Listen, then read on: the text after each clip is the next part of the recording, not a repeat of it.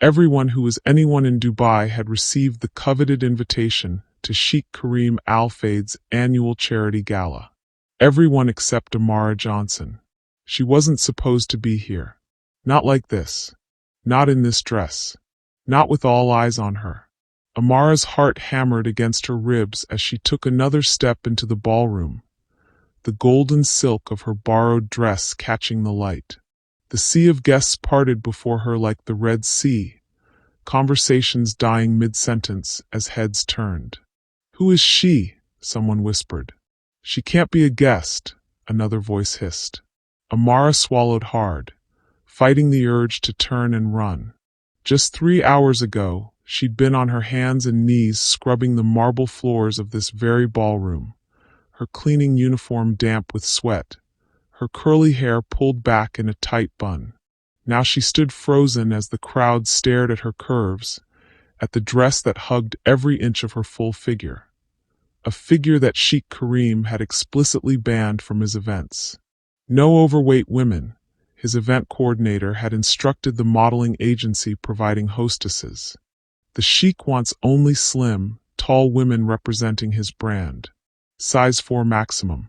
Amara had heard it all while emptying trash bins in the coordinator's office. She'd heard worse in the 6 months she'd worked as part of the invisible cleaning staff at the hotel. But tonight, something inside her had snapped. The whispers grew louder as Sheikh Karim himself turned to see what had caused the disruption. His dark eyes widened slightly as they landed on Amara, taking in her gold dress, her diamond necklace, borrowed without permission from the hotel's jewelry exhibition, and her confident stance that belied the terror coursing through her veins.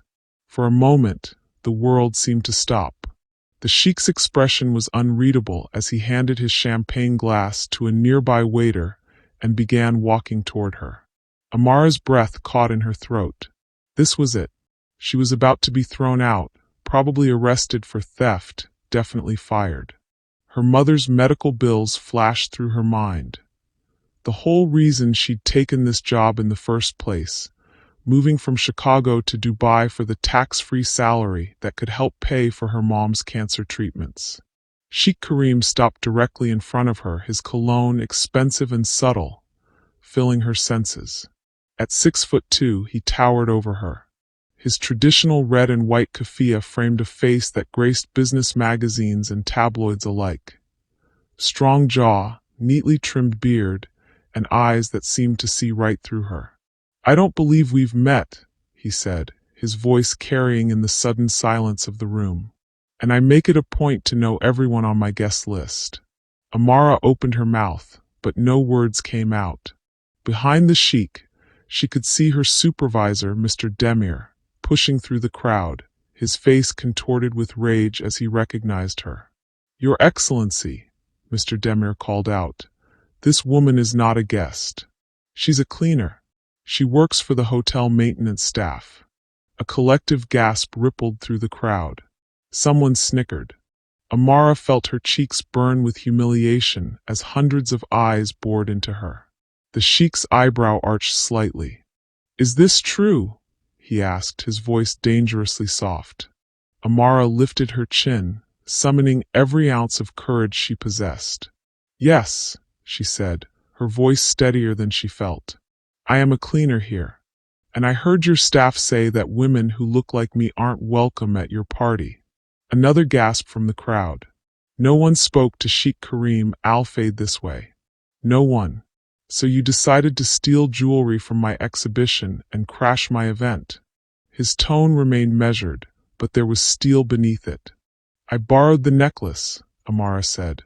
"And I came because I wanted to show you that beauty doesn't come in just one size." A woman in the crowd snorted derisively. Someone else whispered, "How dare she?" The Sheikh's eyes never left Amara's face. For what felt like an eternity, he studied her, his expression inscrutable. Then, to everyone's shock, the corner of his mouth twitched. "Mr. Demir," he said, still looking at Amara, "call security." Amara's heart sank. This was it. She'd be lucky if she only lost her job and wasn't charged with theft. "Have them escort a mess?" He paused, waiting. Johnson, she supplied, her voice barely audible now. Amara Johnson. Have them escort Ms. Johnson to the VIP section, Sheikh Karim finished. And bring her a glass of our finest champagne. The room fell completely silent. Mr. Demir's mouth hung open. But Your Excellency, she's just a guest at my party, the Sheikh interrupted smoothly. And I don't appreciate my guests being disrespected. His eyes hardened as they flicked to his event coordinator, who seemed to shrink under his gaze. Then, in a move that would be splashed across social media within minutes, Sheikh Karim extended his arm to Amara. Would you do me the honor of joining me for the next dance, Ms. Johnson? Before she could respond, before she could process what was happening, the crowd parted again. But this time, it wasn't to stare at the audacious cleaner who'd crashed the party. It was to make way for the tall, elegant blonde woman gliding toward them, her face a mask of fury. Karim, darling, the woman called out, her British accent crisp and cold. What exactly do you think you're doing with this person? Lady Victoria Blackwood, the Sheikh's fiancée and daughter of one of Britain's oldest banking families, stopped beside them, her ice blue eyes raking over Amara with undisguised contempt. And in that moment, as Amara stood between the powerful Sheikh and his aristocratic fiancée, wearing a borrowed dress and stolen jewelry, she realized she'd made the biggest mistake of her life. The Sheikh's hand remained extended toward her, his eyes now glinting with something that looked almost like amusement. Well, Ms. Johnson, he asked quietly, what will it be? 3 months earlier, Amara had arrived in Dubai with nothing but 2 suitcases and desperate determination.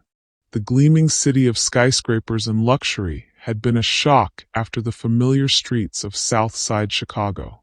You're sure about this, baby girl?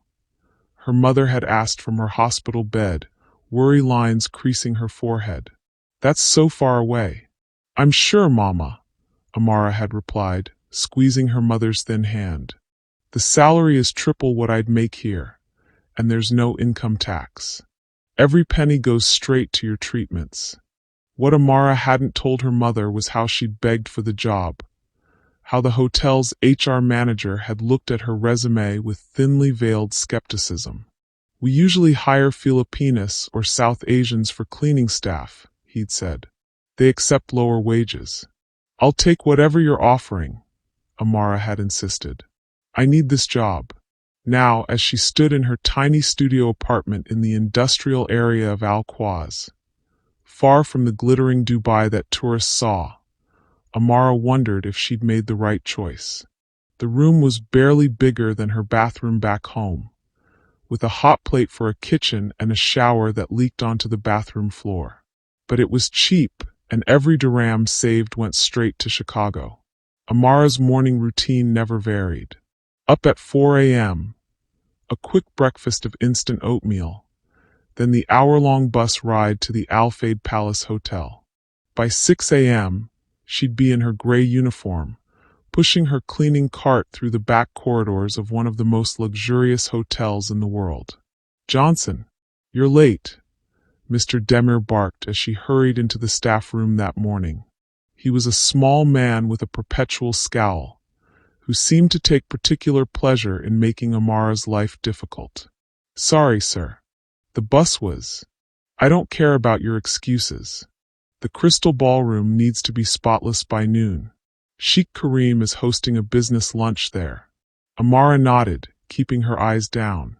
She'd learned quickly that looking directly at Mr. Demir only invited more criticism. As she pushed her cart toward the elevators, Jasmine, one of the few staff members who'd been kind to her, fell into step beside her. Don't let him get to you, Jasmine whispered. Her Filipino accent was musical, her smile genuine.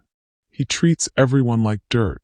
Some more than others, Amara muttered, thinking of how Mr. Demir seemed to assign her the worst jobs.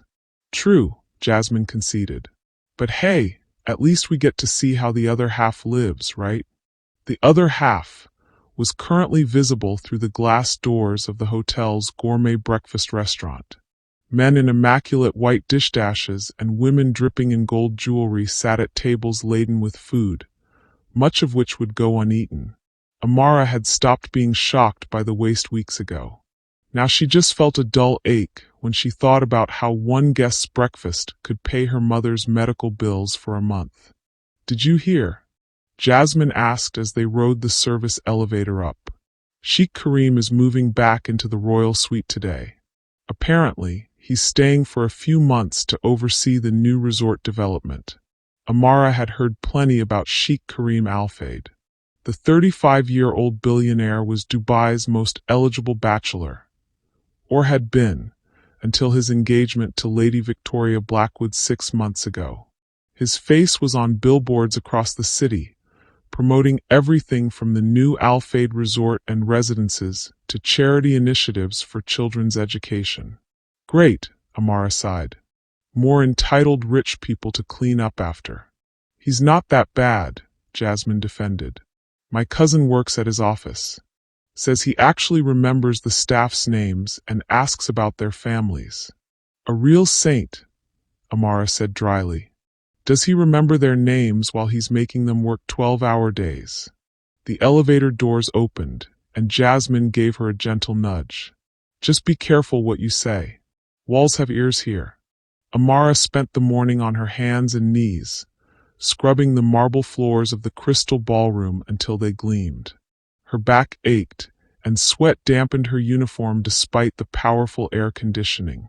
As she worked, staff bustled around her, setting up tables with fine china and crystal glasses. "No, no, and no," a sharp voice cut through the quiet efficiency. "These centerpieces are all wrong.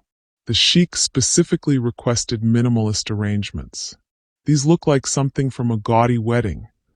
Amara glanced up to see a tall, reed-thin woman with a severe blonde bob gesturing angrily at the flower arrangements. Sophia Winters, the hotel's event coordinator, was notorious among the staff for her impossible standards and quick temper. "And you," Sophia snapped, suddenly noticing Amara. "Why are you still here? This section should have been finished an hour ago." "Mr. Demir asked me to do a second polish on the floors," Amara explained, rising to her feet. Sophia's eyes raked over Amara's figure with poorly concealed distaste. "Well, hurry up, and use the service corridors when you leave. The Sheikh's guests will be arriving soon, and we need to present a certain image." The implication was clear, and it stung more than Amara wanted to admit. She dealt with body shaming before, but something about the casual cruelty of Sophia's glance made her chest tighten. "Yes, ma'am," she managed, turning back to her work. As Sophia clicked away on her designer heels, Amara heard her speaking into her phone. "Yes, I've confirmed with the agency. Only size 0 to 4 hostesses, all at least 5 feet 9 inches. The sheikh was very specific about the aesthetic he wants for the charity gala next month." Amara's hands stilled on the marble floor. The charity gala. She'd heard about it from the other staff. The biggest event of the year, with celebrities, royalty, and business tycoons flying in from around the world. The hotel had been preparing for weeks. And apparently, women who looked like her weren't even fit to serve drinks at it. Later that afternoon, as Amara was finishing her shift, an unexpected commotion drew her to the hotel's grand lobby. Staff and guests alike were gathering, necks craned toward the main entrance. "What's happening?" she asked a bellhop who was practically bouncing with excitement. "Sheikh Karim is arriving," he whispered. "With Lady Victoria." Curiosity got the better of her, and Amara found a spot behind a large potted palm where she could watch without being noticed. The hotel's general manager and a line of department heads stood at attention near the entrance, their faces fixed in welcoming smiles. The glass doors slid open, and Sheikh Karim Al-Fayeed strode in, his presence immediately commanding the space. He was taller than Amara had expected, his shoulders broad under his crisp white thobe. His keffiyeh was held in place with a simple black agal, No flashy gold or jewels like some of the other wealthy men who frequented the hotel. But it was his face that caught Amara off guard. The photos she'd seen hadn't captured the intelligence in his dark eyes or the slight hint of weariness around his mouth. He looked like a man who carried the weight of expectations on his shoulders, but bore it with practiced ease. Beside him walked Lady Victoria Blackwood, her slim figure encased in a pale blue designer dress that probably cost more than Amara's yearly salary. Her blonde hair was pulled back in an elegant chignon, her posture perfect, her smile practiced. She looked exactly like the type of woman who belonged on a billionaire's arm, polished, poised, and perfect. As the management team fawned over the couple, Amara noticed something odd. While Lady Victoria soaked up the attention, nodding graciously at compliments and extending her hand to be kissed, Sheikh Karim seemed almost bored. His eyes scanned the lobby restlessly, as if looking for an escape. And then, for the briefest moment, those eyes landed on Amara. She froze, certain she'd be reprimanded for loitering. But instead of anger or dismissal, she saw something unexpected flicker across his face. Curiosity? Amusement? Before she could decide, he'd looked away, returning his attention to the hotel manager's effusive welcome. "Johnson," Mr. Demir's harsh whisper made her jump. He'd appeared beside her, his face mottled with anger. "What do you think you're doing? Get back to work immediately." "Sorry, sir. I was just. I don't care what you were just doing. The royal suite needs a final inspection before the sheik goes up. Move." As Amara hurried toward the service elevator, she couldn't shake the strange feeling that had come over her when Sheikh Karim's eyes had met hers. It wasn't attraction. She wasn't foolish enough to go down that road. It was something else, something she couldn't quite name. Recognition, perhaps. As if, despite the vast gulf between their worlds, he'd actually seen her. Ridiculous, she muttered to herself as the elevator doors closed. Men like Sheikh Karim didn't see women like her. Not as people, anyway. She was just another invisible servant in his world of privilege and power. And that's exactly how it would stay. Or so she thought. Have you ever been made to feel invisible or less than because of how you look? Drop a comment if you've been judged based on your appearance. 2 weeks after Sheikh Karim's arrival, Amara's routine had adjusted to accommodate the royal presence. The Sheikh's suite required daily cleaning, but only when he was out attending meetings or social engagements. Lady Victoria, however, seemed to delight in lounging in the suite precisely when the cleaning staff was scheduled, forcing them to work around her while she ignored their existence. "Don't look directly at her," Jasmine had warned. Last month she complained about a housekeeper who stared at her, and the poor girl got transferred to laundry duty. Today, Amara was assigned to refresh the flowers in the royal suite's living area. She knocked softly on the door, then used her key card when there was no answer. The suite was silent, and she breathed a sigh of relief.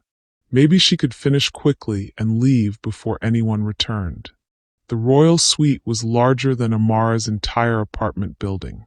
The living room alone featured floor-to-ceiling windows overlooking the Arabian Gulf, furniture that looked too pristine to actually use, and artwork that probably cost more than her mother's entire medical treatment. Amara carefully removed the wilting arrangements from crystal vases and replaced them with fresh roses and orchids. As she worked, she couldn't help but notice the little signs of the suite's occupants. A half-empty coffee cup on the desk, the Sheikh's, according to gossip, as he preferred Arabic coffee to Lady Victoria's tea. A cashmere throw carelessly tossed on the sofa, a tablet open to what looked like architectural plans. She was just finishing the last arrangement when the suite's door swung open. Amara froze, flowers still in hand, as Lady Victoria swept in, followed by 3 women dressed in similarly expensive casual wear. Absolutely insisting on this ridiculous children's charity gala, Lady Victoria was saying, her British accent clipped with annoyance. As if I don't have enough to do planning the wedding. Honestly, sometimes I think Kareem forgets who he's marrying. I'm not some trophy wife who'll just smile and hand out checks to poor people. The women laughed appreciatively as they settled onto the plush sofas. None of them acknowledged Amara's presence. At least the gala will be gorgeous, one of the women said. Sophia showed me the plans. Very exclusive. It had better be, Lady Victoria sniffed. I've made it clear that I won't have the event looking like some community center fundraiser. The guest list has been personally vetted. Only the right sort of people. Amara kept her head down, silently arranging the last of the flowers. If she could just finish without drawing attention. You there, Lady Victoria's voice cut through the air. What do you think you're doing? Amara looked up, her heart sinking. Refreshing the flowers, ma'am. Lady Victoria's perfectly sculpted eyebrows rose. Did I ask for new flowers? It's on the daily service schedule, ma'am. Well, I don't care what's on the schedule. Those roses clash horribly with the decor. Remove them at once and bring something in white. Only white. Amara nodded, gathering up the offending pink roses. Yes, ma'am. Right away. And for heaven's sake, Lady Victoria added, her gaze raking over Amara with undisguised distaste. Couldn't they send someone a bit more presentable to service the royal suite? The other women tittered, not bothering to hide their amusement. One of them, a redhead with a surgically enhanced face, stage whispered, "The help here certainly doesn't meet the Al-Fayeed standard." Amara's cheeks burned as she clutched the roses to her chest. She wanted to disappear, to sink through the plush carpet and away from these women and their casual cruelty. "I'll bring white flowers right away," she managed, her voice barely audible. "See that you do," Lady Victoria dismissed her with a wave. "And use the service entrance next time. I don't need to be reminded of the housekeeping when I'm entertaining." Amara hurried toward the door, desperate to escape, when it opened again. Sheikh Kareem walked in, his attention on the phone in his hand. He was dressed more casually than she'd seen him before, in tailored slacks and a crisp button-down shirt rather than traditional dress. They nearly collided, and Amara stumbled back, dropping several roses in the process. "I'm so sorry, Your Excellency," she gasped, immediately crouching to gather the fallen flowers, keeping her eyes fixed on the floor. "No harm done," the sheik replied, his voice surprisingly gentle. He crouched down as well, picking up a rose that had fallen near his shoe and holding it out to her. Startled, Amara looked up and found herself mere inches from his face. This close, she could see the flecks of amber in his dark eyes, the slight shadow of stubble along his jaw. He smelled of sandalwood and something uniquely masculine that made her breath catch. "Kareem, darling," Lady Victoria called from the sofa, her voice suddenly honeyed. "Come join us. We're discussing the gala." The sheik straightened, and Amara quickly did the same, clutching the roses like a shield.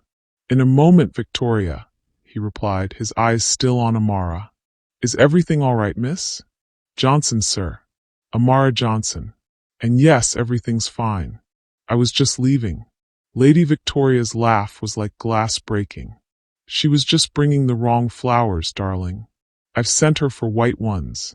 You know how I feel about these garish colors." Something flickered across the sheik's face, annoyance perhaps, but his expression quickly returned to polite neutrality. "The roses look fine to me." "Well, they don't to me," Lady Victoria replied, a hint of steel beneath her smile. "And since I'm the one who has to look at them all day while you're off at meetings." The sheik inclined his head slightly, conceding the point. He stepped aside to let Amara pass, but as she moved toward the door, he said quietly, "Thank you for your service, Ms. Johnson." The simple acknowledgement, so at odds with Lady Victoria's dismissal, caught Amara off guard. "You're welcome, sir," she murmured before slipping out the door. In the service corridor, she leaned against the wall, her heart racing. The contrast between the two of them, Lady Victoria's casual cruelty and the Sheikh's unexpected courtesy left her feeling off balance. "What happened to you?" Jasmine asked when Amara returned to the housekeeping supply room, her face still flushed. "You look like you've seen a ghost." "Worse," Amara replied, dumping the pink roses into a bin. "I ran into Lady Victoria and her friends. And then the Sheikh." Jasmine winced. "Ouch. What did Her Royal Highness have to say?" "Oh, just that I'm not presentable enough to clean her precious suite." Amara tried to keep her tone light, but the hurt seeped through. "That witch," Jasmine muttered. "Don't let her get to you. She treats everyone like dirt." "Not everyone," Amara corrected, selecting white lilies from the flower cooler. "Just those of us who don't fit her idea of what people should look like." "What about the Sheikh? Was he rude too?" Amara shook her head, remembering the moment he'd handed her the fallen rose. "No, he was nice actually. He thanked me." Jasmine raised her eyebrows. "Told you he was different. Not that it matters. In their world, we're still just the help." "Trust me, I know my place," Amara said, arranging the white lilies with more force than necessary. But as she made her way back to the royal suite, using the service entrance this time, she couldn't help wondering about Sheikh Karim. Why would a man like him, powerful, wealthy, able to have anyone he wanted, choose someone as coldly beautiful and clearly unkind as Lady Victoria? Money, probably. Or connections. The gossip among the staff was that the Blackwood family's banking empire made them ideal business partners for the Al-Fayeed Group's expansion into European markets. Love didn't enter into equations like that. When Amara returned to the suite, she was relieved to find only Lady Victoria present, the other women apparently gone. The Sheikh was nowhere to be seen. "Finally," Lady Victoria said when Amara entered with the white lilies. "Put them over there, and then clean up this mess." She gestured to where one of her friends had spilled wine on the cream-colored carpet. "Yes, ma'am," Amara said, setting down the flowers and retrieving cleaning supplies from her cart. As she worked on the stain, kneeling on the floor, Lady Victoria walked around her as if she were an inconvenient piece of furniture.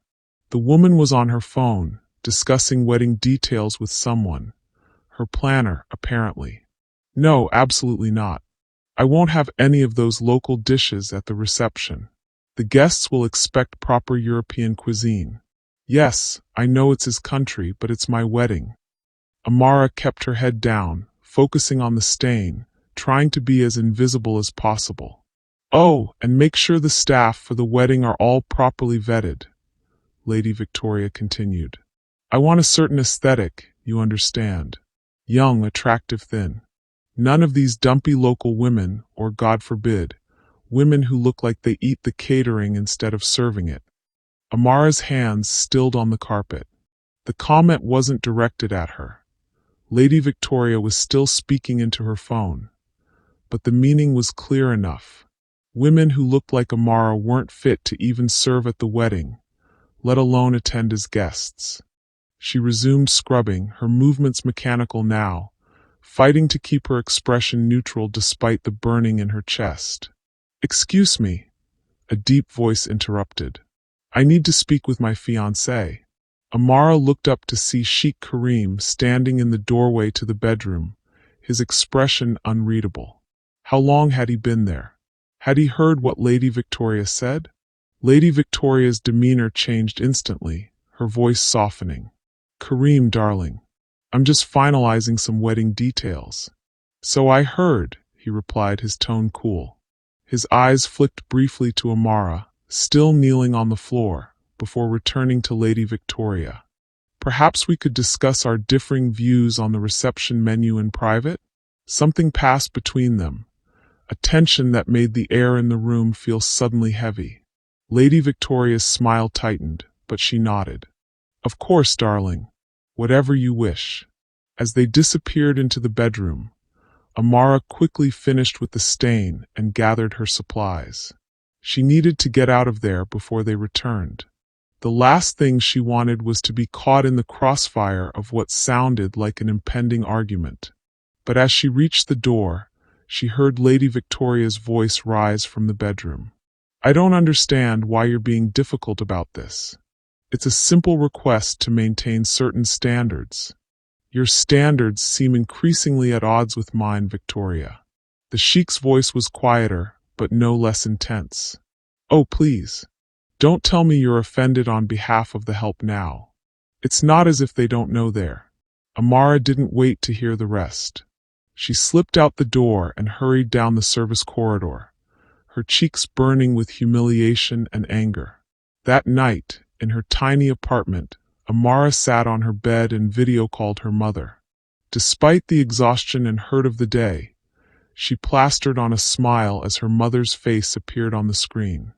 "There's my baby girl," Diane Johnson said, her smile weak but genuine.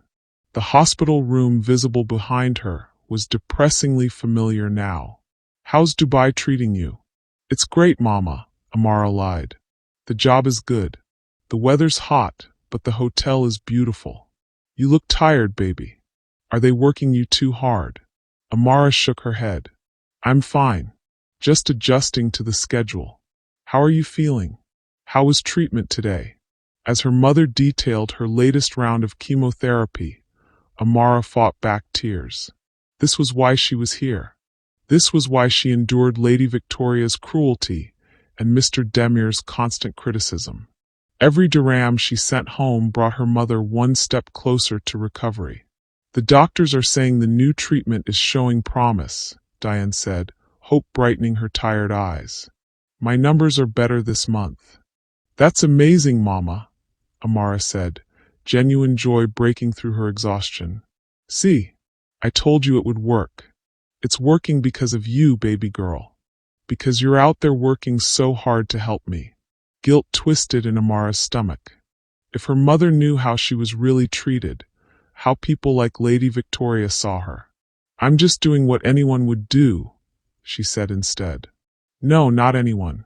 You're special, Amara. Always have been. Too many people can't see past what's on the outside to the beautiful person within." Amara swallowed hard. "I miss you, Mama. I miss you too, baby. But we're doing what we have to do. And when I'm better, we'll be together again." After they said their goodbyes, Amara sat in the darkness of her apartment, her mother's words echoing in her mind. Too many people can't see past what's on the outside. People like Lady Victoria. People who judged her worth based on her size, who deemed her unfit to even be seen at their precious parties and galas. Something hardened inside Amara that night, a resolve that had been building since she'd first heard Sophia and Lady Victoria discussing the aesthetic they wanted for the charity gala. She was tired of being invisible, tired of being deemed unworthy because her body didn't fit some arbitrary standard of beauty. The charity gala was a month away, and somehow, someway, Amara Johnson was going to be there, not as a servant, but as a guest. She would show them all that beauty came in every size. She just had no idea how she was going to pull it off. When was the last time you did something small but meaningful that made a difference? And what was it? Share your moment of courage in the comments. The following week brought an unexpected change to Amara's routine. Instead of her usual assignment cleaning guest rooms, Mr. Demir informed her that she would be temporarily reassigned to the hotel's charity office. "They need extra hands preparing for the gala," he said, not bothering to hide his annoyance. "Though why they asked for you specifically, I cannot imagine." Amara blinked in surprise. "Someone asked for me?" Ms. Nasser, the charity coordinator, said she needed someone detail-oriented. He snorted. "Just don't embarrass me, Johnson. And remember, you're still staff. Not a guest, not management. Know your place." The charity office was located on the mezzanine level, a small but elegant space where the hotel coordinated its various philanthropic initiatives. When Amara arrived, she found a warm, organized chaos that contrasted sharply with the sterile perfection of the rest of the hotel. "Ah, you must be Amara. A woman in her 50s with salt and pepper hair pulled into a neat bun approached with an outstretched hand. "I'm Layla Nasser. Thank you for coming to help us." Startled by the handshake, most management didn't touch the cleaning staff. Amara took the woman's hand. "Thank you for requesting me, ma'am, though I'm not sure why you did." Layla smiled, the corners of her eyes crinkling. "Jasmine speaks very highly of you. Says you're meticulous and hardworking. And we need both those qualities right now. The Children's Future Fund Gala is our biggest event of the year." As Layla showed her around the office, introducing her to the small team of 3 other women who ran the hotel's charitable foundation, Amara felt something she hadn't experienced since arriving in Dubai: respect. "Your main task will be helping us organize the donor packages," Layla explained, leading her to a table stacked with elegant folders. "Each major donor receives personalized information about the children their contributions will help." For the next few hours, Amara carefully assembled packages, matching donor names with specific children's profiles. The work was detailed but meaningful, and she found herself absorbed in the stories of the children: Syrian refugees, orphans from Yemen's civil war, children with disabilities from rural UAE communities. "These are the actual children who benefit?" she asked, holding a photo of a smiling girl with leg braces. "Yes," Layla confirmed. "Every dirham raised goes directly to their education, medical care, or housing. Sheikh Karim covers all administrative costs personally, so 100% of donations help the children." Amara looked up in surprise. "The Sheikh does that?" Layla nodded, her expression softening. "He's quite passionate about education, especially for disadvantaged children. It's not something he publicizes, but he visits the schools and medical centers regularly. Without the cameras and press, of course." This didn't align with the image Amara had constructed of the billionaire sheikh who allowed his fiancée to treat staff like furniture. Before she could ponder this further, the office door opened, and Sheikh Karim himself walked in. Everyone immediately stood, including Amara, who nearly knocked over her chair in her haste. "Please sit," he said, gesturing for everyone to relax. "I just came to check on the gala preparations." "We're on schedule, Your Excellency," Layla assured him. "The donor packages are being assembled now, and the auction items are confirmed." The sheikh nodded, his eyes scanning the room until they landed on Amara. A flicker of recognition crossed his face. "Ms. Johnson, isn't it?" he asked. Amara's heart skipped. He remembered her name. "Yes, Your Excellency. You've been reassigned from housekeeping?" "Temporarily, sir. To help with the gala preparations." He nodded, seeming pleased. "Excellent. Fresh perspectives are always valuable." He turned back to Layla. "I wanted to discuss the children who will attend. I'd like to increase the number from 10 to 20. Layla's expression turned apologetic. "That might be difficult, Your Excellency." Lady Victoria was quite insistent on limiting the number of children at the event. She felt that too many might disrupt the atmosphere. Something hardened in the Sheikh's eyes. The event is for the children. They are not accessories to be limited for aesthetic purposes. An uncomfortable silence fell over the room. Amara kept her head down, pretending to focus on the donor package in front of her, but her mind was racing. The tension between Sheikh Karim and his fiancée seemed to extend beyond wedding menu disagreements. "Of course, Your Excellency," Layla finally said. "We'll make arrangements for 20 children." After discussing a few more details, the sheikh prepared to leave. But at the door, he paused and turned back. "Ms. Johnson," he called. Amara looked up, startled. "Yes, sir? I understand you're from Chicago?" "Yes, Your Excellency. We have a partnership with a children's hospital there. Perhaps you could review the materials for our American donors. Ensure the language is appropriate for that audience." It wasn't really a question, despite his phrasing. Of course, sir. I'd be happy to. He nodded once, then left, leaving Amara wondering how he knew where she was from. She hadn't mentioned Chicago during their brief interactions. He remembers everything about everyone, Layla said, noticing Amara's confusion. It's quite remarkable. The rest of the day passed in a blur of activity. Amara found herself genuinely enjoying the work, especially when Layla asked for her input on the donor materials for American philanthropists. This phrasing might come across as condescending to U.S. donors, Amara suggested, pointing to a paragraph. Maybe we could emphasize partnership rather than charity? Layla considered this, then nodded. You're absolutely right. Would you mind drafting an alternative? By the end of the day, Amara had revised several documents, organized dozens of donor packages, and even suggested a social media approach that Layla enthusiastically approved. You have quite a talent for this, Layla remarked as they were preparing to leave. Have you worked in nonprofit communications before? Amara shook her head. No, but I studied marketing in college before. She trailed off, not wanting to explain how her mother's illness had forced her to drop out in her junior year. Before life took you in another direction, Layla finished for her, understanding in her eyes. Well, we could use your skills here. Would you be interested in continuing to help until the gala? I can speak with Mr. Demir. I'd like that very much, Amara said, warmth spreading through her chest. For the first time since arriving in Dubai, she felt valued for her mind rather than judged for her body. As she was leaving the office, a familiar voice stopped her in the corridor. Ms. Johnson. She turned to find Sheikh Karim approaching, his security detail hanging back discreetly. Your Excellency, she said, automatically lowering her eyes. Layla tells me you've been quite helpful today, he said.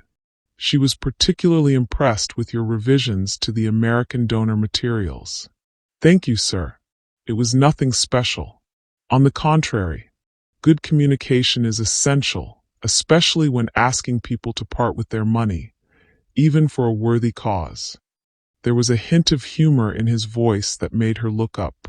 He was studying her with those intelligent dark eyes, and Amara had the unsettling feeling he was seeing past her uniform to the person beneath. May I ask you something, Ms. Johnson? He said suddenly. Of course, sir. Why Dubai? It's a long way from Chicago. The question caught her off guard. It wasn't what she'd expected from a man in his position. The salary is better here, she said simply, and there's no income tax. Financial reasons, then? Yes, sir. He nodded, as if confirming something to himself. And is it worth it? Being so far from home? The question hit closer to her heart than she was comfortable with. It has to be, she said quietly. Something in her tone must have conveyed the weight behind her words, because his expression softened slightly. Family? Amara hesitated, then nodded. My mother is ill. Cancer. The treatments are expensive, and our insurance. Well, American healthcare isn't known for its affordability. She immediately regretted sharing something so personal. It wasn't the Sheikh's concern, and she didn't want his pity. But instead of pity, his expression showed something like respect. That's admirable, Ms. Johnson. Many people talk about making sacrifices for family. Fewer actually do it. Before she could respond, the elevator doors opened, and Lady Victoria stepped out, stopping short when she saw them. Karim, darling, there you are, she said, her smile not quite reaching her eyes as she glanced between them. I've been looking everywhere for you. Victoria, he acknowledged. I was just discussing the charity gala with Ms. Johnson. She's helping Layla with the preparations. Lady Victoria's gaze swept over Amara, dismissive and cold. How versatile of her. I thought she was housekeeping staff. She is, the Sheikh confirmed. But she also has valuable skills that are being put to better use in the charity office. How fortunate for everyone, Lady Victoria said, her tone making it clear she thought it was anything but. She slipped her arm through the Sheikh'S. "We're late for dinner with the Minister of Finance, darling." "Of course." He turned back to Amara. "Thank you for your contributions today, Ms. Johnson. I look forward to seeing what else you bring to the project." As they walked away, Amara couldn't help noticing the stiffness in their interaction, the careful distance the Sheikh maintained despite Lady Victoria's possessive grip on his arm. The next morning, when Amara arrived at the charity office, she found a small envelope on her temporary desk. Inside was a note written in elegant script. "Ms. Johnson, your mother's medical bills have been forwarded to my personal office for review. The Al-Fayeed Foundation has partnerships with several leading cancer treatment centers in the United States. Perhaps we can be of assistance. Please see Layla for details. K." Amara stared at the note, her hands trembling slightly. She found Layla at her desk, sorting through emails. "Did you know about this?" Amara asked, showing her the note. Layla smiled gently. "He asked me yesterday if our foundation could help.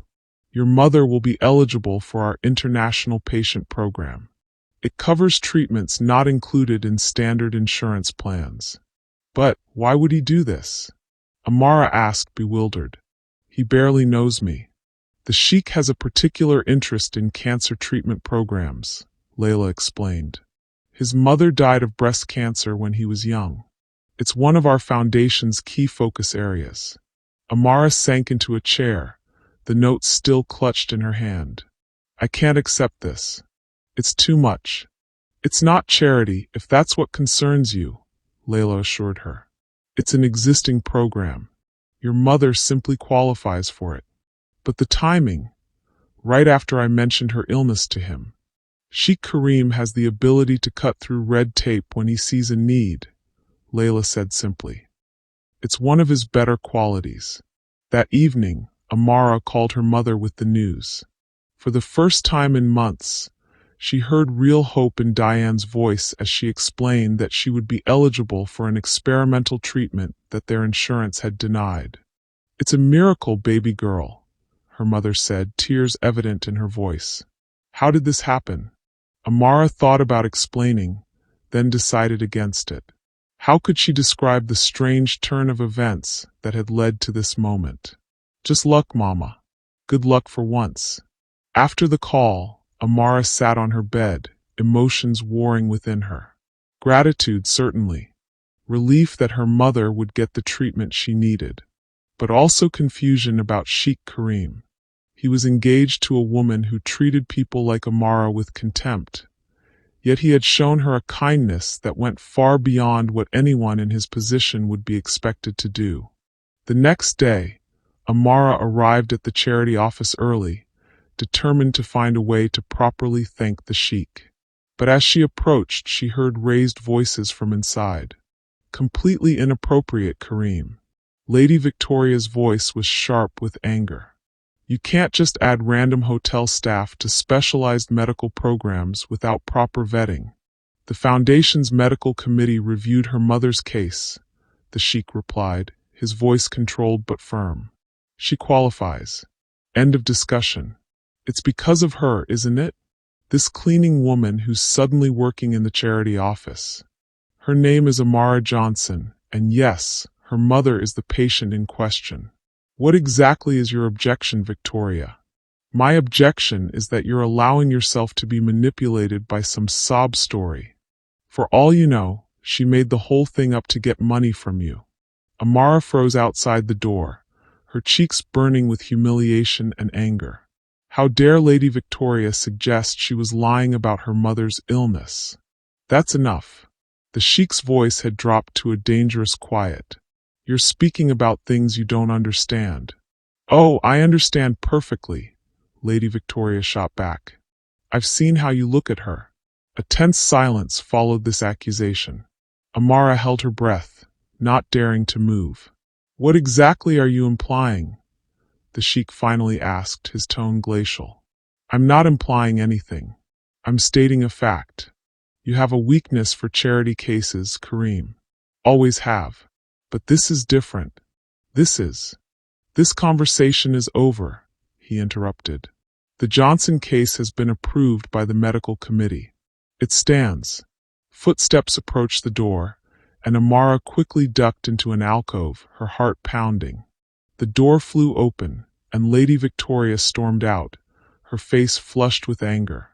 The sheik followed a moment later, his expression carefully controlled, but tension evident in every line of his body. Amara waited until they were both gone before entering the office, her mind reeling from what she'd overheard. Lady Victoria thought the sheik was interested in her? The idea was so absurd it would have been laughable if it weren't so dangerous. If Lady Victoria truly believed that, she could make Amara's life even more difficult, or worse, get her fired. Throughout the day, Amara tried to focus on her work, but her mind kept returning to the argument she'd overheard. When Layla mentioned that the sheik had requested Amara's assistance with a special project for the gala, her anxiety spiked. "What kind of project?" she asked cautiously. "He wants to create a more personal connection between the donors and the children they help," Layla explained. "He thought your perspective as an American might be valuable in crafting the presentation." "I see," Amara said, though she didn't, not really. Why was the sheik singling her out for these tasks? Was Lady Victoria right to be suspicious? No, she decided firmly. Sheikh Karim was simply making use of her skills for his charity work. The fact that he was helping her mother was an extension of his foundation's mission, not some special favor. She was reading too much into ordinary business decisions. That evening, as Amara was preparing to leave, Layla handed her a small box. "What's this?" Amara asked, opening it to find a sleek smartphone, much newer and more expensive than her own battered device. "It's a secure phone for the foundation work," Layla explained. "All senior staff working on the gala have them. It has all the donor information and children's files preloaded, plus direct access to our communication system." "But I'm not senior staff," Amara protested. "I'm just helping temporarily." "The sheik insisted," Layla said with a small shrug. "He values your input on the American donor approach." Amara took the phone reluctantly. It felt like crossing a boundary somehow, accepting something so expensive. But refusing would be awkward and might seem ungrateful after everything the sheik had done for her mother. That night, as she was familiarizing herself with the new phone, it buzzed with a message. Her heart jumped when she saw it was from Ka. "Ms. Johnson, I hope the phone is working properly for you. There's a file in the secure folder labeled Chicago Initiative that I'd appreciate your thoughts on. It's a new partnership we're considering with Northwestern Memorial." Amara stared at the message, unsure how to respond. Was it normal for the sheik to text employees directly? Probably not. But then, nothing about this situation was normal. "Yes, sir, the phone works perfectly. I'll review the file and provide my thoughts tomorrow. And thank you again for including my mother in your foundation's program. Words can't express my gratitude." She hesitated before sending, wondering if the last part was too personal. But it needed to be said. She hit send before she could overthink it. His reply came almost immediately. "No thanks necessary. The program exists to help people exactly like your mother. Your perspective on the Chicago Initiative is thanks enough. Formal, professional. Exactly what it should be." Amara relaxed slightly. She was making this more complicated than it needed to be. The sheik was simply an unusually hands-on executive who valued input from all levels of his organization. Nothing more. As she opened the Chicago Initiative file and began reading, Amara felt a small glow of pride.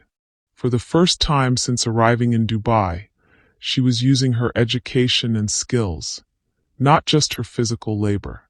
It was a small act of defiance against those who saw her as nothing more than a cleaner, a body to be judged and found wanting. And if the sheik saw value in her mind when others only saw her size, well, that was his business. She would do her job, help her mother, and keep her head down. At least, That was the plan. Have you ever had a moment when someone tried to put you in your place? Share your experience of facing someone who wanted to tear you down.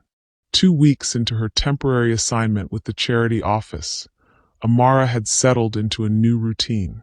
Mornings were spent organizing donor materials and coordinating with vendors for the gala. Afternoons often involved meetings with Layla and occasionally the Sheikh himself, discussing strategies to maximize donations and impact. Her mother's treatments had begun under the Al-Fayeed Foundation's program, and the early results were promising. For the first time in months, Amara felt hopeful about the future. Until the day everything fell apart. It began innocuously enough. Amara was in the charity office, reviewing the seating chart for the gala, when Sophia Winters swept in, clipboard in hand. "Layla, we need to discuss the..." Sophia stopped short when she saw Amara. "What is she doing here?" Layla looked up from her computer. "Amara has been helping us prepare for the gala. She's been invaluable." Sophia's perfectly penciled eyebrows rose. "A cleaner? Working on our premier event. Her background is in marketing," Layla said calmly. Sheikh Karim personally approved her reassignment. Something dangerous flashed in Sophia's eyes. "Did he now? How interesting." She turned to Amara. "And what exactly are you contributing, Ms. Johnson?" Amara supplied, keeping her voice steady despite the knot forming in her stomach. "I've been helping with the American donor materials and some of the presentation content." "I see." Sophia's smile didn't reach her eyes. "Well, don't let me interrupt your work. Layla, when you have a moment." She gestured toward the hallway. After they left, Amara tried to focus on the seating chart, but anxiety gnawed at her. She'd encountered Sophia's type before. Women who saw other women as competition, especially those who didn't fit the conventional mold of beauty. When Layla returned, her expression was troubled. "Amara, I think we should wrap up for today. Sophia needs the office for a meeting with Lady Victoria. Is everything okay?" Amara asked, gathering her things. Layla hesitated. "Just be careful. Sophia and Lady Victoria are very close." The warning was vague but clear enough. Amara nodded and headed for the door, but before she could leave, it swung open to reveal Lady Victoria herself, with Sophia hovering at her shoulder. "Ah, there she is," Lady Victoria said, her British accent clipped and cold. "The cleaner who's suddenly become so essential to the charity office." Amara froze, caught between the two women and the door. "Good afternoon, Lady Victoria." "Is it?" Lady Victoria stepped into the room, her gaze sweeping over Amara with undisguised contempt. "I'm not sure what's good about finding out that hotel staff are being reassigned without proper authorization." "Sheikh Karim approved the reassignment," Layla interjected, moving to stand beside Amara. "Yes, so I've heard." Lady Victoria's smile was razor-sharp. "Karim has a soft heart. It's one of his more exploitable qualities." The implication hung in the air, ugly and unmistakable. Amara felt her cheeks burn. "I should go," she said quietly, trying to edge toward the door. "Not yet," Lady Victoria said, her voice hardening. "I'd like to understand exactly what skills a hotel cleaner possesses that make her so valuable to our charity gala." Before Amara could respond, Sophia jumped in. "Apparently, she has marketing experience, though her resume shows she never completed her degree." Amara's stomach dropped. They'd been investigating her. "I did have 2 years of marketing courses," she said, fighting to keep her voice steady. "And I've been helping with the American donor materials." "How convenient," Lady Victoria said. An American cleaner suddenly becomes an expert on donor relations. "Tell me, Ms. Johnson, what exactly brought you to Dubai?" "The cleaning opportunities." The mockery in her tone made Amara's hands clench. "I came for the tax-free salary. To help my mother." "Ah, yes, your mother." Lady Victoria exchanged a glance with Sophia. The cancer patient who so fortuitously became part of our foundation's program right after you started working here. Anger flared in Amara's chest. There was nothing fortuitous about it. She qualified for the program based on medical need. Of course she did, Lady Victoria said, her voice dripping with sarcasm. Just as you qualified for this special assignment. It couldn't possibly have anything to do with catching my fiancé's attention. The accusation hung in the air like poison. Layla gasped softly beside her. That's not true, Amara said, her voice shaking now. I was assigned here because of my skills, and my mother's case was reviewed by the medical committee. After Kareem personally flagged it, Sophia added, twisting the knife. Quite unusual for him to take such a direct interest in a specific case. Amara felt trapped, cornered by these women who seemed determined to believe the worst of her. I never asked for special treatment. Yet you received it, Lady Victoria said coldly. How fortunate for you. Unfortunately, your luck has run out. As of today, you'll be returning to your regular duties in housekeeping. You don't have the authority to make that decision, Layla protested. Actually, I do, Sophia cut in. As event coordinator, staff assignments fall under my purview, and I've already spoken with Mr. Demir. Amara felt as if the floor were tilting beneath her feet. What about my mother's treatment program? Lady Victoria's smile was almost pitying. The foundation will honor existing commitments, of course. We're not monsters. But perhaps in the future, you should be more careful about how you secure such benefits. The implication was clear, and it was the cruelest cut of all. They thought she had somehow seduced or manipulated the sheikh to get help for her mother. I've never been anything but professional with Sheikh Kareem, Amara said, her voice low but firm. And I would never use my mother's illness to gain favors. A touching declaration, Lady Victoria said, clearly unconvinced. Now, I believe you have rooms to clean, Ms. Johnson. The third floor needs attention. Humiliation burned through Amara like acid. Not just for herself, but for her mother, whose legitimate need for medical care was being twisted into something sordid. This isn't right, she said, looking directly at Lady Victoria. And I think Sheikh Kareem would agree. Something dangerous flashed in Lady Victoria's eyes. Be very careful, Ms. Johnson. Threatening to run to Kareem will only confirm what we already suspect about your methods. It's not a threat, Amara replied, finding strength in her anger. It's a statement of fact. The Sheikh values people based on their contributions, not their appearance or social status.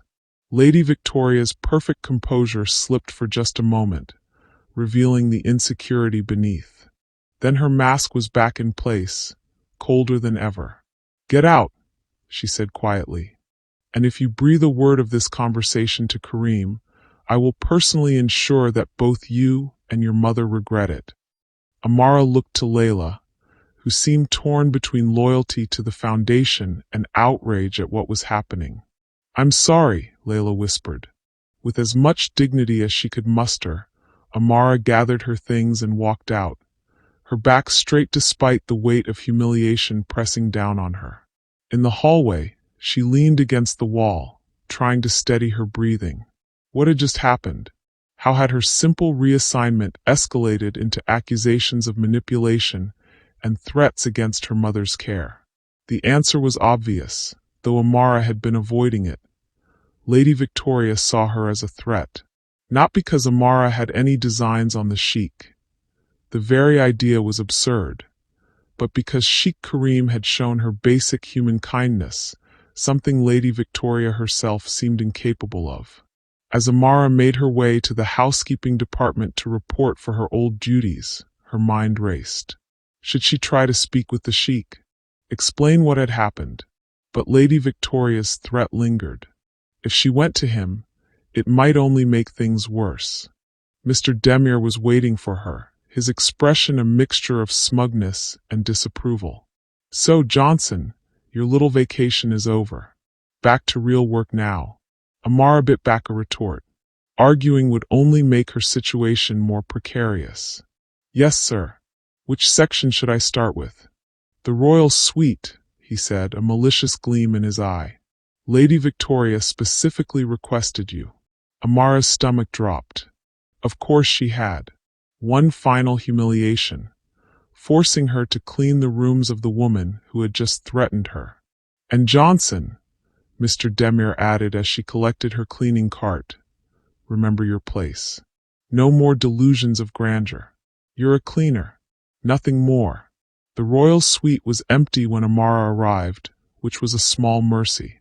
She worked methodically, changing linens, dusting surfaces, scrubbing the marble bathroom until it gleamed. Each task was performed with mechanical precision while her mind churned with hurt and anger. She was nearly finished when the suite door opened, and Lady Victoria swept in, followed by two of her friends. The same women who had been there during Amara's first humiliating encounter with her. "Oh look," Lady Victoria said loudly. "Our special cleaner is back where she belongs." The other women tittered, eyeing Amara with amused contempt. "I heard she was playing charity executive," one of them said. "How adorable. Kareem does love his little projects," the other added. "Remember that driver he sent to university?" Lady Victoria's smile was brittle. "Yes, well, this particular project has been discontinued. Isn't that right, Ms. Johnson?" Amara kept her eyes on the floor she was mopping. "I'm just doing my job, ma'am." "Your actual job, yes. Not the one you maneuvered your way into." Lady Victoria moved closer, her voice dropping so only Amara could hear. "Did you really think someone like you could move in our circles? That Kareem would see past?" Her eyes raked over Amara's figure with undisguised disgust. "All of that." The words cut deep, striking at Amara's most vulnerable insecurities. But she refused to show it. "I never presumed anything, ma'am. I was asked to help with the charity work because of my skills." "Your skills?" Lady Victoria repeated with a mocking laugh. "Is that what they're calling it these days?" One of her friends called from the sitting area. "Victoria, we need to finalize the gala guest list. The printer needs it by tomorrow." "Coming," Lady Victoria called back. She gave Amara one last contemptuous glance. "Finish up quickly. And don't touch anything on the desks."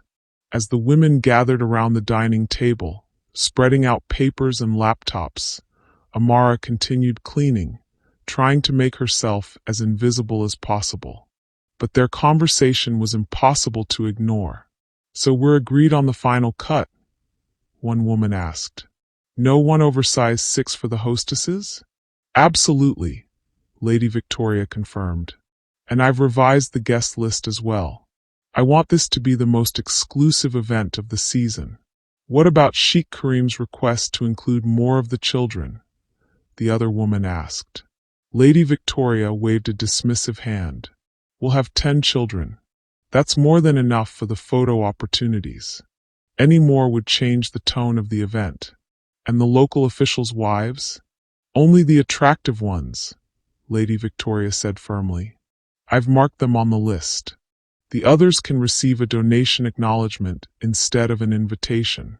Amara's hands tightened on her mop.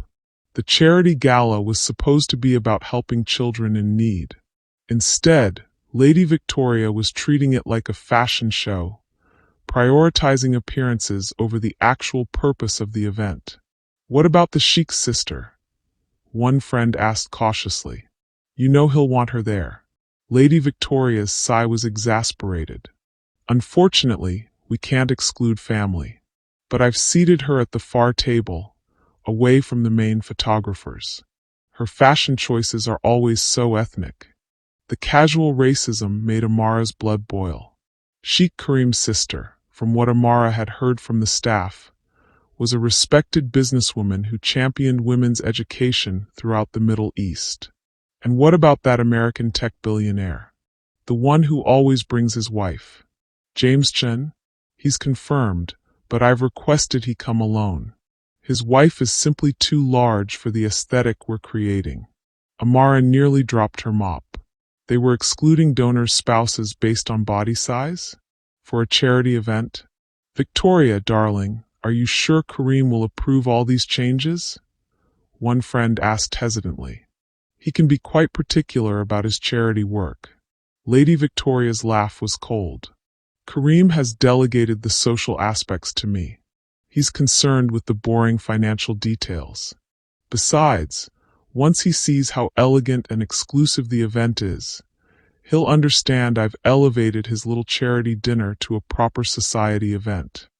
As Amara finished cleaning and prepared to leave, Lady Victoria called out, "Oh, Ms. Johnson, one moment." Amara turned reluctantly. "Yes, ma'am." Lady Victoria approached, holding out a thick cream envelope.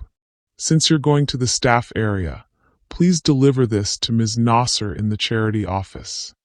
Amara took the envelope, noting the gold-embossed logo of the Children's Future Fund Gala.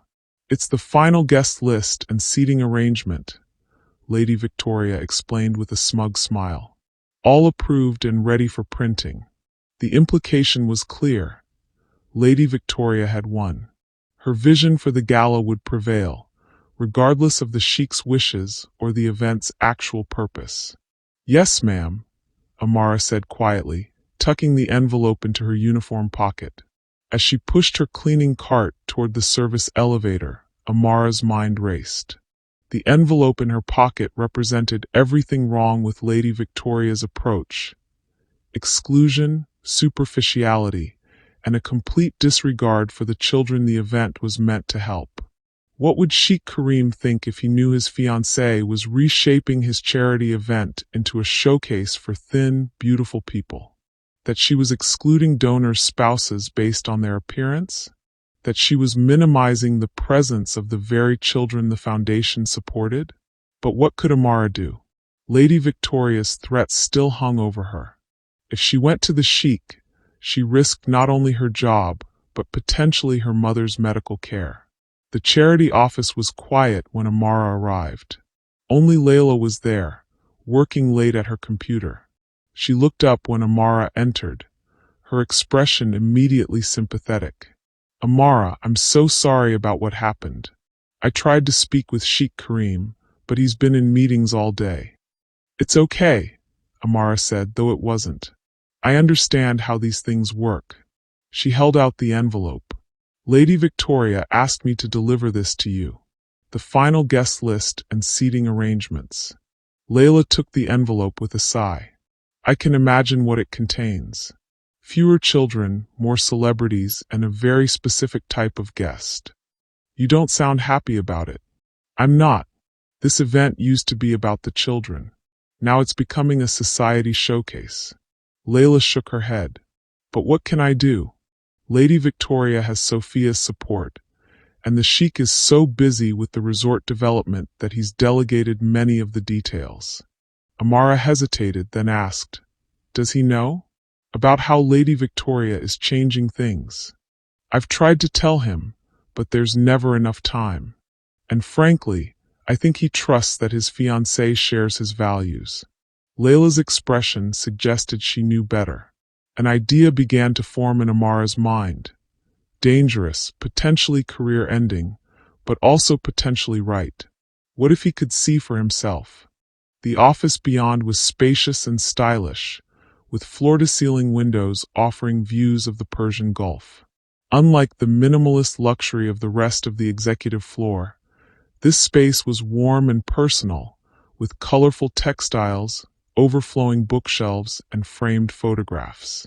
Aisha Al-Fayeed rose from behind her desk, and Amara's first thought was how little she resembled the ethnic and unfashionable woman Lady Victoria had described.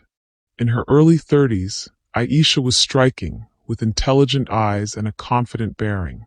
She wore a beautifully embroidered abaya over what appeared to be a tailored business suit, effortlessly blending traditional and modern elements.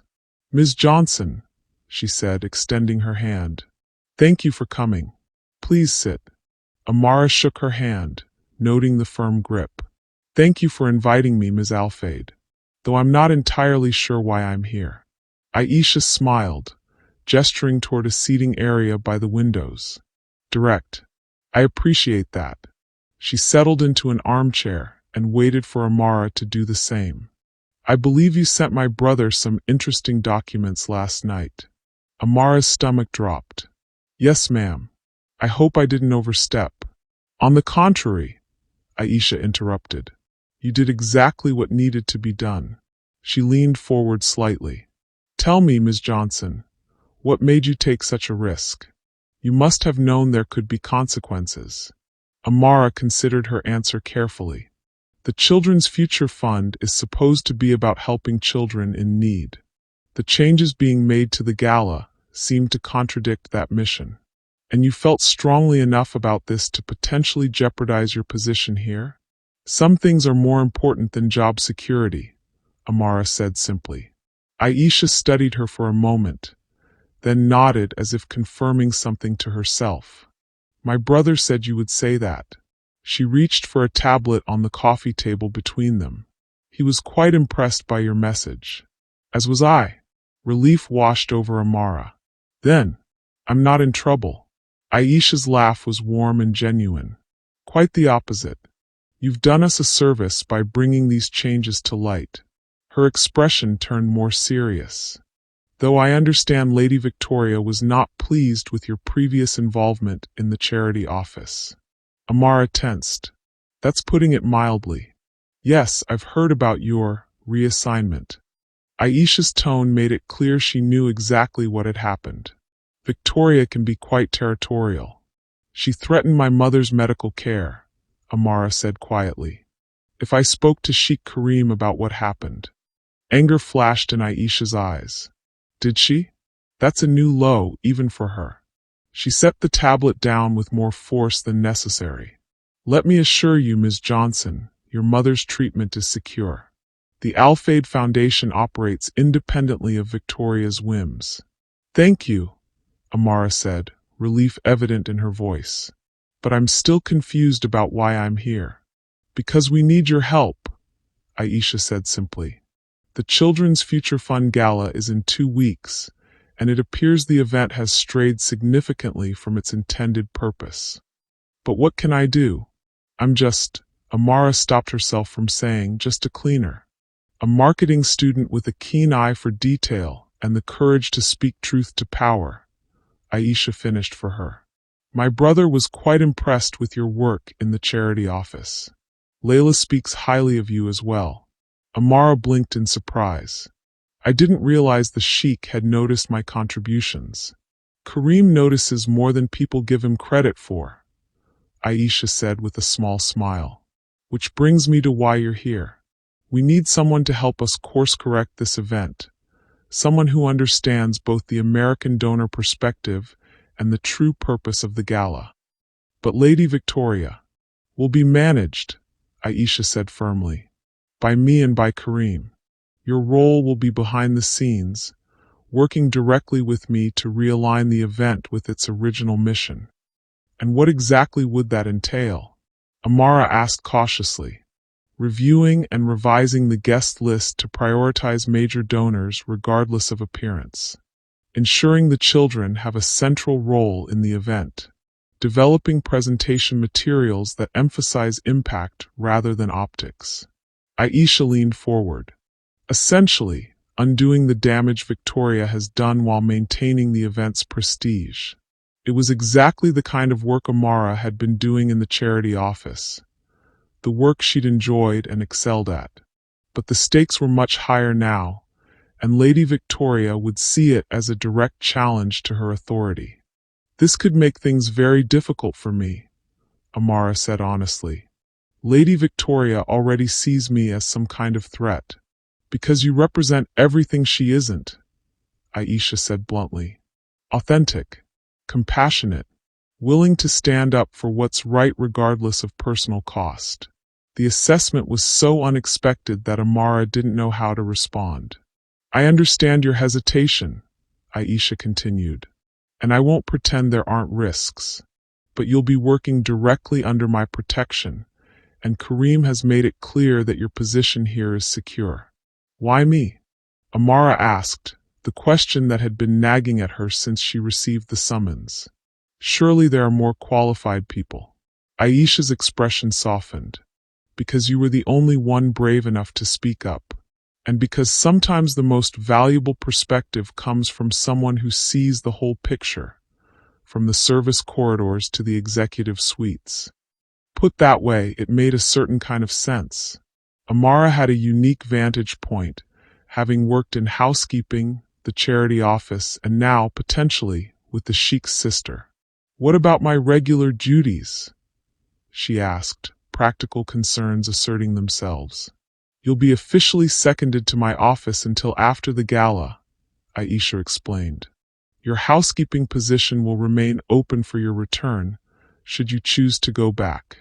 The implication that she might not want to return to housekeeping hung in the air, unspoken but clear. And if Lady Victoria objects? Amara pressed. She will, Aisha said matter-of-factly. But this isn't her decision to make. The Children's Future Fund is Kareem's personal project, and I am its deputy director. We have final say. Amara took a deep breath, weighing her options. The safe choice would be to decline, return to housekeeping, keep her head down, and avoid Lady Victoria's wrath. But that would mean abandoning the children the gala was meant to help, allowing their needs to be overshadowed by superficial concerns about appearance and status.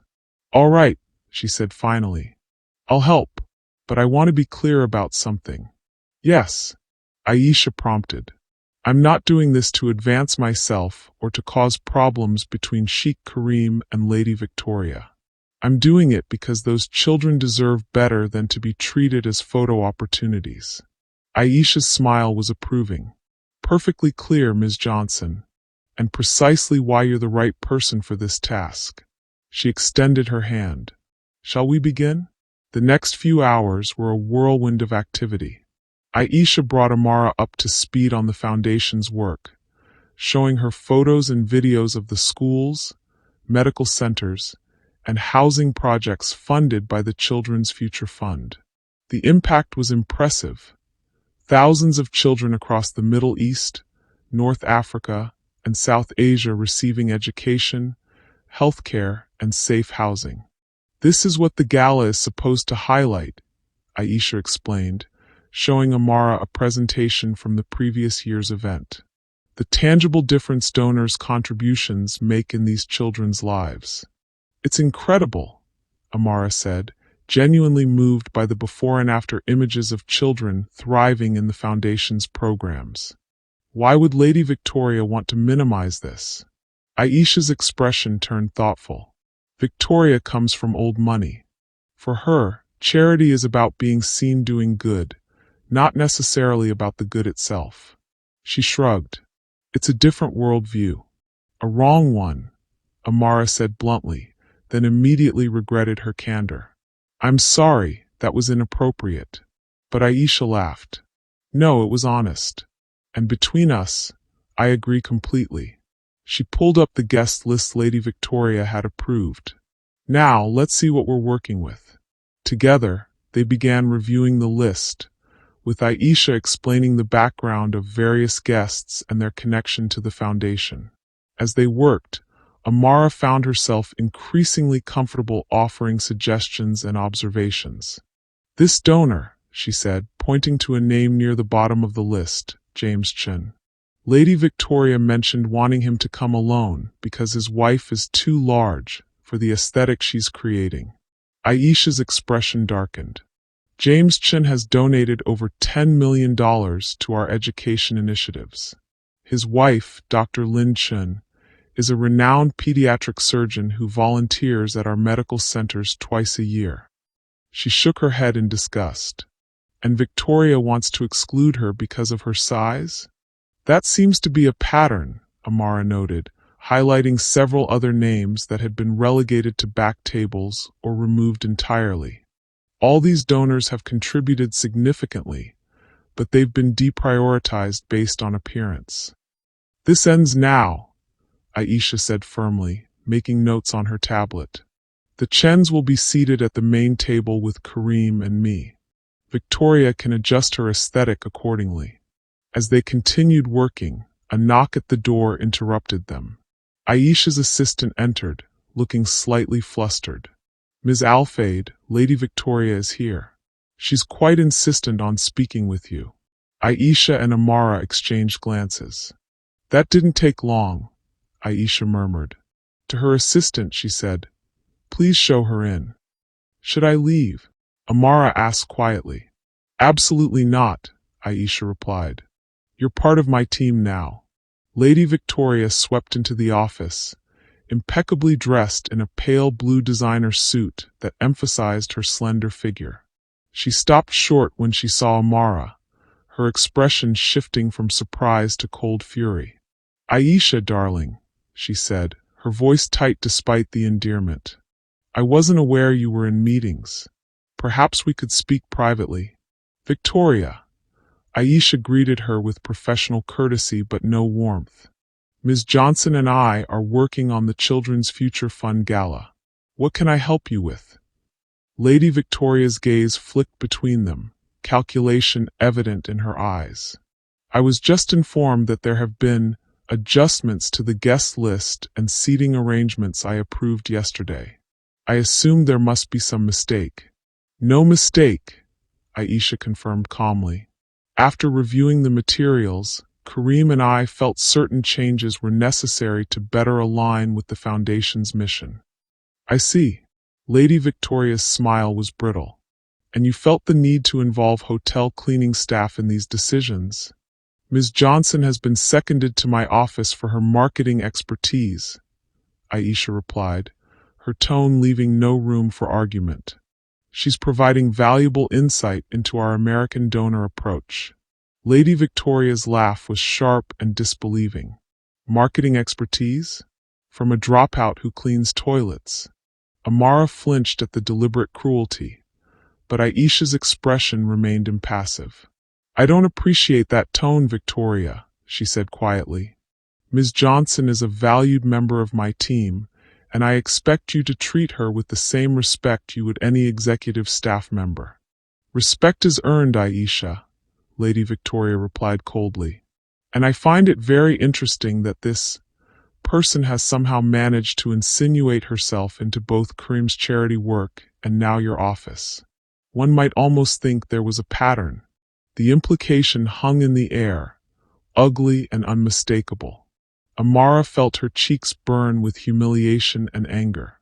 If you're suggesting what I think you are, Aisha said, her voice dangerously soft, I would advise you to stop immediately. Not only is it beneath you, but it reflects poorly on your judgment. Lady Victoria's perfect composure slipped for just a moment, revealing the insecurity beneath. Then her mask was back in place.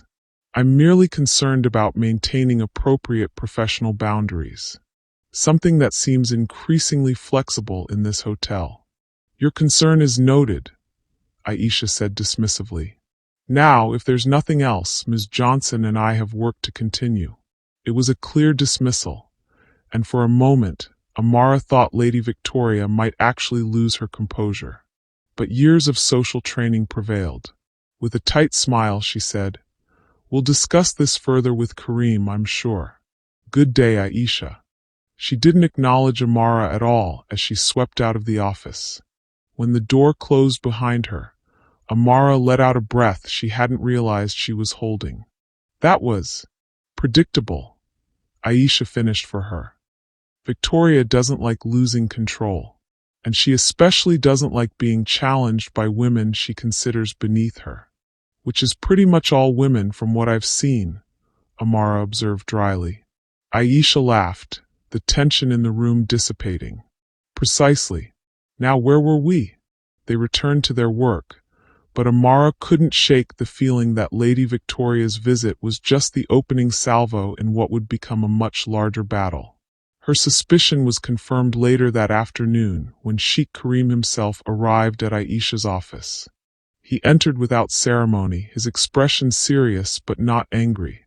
Aisha, he greeted his sister, then turned to Amara. Ms. Johnson, I understand you've been making progress on the gala revisions. Yes, Your Excellency, Amara replied, rising from her seat. Ms. Al-Fayeed has been very helpful in clarifying the Foundation's priorities. Good. He nodded, then turned back to his sister. Victoria has just spent 30 minutes in my office expressing her concerns about the changes being made. Aisha raised an eyebrow. I imagine she did. And I informed her that the Children's Future Fund Gala will proceed according to our original vision, not as a fashion show. His tone was matter of fact, but Amara sensed the steel beneath it. How did she take that? Aisha asked, though her slight smile suggested she already knew the answer. About as well as expected. The Sheikh's mouth quirked in what might have been amusement. She's currently reconsidering her involvement in the event. Meaning she's threatening to withdraw unless she gets her way, Aisha translated. Essentially, he shrugged, seemingly unconcerned. She'll come around. Or she won't. Either way, the gala will proceed as intended. Amara watched this exchange with fascination. The siblings' easy rapport and shared values were evident, as was their united front against Lady Victoria's attempts to hijack the event. Ms. Johnson, the Sheikh said, turning his attention to her. I want to thank you for bringing the guest list changes to our attention. It took courage. I was just doing what seemed right, Your Excellency, Amara replied, uncomfortable with the praise. A rare quality, he observed, and one I value highly. He glanced at the materials spread across Aisha's conference table. I see you're already deep into the revisions. Any initial thoughts? Amara hesitated, looking to Aisha for guidance. When the other woman nodded encouragingly, she said, I think we need to refocus the event on the children and their stories. The current plan minimizes their presence and emphasizes celebrity attendance instead. I agree, the Sheikh said, surprising her with his directness. What do you propose? Put on the spot, Amara thought quickly. What if we paired each major donor with one of the children they've helped? Not just for photos, but for meaningful interaction throughout the event. It would personalize the impact of their contributions and create more authentic moments than staged photo opportunities. The Sheikh considered this, then nodded slowly. I like it. It centers the children without turning them into spectacles. He looked at his sister. What do you think? It's excellent, Aisha agreed. And it solves the problem of how to include more children without overwhelming the event structure. Good. Implement it. The Sheikh's decisive tone made it clear the matter was settled. He turned back to Amara. I understand you have experience in marketing. What was your focus? Digital storytelling and community engagement, Amara replied, surprised by his interest. I was particularly interested in how authentic narratives drive meaningful action. Something flickered in the Sheikh's eyes. Approval, perhaps. Exactly what our foundation needs. Too often, charity becomes abstract, disconnected from the real lives it impacts. That's what drew me to marketing in the first place, Amara admitted. The power to shape narratives that actually matter. Why didn't you finish your degree? He asked, the question direct but not unkind. Amara swallowed hard. My mother's diagnosis.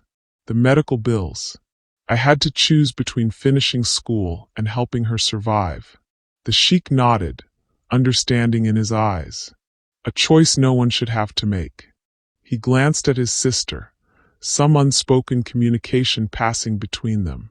I should let you both get back to work. The gala is only 2 weeks away, and it seems there's much to be done. As he turned to leave, he paused at the door. Ms. Johnson, I hope you'll consider staying with the foundation after the gala. We could use someone with your perspective and integrity. Before Amara could respond, he was gone, leaving her staring after him in shock. He doesn't make offers like that lightly, Aisha remarked, watching Amara's expression with interest. I don't know what to say, Amara stammered. I'm a housekeeper. I don't have the qualifications for foundation work. You have exactly the qualifications my brother values most, Aisha countered. intelligence, compassion, and the courage to stand up for what's right. She smiled. The rest can be learned. The rest of the day passed in a blur of activity as Amara and Aisha continued revising the gala plans. By evening, they had restructured the guest list to prioritize major donors regardless of appearance, created a new seating arrangement that highlighted the foundation's impact rather than guest social status, and developed a program that centered the children's stories. As Amara prepared to leave, Aisha handed her a security badge. This will give you access to the executive floor. You'll be working from my office until the gala. Thank you, Amara said, still somewhat dazed by the day's developments. For everything. Thank you, Aisha replied sincerely. It's refreshing to work with someone who truly understands what we're trying to accomplish. On her way out, Amara took the executive elevator down to the lobby. As the doors opened, she found herself face to face with Lady Victoria, who was waiting to go up. For a moment, they simply stared at each other. Amara with her new security badge prominently displayed, Lady Victoria with barely contained fury in her eyes. "Enjoying your temporary elevation, Ms. Johnson?" Lady Victoria asked, her voice dripping with disdain. "I'm enjoying doing meaningful work, ma'am," Amara replied evenly. Lady Victoria's laugh was cold. "How noble. I wonder if you'll feel the same when this little project ends and you're back scrubbing toilets. Or perhaps you think Kareem's interest will extend beyond your usefulness for this particular event." The implication stung, but Amara refused to show it. Sheikh Kareem's interest is in making the gala a success for the children it benefits. That's all that matters to me as well. "How touching," Lady Victoria said, stepping into the elevator as Amara exited. "But a word of advice, don't mistake professional courtesy for something more. Men like Kareem may occasionally notice women like you, but they marry women like me. Remember that before you get ideas above your station." Before Amara could respond, the elevator doors closed, leaving her standing in the lobby, Lady Victoria's words echoing in her mind. The woman's cruelty was calculated to hit Amara's deepest insecurities. That she didn't belong in the executive world, that her contributions were temporary, that she would inevitably return to invisibility once her usefulness ended. But as Amara walked through the hotel lobby toward the staff exit, something unexpected happened. Jasmine, who was working at the reception desk, caught her eye and gave her a discreet thumbs up. Another housekeeper passing with a cart nodded respectfully. The doorman, who had never acknowledged her before, smiled and held the door. Word had spread. The staff knew she had been elevated to work with the Sheikh's sister. And rather than resentment, she was met with quiet support. Outside, as Amara waited for the bus that would take her back to her tiny apartment, she reflected on the day's events. In the span of 24 hours, she had gone from being humiliated and demoted to working directly with the Sheikh's sister on a high-profile charity event. She had stood her ground against Lady Victoria, earned the respect of Sheikh Kareem himself, and even received a tentative job offer. All because she had spoken up when something wasn't right. As the bus arrived, Amara made a decision. Lady Victoria's attempts to make her feel small, to remind her of her place, would not succeed. For too long, Amara had accepted others' definitions of her worth, allowed her body size to determine how she was treated and what opportunities she received. No more. She had skills, intelligence, and integrity that were valuable regardless of her appearance. And for the first time since arriving in Dubai, she had found people who recognized that, who saw her for who she truly was, not just what she looked like. The gala was 2 weeks away. In that time, Amara would pour everything she had into making it a success. Not to prove Lady Victoria wrong or to secure a permanent position, but because the children deserved an event that truly served their needs. And if, in the process, she happened to discover more of her own worth, Well, that would be a welcome side effect. The following week passed in a whirlwind of activity. Working from Aisha's office, Amara immersed herself in the gala preparations, revising donor materials, restructuring the program, and coordinating with vendors to ensure the event reflected its true purpose. Each morning, she would arrive at the executive floor, still somewhat disbelieving that this was now her workplace, even temporarily. The security guards greeted her by name, and Aisha's staff treated her as a valued team member rather than an outsider. Lady Victoria, meanwhile, had made her displeasure known throughout the hotel, though she had ultimately decided not to withdraw from the gala, likely realizing that doing so would reflect poorly on her. She had doubled down on her efforts to control other aspects of the event, particularly the aesthetic elements. She's changed the floral arrangements 3 times, Aisha reported during their morning meeting, scrolling through emails on her tablet. And now she's insisting on reviewing all staff assigned to the event to ensure they meet her presentation standards. Meaning no one over a size 6, Amara translated, having become fluent in Lady Victoria's particular brand of discrimination. Exactly. Aisha sighed. Kareem has put his foot down about the guest list and program, but he's allowing her these smaller battles to keep the peace. Is peace worth it? Amara asked before she could stop herself. Aisha looked up, surprise giving way to a thoughtful expression. That's the question, isn't it?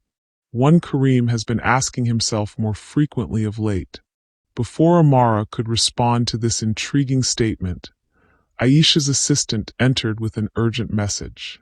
The sheikh needed to see them both immediately regarding a situation with the children scheduled to attend the gala. They found Sheikh Kareem in his office, a spacious corner suite with panoramic views of the city and the Gulf beyond. Unlike the sleek modernity of most executive offices, his space featured traditional elements, hand-woven rugs, carved wooden panels, and shelves lined with books in multiple languages. He was on the phone when they entered, his expression troubled.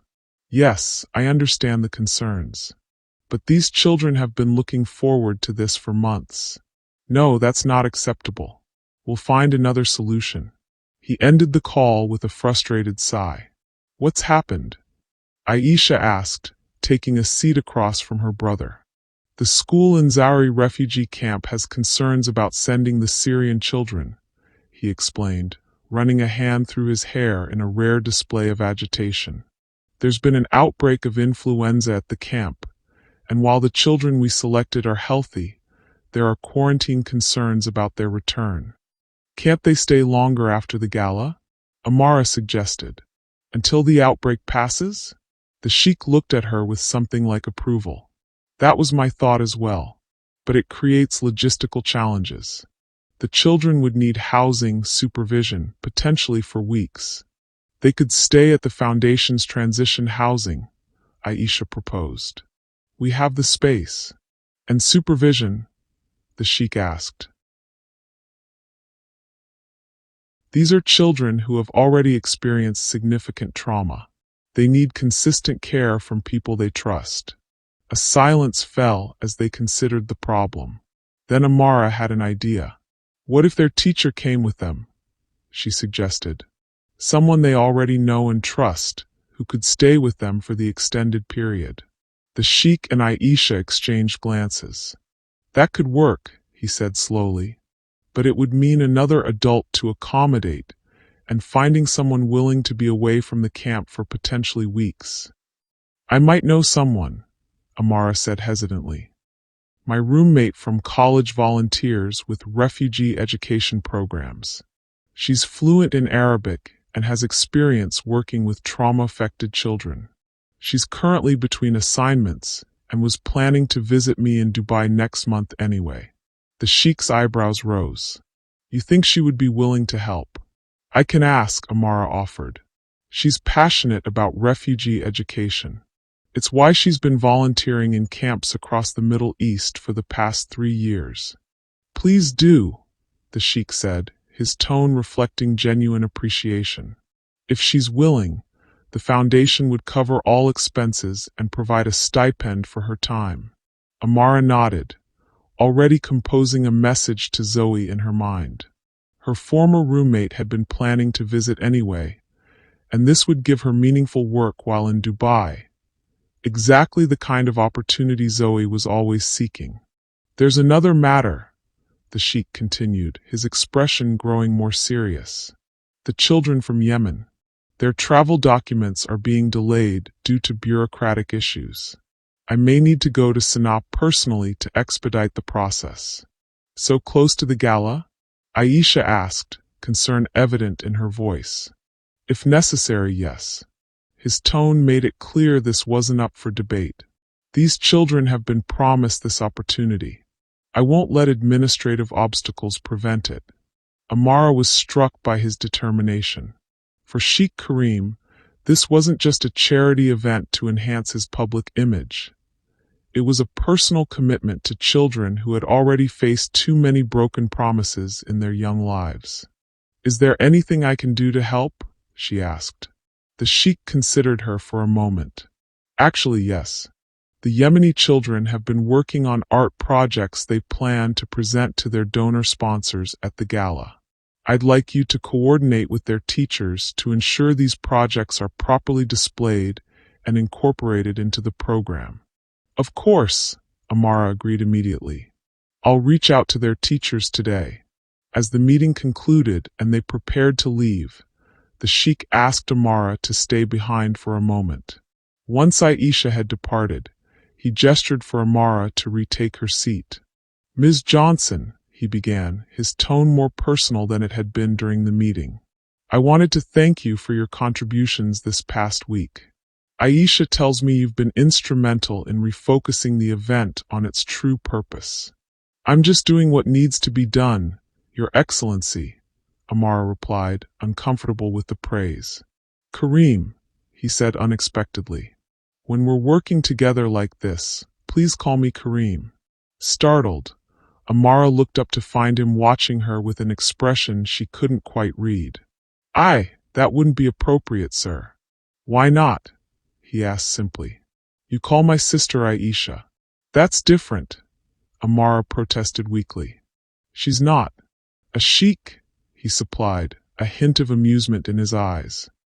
In this office, working on foundation matters, I prefer to set aside formalities with those I consider colleagues. Colleagues. The word sent a small thrill through Amara. Was that how he saw her? Not as a cleaner temporarily elevated above her station, but as a professional contributing valuable work. All right, Karim, she said, the name feeling strange on her tongue. He nodded, seemingly satisfied. Now, there's something else I wanted to discuss. Your mother's treatment. Amara tensed immediately. Has something changed? Is there a problem? No, quite the opposite, he assured her. I've received reports from her doctors that she's responding exceptionally well to the new treatment protocol. They're optimistic about her prognosis. Relief washed over Amara, so powerful she had to blink back sudden tears. That's wonderful news. Thank you for telling me. I thought you'd want to know immediately, he said, his voice gentler than she'd heard it before. Family is everything. Something in his tone made Amara look at him more closely. There was a shadow in his eyes, a hint of old pain that made her wonder about his own family beyond Aisha. You lost your mother young, she said, remembering what Layla had told her. To cancer. Surprise flickered across his face, quickly replaced by a guarded expression.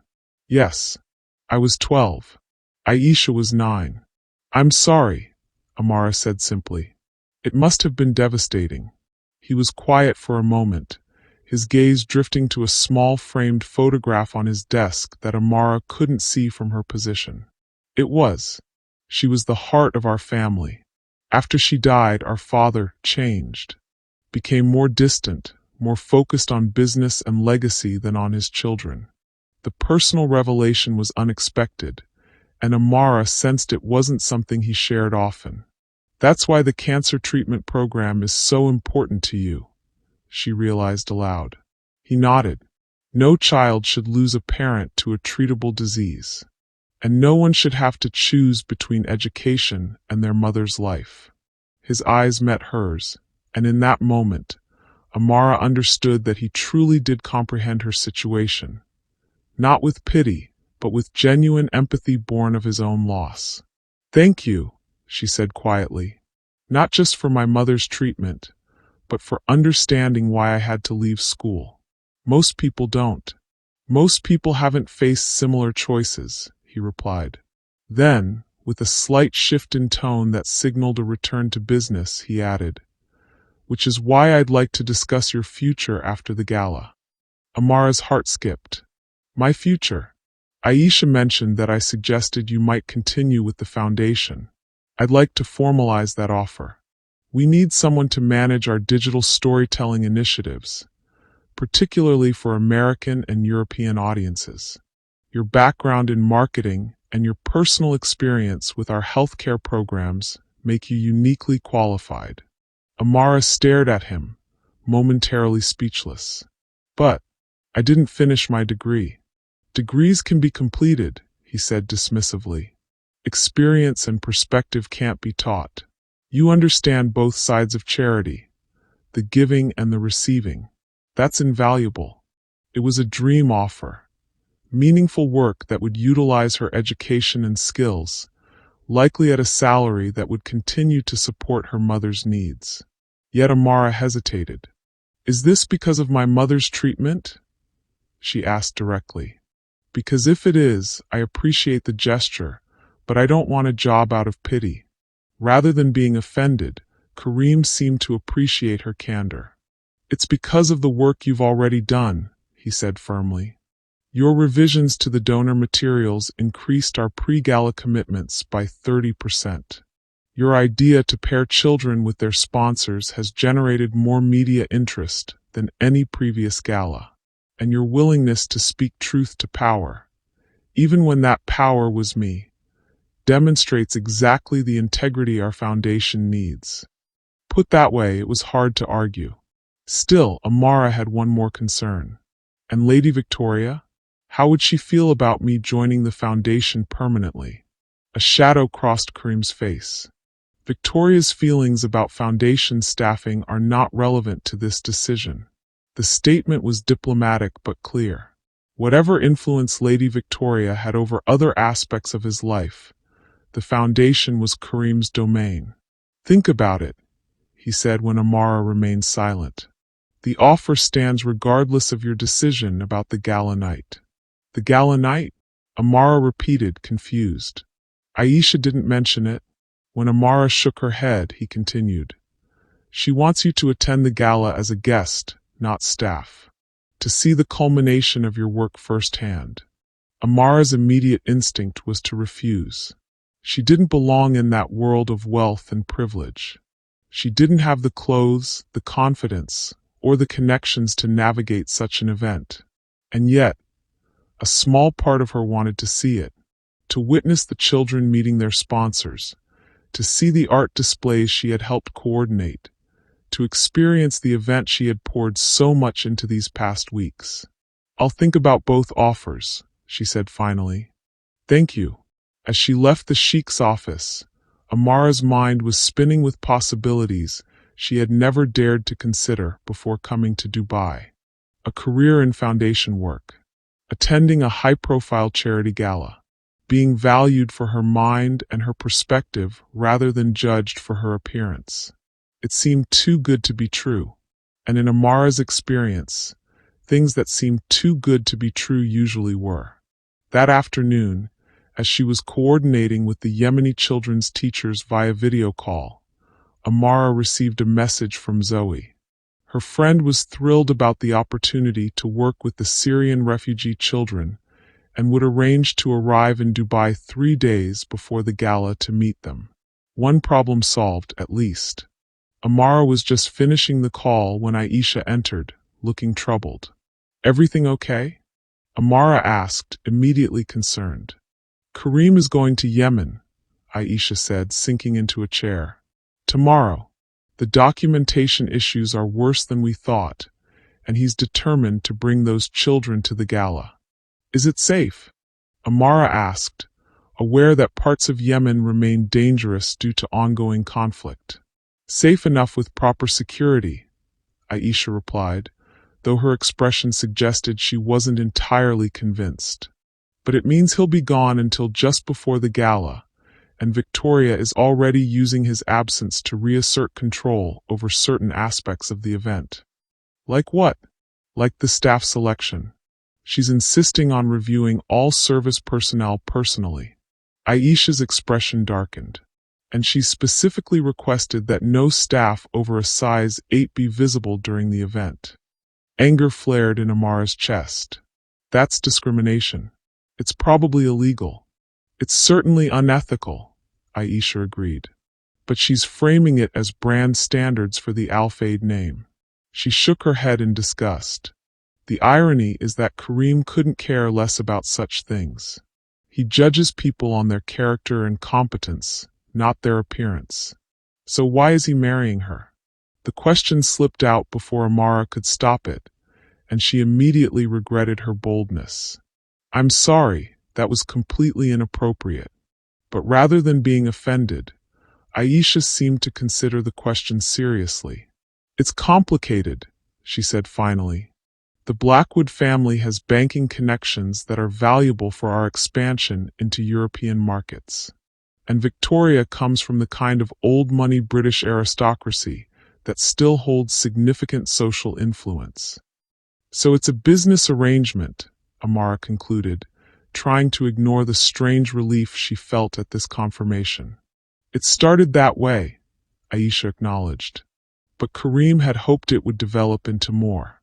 He's traditional in many ways, believes in commitment, family, building a life together. She sighed. Unfortunately, Victoria's values have proven incompatible with his in many respects. The conversation was veering into territory that felt too personal, too close to gossip about Amara's employer. She steered it back to safer ground. What can we do about the staff situation while Kareem is in Yemen? I'm going to push back on the most egregious demands, Aisha said firmly. But some battles aren't worth fighting right before the gala. We need to focus on the elements that directly impact the children and the fundraising goals. Amara nodded, understanding the pragmatic approach. I've confirmed with Zoe, my friend who'll work with the Syrian children. She'll arrive 3 days before the gala. Excellent, Aisha said, visibly relieved. One less thing to worry about. She studied Amara for a moment. Kareem mentioned he spoke to you about attending the gala as a guest. What do you think? I'm not sure, Amara admitted. I don't exactly have anything to wear to a Billionaire'S charity gala. Aisha waved this concern away. That's easily solved. What's really holding you back? Amara considered the question, trying to articulate her hesitation. I guess I'm not sure I belong in that world. The guests will be royalty, celebrities, billionaires. And then there's me, a housekeeper from Chicago. A marketing specialist who has been instrumental in reshaping the event, Aisha corrected, and who understands its purpose better than most of the wealthy guests who will attend. Put that way, it was hard to argue. Still, Amara had one more concern. Lady Victoria would see my presence as a provocation. Probably, Aisha agreed with a small smile. But that's not a reason to decline. Unless you're allowing her prejudices to dictate your choices.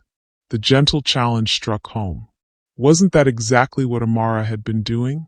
Letting Lady Victoria's narrow definition of who belonged at such events influence her own decision? I'll think about it, she promised. Later that day, as Amara was preparing to leave, she received a message asking her to stop by the Sheikh's office before departing. When she arrived, she found him reviewing documents related to his Yemen trip. Ah, Ms. Johnson, Amara, he corrected himself. Thank you for coming. I wanted to update you on a few matters before I leave tomorrow. Of course, she replied, taking the seat he indicated. Aisha mentioned you'll be gone until just before the gala. Unfortunately, yes. These bureaucratic obstacles require personal intervention. His expression was determined but weary, suggesting this wasn't the first such mission he'd undertaken for the foundation. Is there anything I can do while you're away? Amara offered. Actually, yes. He slid a folder across the desk to her. These are the profiles of the Yemeni children who will be attending. I'd like you to familiarize yourself with their stories and ensure they're properly highlighted in the program. Amara opened the folder to find photographs and brief biographies of 5 children, ranging in age from 7 to 12. Their faces looked out at her with a mixture of solemnity and hope that tugged at her heart. They've been through so much, Kareem said quietly, watching her reaction. War, displacement, loss.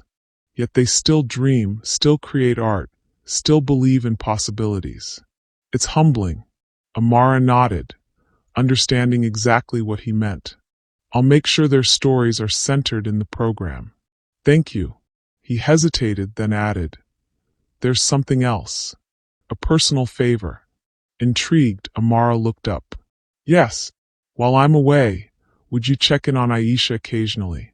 She won't admit it, but she worries when I travel to conflict regions. Having someone else in the office who understands the foundation's work would be a comfort to her. The request surprised Amara. It suggested a level of trust she hadn't expected, a recognition that her relationship with Aisha had developed beyond mere professional collaboration. Of course, she agreed. We've been working closely these past days. I'm happy to provide whatever support she needs. Good. He seemed relieved. Aisha doesn't let many people close, but she values your perspective. As do I. There was something in his tone, a warmth that went beyond professional appreciation, that made Amara's heart beat a little faster. She quickly redirected the conversation. Will Lady Victoria be involved with the gala preparations while you're away? A shadow crossed his face. To some extent. She's primarily focused on the aesthetic elements, decor, staff presentation, that sort of thing. He sighed. I've made it clear that the substantive aspects, the program, the children's involvement, the donor interactions, are not to be altered. And she agreed to that. Amara couldn't keep the skepticism from her voice. A hint of a smile touched his lips. Let's say she understood the non-negotiable nature of my position. The smile faded. Victoria and I have different priorities when it comes to the foundation's work. It's been a source of tension. The understatement was obvious, but Amara appreciated his discretion. Whatever problems existed in his relationship with Lady Victoria, he wasn't going to discuss them inappropriately with a staff member. I should let you finish your preparations, she said, rising from her seat. Is there anything else you need before you leave? He seemed about to say something, then changed his mind. No, that's all. Thank you, Amara. The use of her first name still felt intimate, a small bridge between their vastly different worlds. As she turned to leave, he called after her. Amara, she paused at the door. Yes. I hope you'll reconsider attending the gala. Your contribution deserves to be recognized. Before she could respond, his phone rang, and with an apologetic glance, he turned to answer it. Amara slipped out, his words echoing in her mind. Your contribution deserves to be recognized. Not her appearance, not her social status, but her contribution. It was a perspective so at odds with Lady Victoria's that it was hard to imagine the two of them building a life together. The next morning, Kareem departed for Yemen. The executive floor felt different in his absence. Still busy, but with an undercurrent of tension that hadn't been there before. Aisha seemed more stressed, fielding constant calls and messages related to both the foundation and her brother's business interests. Is it always like this when he travels? Amara asked during a rare quiet moment. Aisha looked up from her computer, fatigue evident in her eyes. To conflict zones, yes. Kareem has a talent for putting himself in harm's way for the right reasons. You're worried about him. Always, Aisha admitted. Though he'd tell you I worry too much. He's been doing humanitarian work in dangerous regions since we were teenagers. Our father thought it was a phase he'd outgrow. But it wasn't, Amara guessed. No.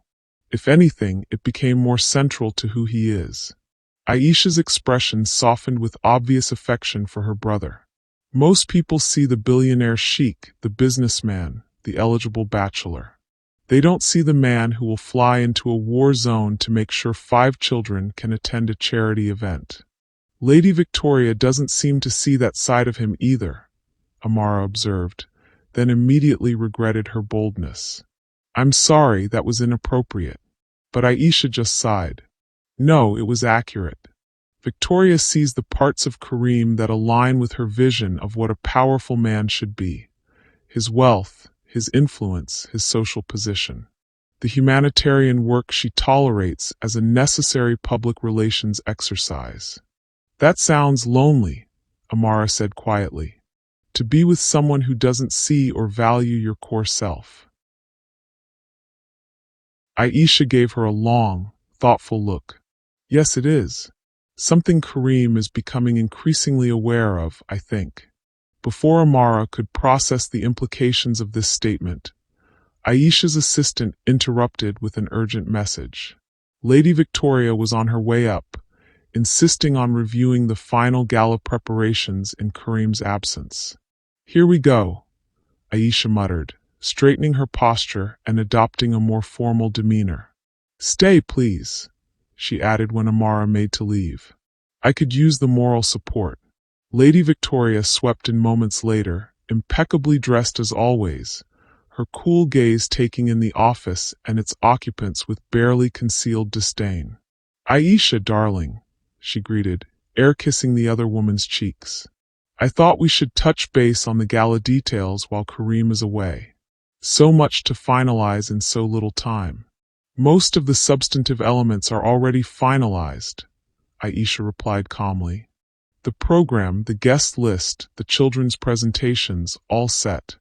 Yes, the charitable aspects are handled, Lady Victoria said dismissively. I'm more concerned with the presentation. The staff uniforms, the table settings, the overall aesthetic. Her gaze flicked to Amara. I'm surprised to see Ms. Johnson still involved. I thought her temporary assignment was complete. Amara has been invaluable in coordinating the children's participation, Aisha said firmly. Particularly now that Kareem is personally bringing the Yemeni children. Something like annoyance flashed across Lady Victoria's perfect features. Yes, another of his impulsive humanitarian gestures. Though I don't see why he needed to go himself. Surely the foundation has staff for such things. These children are important to him, Aisha said, an edge entering her voice. As is the foundation's work generally. Of course, Lady Victoria backtracked smoothly. It's one of his more endearing qualities, his concern for the less fortunate. Though sometimes I think he takes it to extremes. She glanced meaningfully at Amara, making it clear she considered her one of Kareem's extreme charitable cases. Amara kept her expression neutral, refusing to show how the barb landed. She'd grown somewhat immune to Lady Victoria's thinly veiled insults over the past weeks. Now, about the staff presentation, Lady Victoria continued, pulling out a tablet. I've reviewed the service personnel assignments and made some adjustments to ensure they align with the Al-Fayeed brand standards. Meaning? Aisha prompted, though her tone suggested she already knew. Meaning I've ensured that all visible staff meet certain appearance criteria, Lady Victoria replied smoothly. Height, weight, general attractiveness. The usual considerations for a high-profile event. Amara felt her cheeks burn with anger, but before she could speak, Aisha cut in. The Al-Fayeed brand, as you put it, is about excellence, integrity, and compassion, not physical appearance, she said coldly. The staff have been selected based on their skills and experience, not their dress size. Lady Victoria's smile tightened. Aisha, darling, I understand your progressive views on these matters. But the reality is that presentation matters. The photographs from this event will be seen worldwide. Do you really want the Al-Fayeed name associated with staff who don't present the right image? And what image is that exactly? Amara asked, unable to remain silent any longer. One that excludes the majority of the world's population based on arbitrary physical standards? Lady Victoria's gaze turned to her, cold and dismissive. I don't believe I was addressing you, Ms. Johnson. This is a discussion between family members about family business. Except I'm not family yet, she added with a pointed look at Aisha. Though that will change soon enough. The implied threat was clear. Once she married Kareem, Victoria would have even more influence over foundation matters, and those who opposed her would face consequences. Amara is part of the foundation team, Aisha said firmly. And her question is valid. What image are we projecting if we discriminate against our own staff based on appearance? How does that align with our mission of inclusion and dignity for all? Lady Victoria's laugh was brittle. Please spare me the social justice lecture. This is a practical business decision. Aesthetics matter in high society, whether you find that fact palatable or not. They matter to you, Aisha countered. Not to Kareem, and not to the foundation. A tense silence fell between the women. Amara could almost see the calculations running behind Lady Victoria's eyes as she weighed how far to push in Kareem's absence. Well, she said finally, her tone artificially light. Perhaps we should table this discussion until Kareem returns. In the meantime, I'll continue with the decorative elements that fall under my purview. That seems wise, Aisha agreed, her own tone equally measured.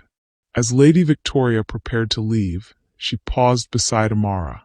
I understand Aisha has invited you to attend the gala as a guest, she said, her voice pitched low enough that only Amara could hear. A word of advice, don't. You would be uncomfortable in such surroundings, and I would hate for you to face unnecessary embarrassment. The threat was thinly veiled but unmistakable. If Amara attended the gala as a guest, Lady Victoria would ensure she regretted it.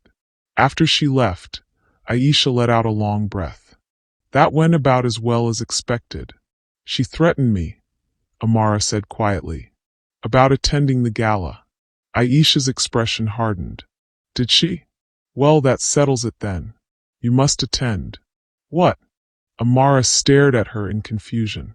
If Victoria is threatened by your presence, it's all the more reason for you to be there, Aisha explained with a determined smile. I won't allow her to intimidate the foundation staff, especially not someone who has contributed as much as you have. But, no buts, Aisha interrupted. You're coming to the gala, as my personal guest, if that makes it easier. And don't worry about what to wear. I have connections with several designers who would be delighted to dress you. The offer was generous, but Amara hesitated. I appreciate that, but I'm not sure I'd be comfortable in a designer gown. I'd feel like I was pretending to be someone I'm not. What if you could wear something that reflected who you truly are, rather than trying to fit some predetermined mold? What do you mean? I have a friend, a designer who specializes in creating clothing for women of all sizes that celebrates their bodies rather than trying to disguise or minimize them. Aisha's eyes lit up with inspiration. Her designs are stunning, modern interpretations of traditional textiles and forms. Would you be open to meeting with her? The idea was intriguing. Amara had spent so long trying to make herself invisible, to avoid drawing attention to her size.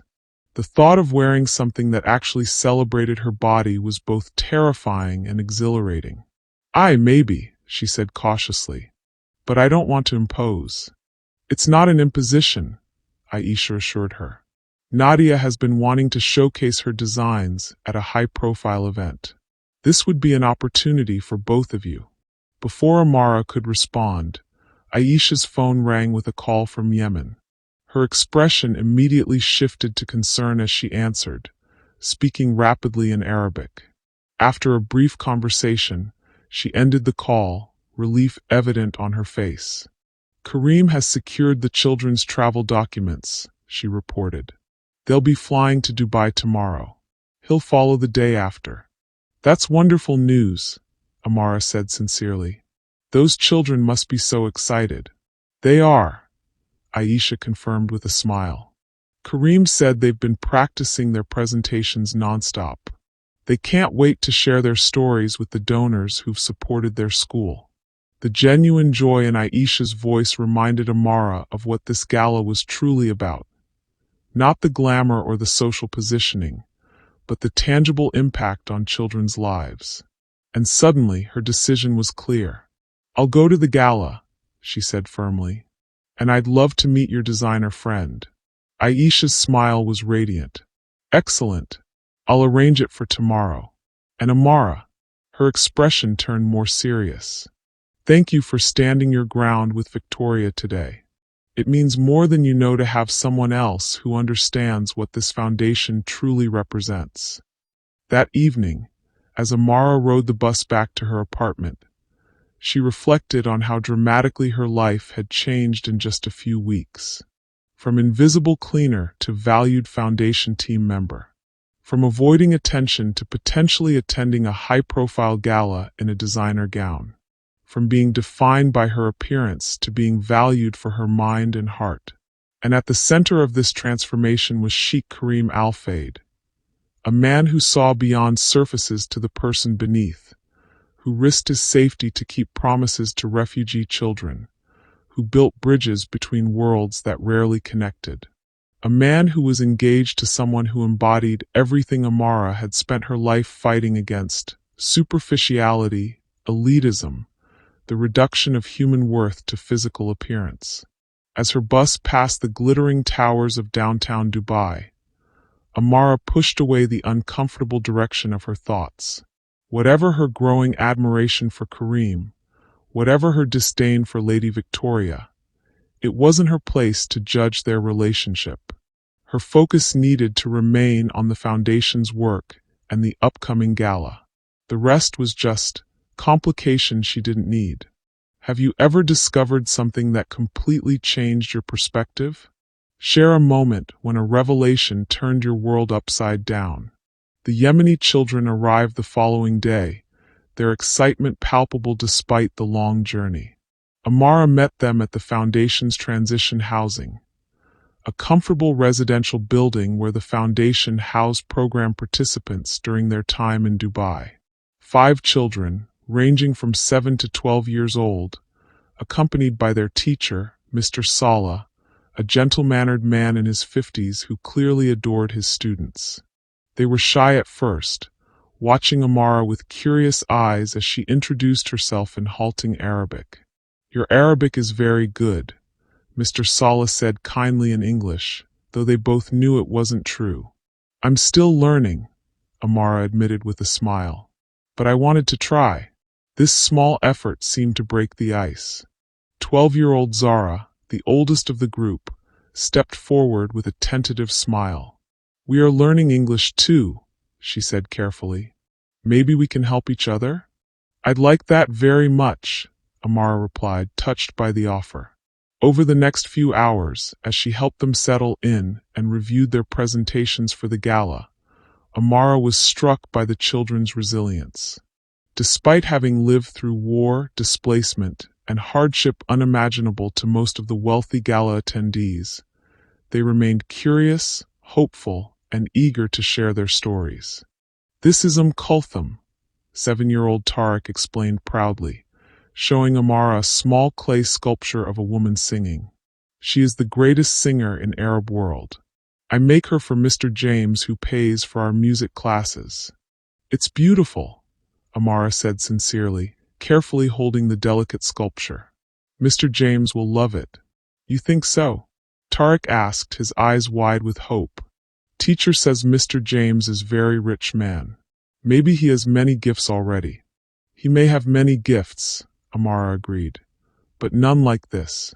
You made this with your own hands, Tarek. That makes it special in a way money can't buy." The boy beamed at her words, carefully taking back his creation and rewrapping it in tissue paper. As Amara worked with each child on their presentation, she was struck by how much these small interactions meant to them. Being seen, being heard, having their efforts valued. It was a stark reminder of the gala's true purpose, beyond the glamour and social positioning that seemed to preoccupy Lady Victoria. When she finally left the transition housing that evening, Amara felt both emotionally drained and strangely energized. These children deserved an event that centered their stories and needs, not the vanity of the wealthy donors. Her determination to ensure the gala stayed true to its purpose had never been stronger. The next morning brought her appointment with Nadia, Aisha's designer friend. They met at Nadia's studio in the Arts District, a bright, airy space filled with fabrics, sketches, and mannequins of various sizes. Nadia herself was a surprise, a petite woman in her 40s with short cropped hair, multiple ear piercings, and an energy that filled the room. She greeted Amara with enthusiasm, immediately making her feel welcome. "Aisha has told me so much about you," she said, leading Amara into the studio. The American marketing expert who's been revolutionizing the foundation's approach. Amara laughed, embarrassed by the description. "That's a bit of an exaggeration. I've just been helping refocus the gala on its true purpose, which, from what Aisha tells me, was sorely needed." Nadia gestured for Amara to sit on a comfortable couch while she prepared tea. "That Victoria woman sounds like a nightmare. She has strong opinions about appearance," Amara said diplomatically. Nadia snorted. "Yes, I'm familiar with the type. Women who've internalized patriarchal beauty standards so deeply they become their fiercest enforcers." She handed Amara a cup of fragrant tea. "Well, you've come to the right place. My entire design philosophy is about celebrating women's bodies as they are, not as some fashion magazine dictates they should be." As they sipped their tea, Nadia asked Amara about her style preferences, her comfort level with different silhouettes, and what she hoped to convey at the gala. "I want to look professional but not like I'm trying too hard," Amara explained. "I don't want to hide my body, but I also don't want it to be the first thing people notice about me." Nadia nodded thoughtfully. "You want to be seen for who you are, not what you look like. But you also don't want to apologize for your appearance." "Exactly," Amara said, relieved to be understood so completely. "I have some ideas," Nadia said, rising to pull several sketches from a portfolio. "What do you think of these?" The designs were unlike anything Amara had seen in mainstream fashion. They featured clean lines, strategic draping, and rich textures that would flatter a curvy figure without attempting to disguise it. The silhouettes were elegant but comfortable looking, with none of the restrictive elements Amara associated with formal wear. "They're beautiful," she said honestly. "But aren't they a bit bold for a charity gala?" Nadia smiled. "That's exactly why they're perfect. This isn't just any charity gala. It's an event about challenging perceptions and valuing substance over appearance. Why shouldn't your outfit reflect that same philosophy?" Put that way, it made perfect sense. Amara found herself drawn to one design in particular, a floor-length gown with a structured bodice and flowing skirt in a deep emerald green. "That one speaks to you?" Nadia asked, noting her interest. "Yes, but..." Amara hesitated. "I've always been told to avoid bright colors. That black is more slimming." Nadia made a dismissive noise. "That's exactly the kind of thinking we're rejecting. You would look stunning in this green. It would complement your skin tone and bring out the gold in your eyes." She studied Amara thoughtfully. "May I ask you something personal?" "Of course. When did you start believing you needed to make yourself smaller, less visible?" The question caught Amara off guard. She'd never really thought about it that way. when her relationship with her body had shifted from acceptance to apology. I guess, in middle school, she said slowly, when the other girls started getting attention from boys, and I was told I would too if I just lost weight. That was when clothes became about hiding rather than expressing. Nadia nodded, understanding in her eyes. And now you have the chance to reclaim that expression, to wear something that celebrates rather than conceals.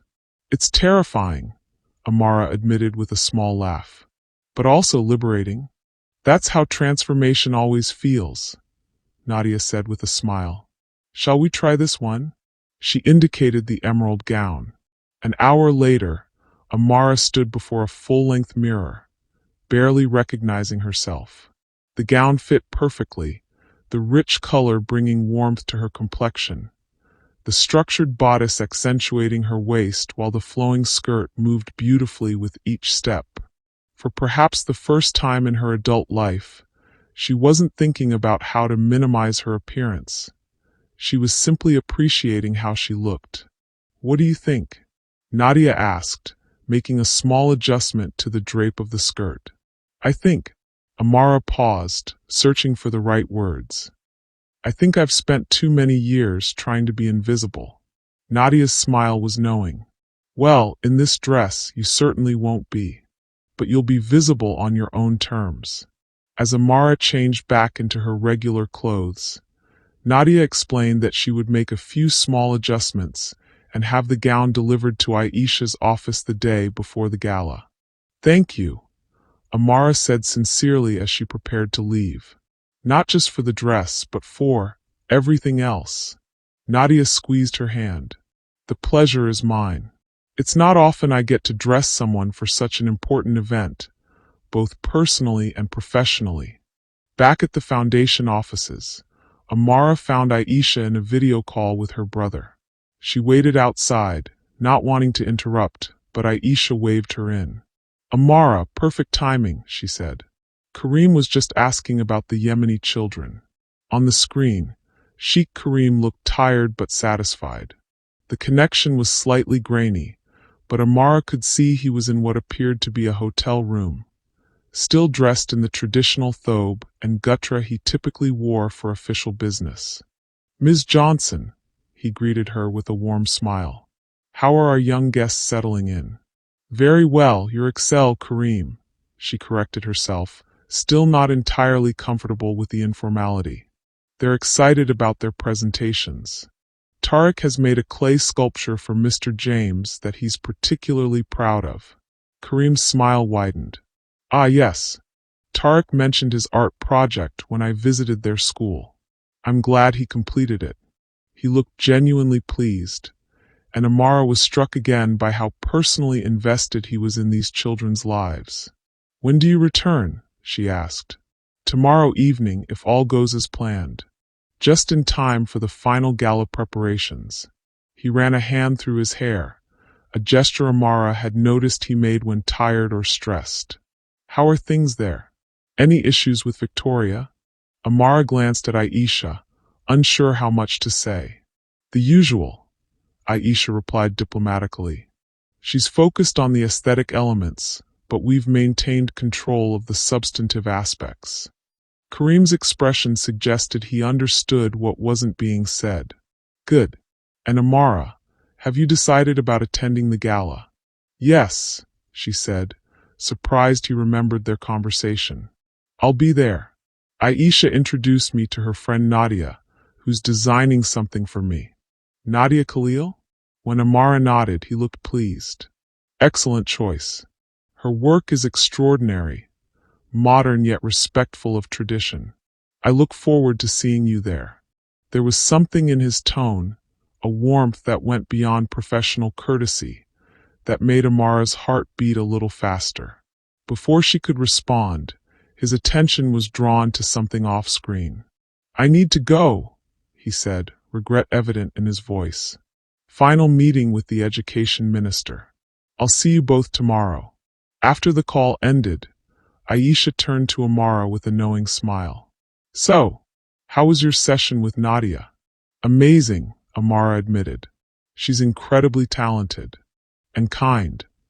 She is, Aisha agreed. And she doesn't design for just anyone. She must have seen something special in you. Before Amara could respond to this unexpected compliment, Aisha's assistant entered with an urgent message. Lady Victoria was on her way up, insisting on reviewing the final seating arrangements for the gala. Again, Aisha sighed. She was just here yesterday. She seems agitated, the assistant said carefully. Something about changes to the head table? Aisha and Amara exchanged glances. They had indeed revised the head table seating, ensuring that the major donors were positioned there regardless of appearance, including the Chens, whom Lady Victoria had specifically tried to relegate to a back table. This should be interesting, Aisha murmured as they heard the distinctive click of Lady Victoria's heels approaching. She swept in moments later, her expression tightly controlled but fury evident in her eyes. Aisha, darling, she greeted with false warmth. I've just received the updated seating chart. There must be some mistake. No mistake, Aisha replied calmly.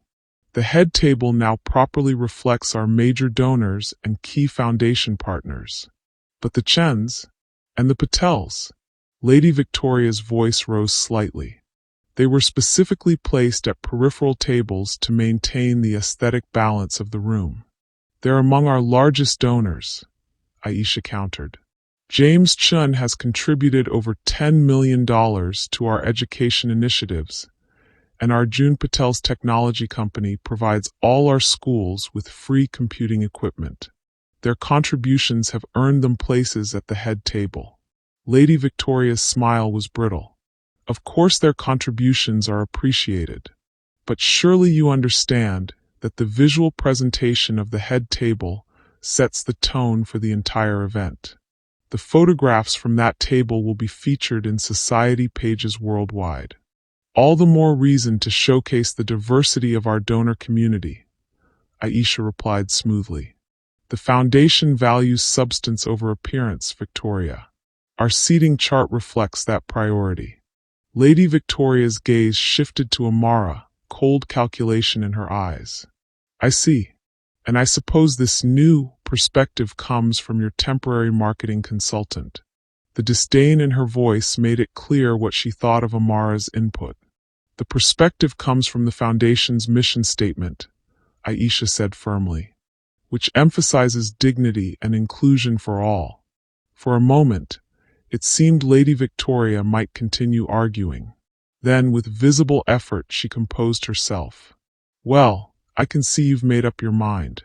We'll just have to hope the media focuses on the charitable aspects rather than the visual inconsistencies.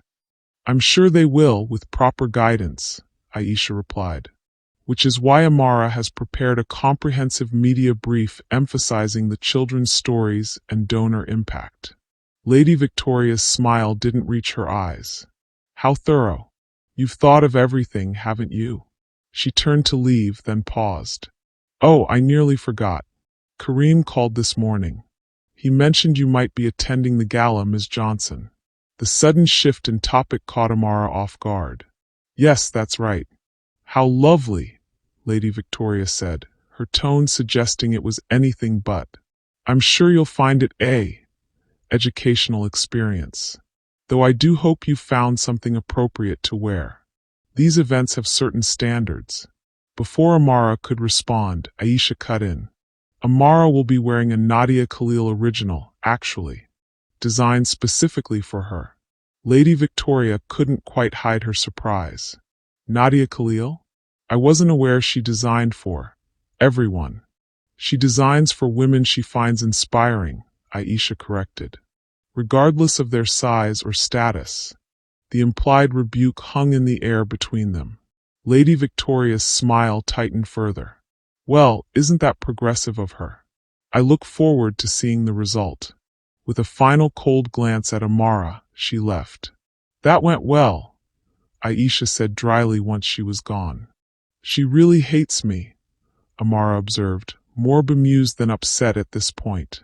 She feels threatened by you, Aisha corrected. which is quite revealing when you think about it. Why would a wealthy, titled, conventionally beautiful woman feel threatened by someone she claims to see as beneath her?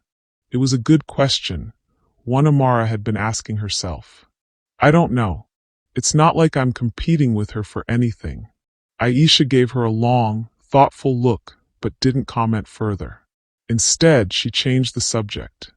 The Yemeni children's teacher mentioned you spent quite a bit of time with them yesterday. How are their presentations coming along? They're incredible, Amara said, grateful for the shift to safer territory. So articulate about their experiences and so appreciative of the Foundation's support. Zara, the oldest, has prepared a speech that I guarantee will leave no dry eyes in the house. Good, Aisha said with satisfaction. That's exactly what our donors need to hear. The real impact of their contributions, not filtered through public relations language, but directly from the children themselves. They spent the rest of the day finalizing the program, ensuring that the children's presentations were given prime placement and sufficient time. By evening, everything was in place for the gala, now just 2 days away. As Amara prepared to leave, Aisha handed her an envelope. What's this? Amara asked, opening it to find a formal invitation to the gala. Your official invitation, Aisha explained. As my personal guest. The car will pick you up at 7. Car? Amara repeated, surprised. Of course. You didn't think I'd make you take the bus to a black tie gala, did you? Aisha smiled at Amara's expression. Don't worry, it's not a limousine, just a regular car service. Though I can arrange a limo if you'd prefer to make an entrance. No, Amara said quickly. A regular car is perfect. Thank you. As she rode the bus back to her apartment that evening, Amara found herself both excited and nervous about the gala. The event itself no longer intimidated her. After weeks of planning every detail, she felt confident navigating the program and interacting with donors about the Foundation's work. What made her nervous was the personal aspect. Wearing Nadia's beautiful gown, arriving as a guest rather than staff, potentially facing Lady Victoria's hostility in a social rather than professional context. And if she was honest with herself, seeing Kareem in a setting where their interactions wouldn't be strictly professional. That last thought brought her up short. When had she started thinking of the Sheikh, her employer, as someone she wanted to interact with socially? It was inappropriate, unprofessional, and completely unrealistic. He was engaged to Lady Victoria. He was royalty. He was the man who had seen her value when others dismissed her, who had trusted her judgment about the Foundation's work, who had ensured her mother received the best possible medical care without making her feel like a charity case. Amara shook her head, trying to clear these dangerous thoughts. Whatever her growing admiration for Kareem, it needed to remain professional. Anything else was a path to heartbreak and humiliation. The next day, the day before the gala, brought a flurry of last-minute preparations. Kareem was scheduled to return that evening, and the Foundation offices were buzzing with activity.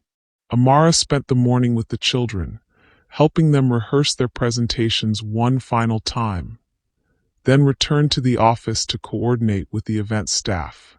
She was reviewing the final program when Aisha's assistant delivered a large garment bag. From Nadia Khalil, the young woman explained with a smile. She said you'd know what it was. Amara thanked her, carefully hanging the bag in Aisha's private bathroom. She was tempted to peek inside, to see what adjustments Nadia had made to the emerald gown, but decided to wait. Tomorrow would come soon enough.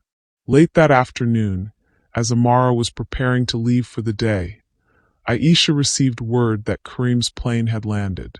He's heading straight to the transition housing to see the Yemeni children, she reported. He wants to make sure they're comfortable before tomorrow's event. That's so like him, Amara said with a smile.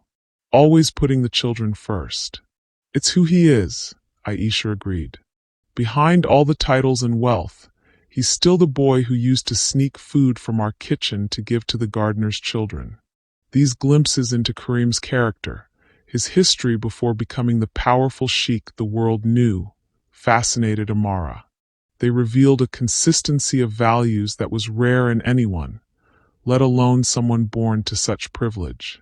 "Will you see him tonight?" she asked. "Briefly," Aisha replied. "He has a dinner with some government officials that he couldn't reschedule. But we'll touch base about the final gala details in the morning." She studied Amara for a moment. "You should go home and rest. Tomorrow will be a long day." Amara nodded, gathering her things. "I'll see you at the gala then." "Indeed you will," Aisha said with a warm smile. "And Amara, thank you for everything you've done these past weeks. The gala would not be what it is without your input." The sincere appreciation touched Amara deeply. "Thank you for giving me the opportunity. It's been transformative." As she left the office, Amara realized how true that statement was. The past weeks had transformed not just her professional life, but her sense of self. Working on the gala, being valued for her mind and perspective rather than judged for her appearance, had begun to heal wounds she hadn't even realized were still open. Whatever happened after the gala, whether she accepted Kareem's offer to join the foundation permanently or returned to her housekeeping position, she would carry that healing with her. The next morning dawned bright and clear, a perfect day for the gala that would take place that evening at the Al-Fayeed Palace Hotel's grand ballroom. Amara spent the morning at her apartment, trying to calm her nerves about the evening ahead. At noon, her phone rang with a call from an unknown number. "Hello," she answered cautiously. "Ms. Johnson? This is Dr. Patel from Chicago Memorial Hospital." Amara's heart dropped. "Is my mother all right?" "She's fine," the doctor assured her quickly. "In fact, that's why I'm calling. Her latest test results show a significant improvement. The new treatment protocol appears to be working even better than we anticipated." Relief washed over Amara, so powerful she had to sit down. That's wonderful news." "It is," Dr. Patel agreed. "If this trend continues, we may be able to reduce her treatment frequency in the coming months. She asked me to call you directly since she knew you'd be busy with your event today." "Thank you," Amara said, tears of joy pricking her eyes. "Please tell her I'll call her tomorrow with all the details." After ending the call, Amara sat for a moment, overwhelmed with gratitude. Her mother was getting better. The treatment Kareem had arranged, the treatment that had seemed like such a miracle when first offered, was actually working. It was the perfect news to receive on the day of the gala, a reminder of what truly mattered amid all the glamour and social positioning that would dominate the evening. At 6 o'clock, Amara began preparing for the gala. She had arranged for a local makeup artist, a friend of Jasmine's, to help with her look, and the young woman arrived promptly, full of excitement about Amara attending such a prestigious event. "I can't believe you're going to the Children's Future Fund Gala," Samira gushed as she set up her supplies. "Everyone's talking about it. They say Sheikh Kareem has personally brought children from Yemen to attend." "He has," Amara confirmed, smiling at the young woman's enthusiasm. 5 children who will be presenting their art and stories to the donors who've supported their school." "That's amazing," Samira said sincerely. "My cousin teaches at one of the foundation schools in Lebanon. She says the work they do is incredible, not just providing education, but really caring about the children's well-being." As Samira worked, applying makeup that enhanced Amara's features without trying to reshape them, they chatted about the foundation's work and the gala's purpose. It was refreshing to discuss the event in terms of its impact, rather than its social prestige. When the makeup was complete, Amara was delighted with the result. Samira had given her a sophisticated look that felt both elegant and authentic, enhancing her natural beauty without trying to make her look like someone else. It's perfect, she said sincerely. Thank you. You're going to look amazing in your Nadia Khalil gown, Samira replied with a grin. My sister works in her studio. She told me you were getting one of her designs. She said it's one of the most beautiful pieces Nadia has created this season. After Samira left, Amara carefully removed the emerald gown from its garment bag. It was even more beautiful than she remembered, the rich fabric catching the light as she laid it on her bed. Nadia had made a few small adjustments to the fit and had included a delicate gold shawl that complemented the gown perfectly. As Amara dressed, she tried to quiet the nervous flutter in her stomach. This evening wasn't about her. It was about the children, the foundation's work, the impact of donor contributions. She would focus on that, not on her own insecurities or Lady Victoria's potential hostility. At precisely 7 o'clock, her phone buzzed with a message from the car service. Taking a deep breath, Amara gathered her small clutch purse, checked her appearance one final time in the mirror, and headed downstairs. The driver, a middle-aged Emirati man, greeted her with professional courtesy, holding the door as she carefully settled into the back seat, mindful of her gown. The Al-Fayeed Palace Hotel, Ms. Johnson? He confirmed. Yes, thank you, she replied, still somewhat disbelieving that she was heading to the hotel as a guest rather than an employee. As they drove through the evening traffic, Amara gazed out at the glittering Dubai skyline. The city was a study in contrasts. Ancient traditions alongside futuristic architecture, extreme wealth beside modest means, conservative values coexisting with cosmopolitan influences. In many ways, she reflected, the gala embodied those same contrasts. Billionaires and designer clothing raising funds for children who had lost everything. Social elites who judged worth by appearance supporting programs that emphasized dignity for all. Lady Victoria's vision of exclusivity clashing with Kareem's commitment to inclusion. When they arrived at the hotel, Amara was struck by the transformation.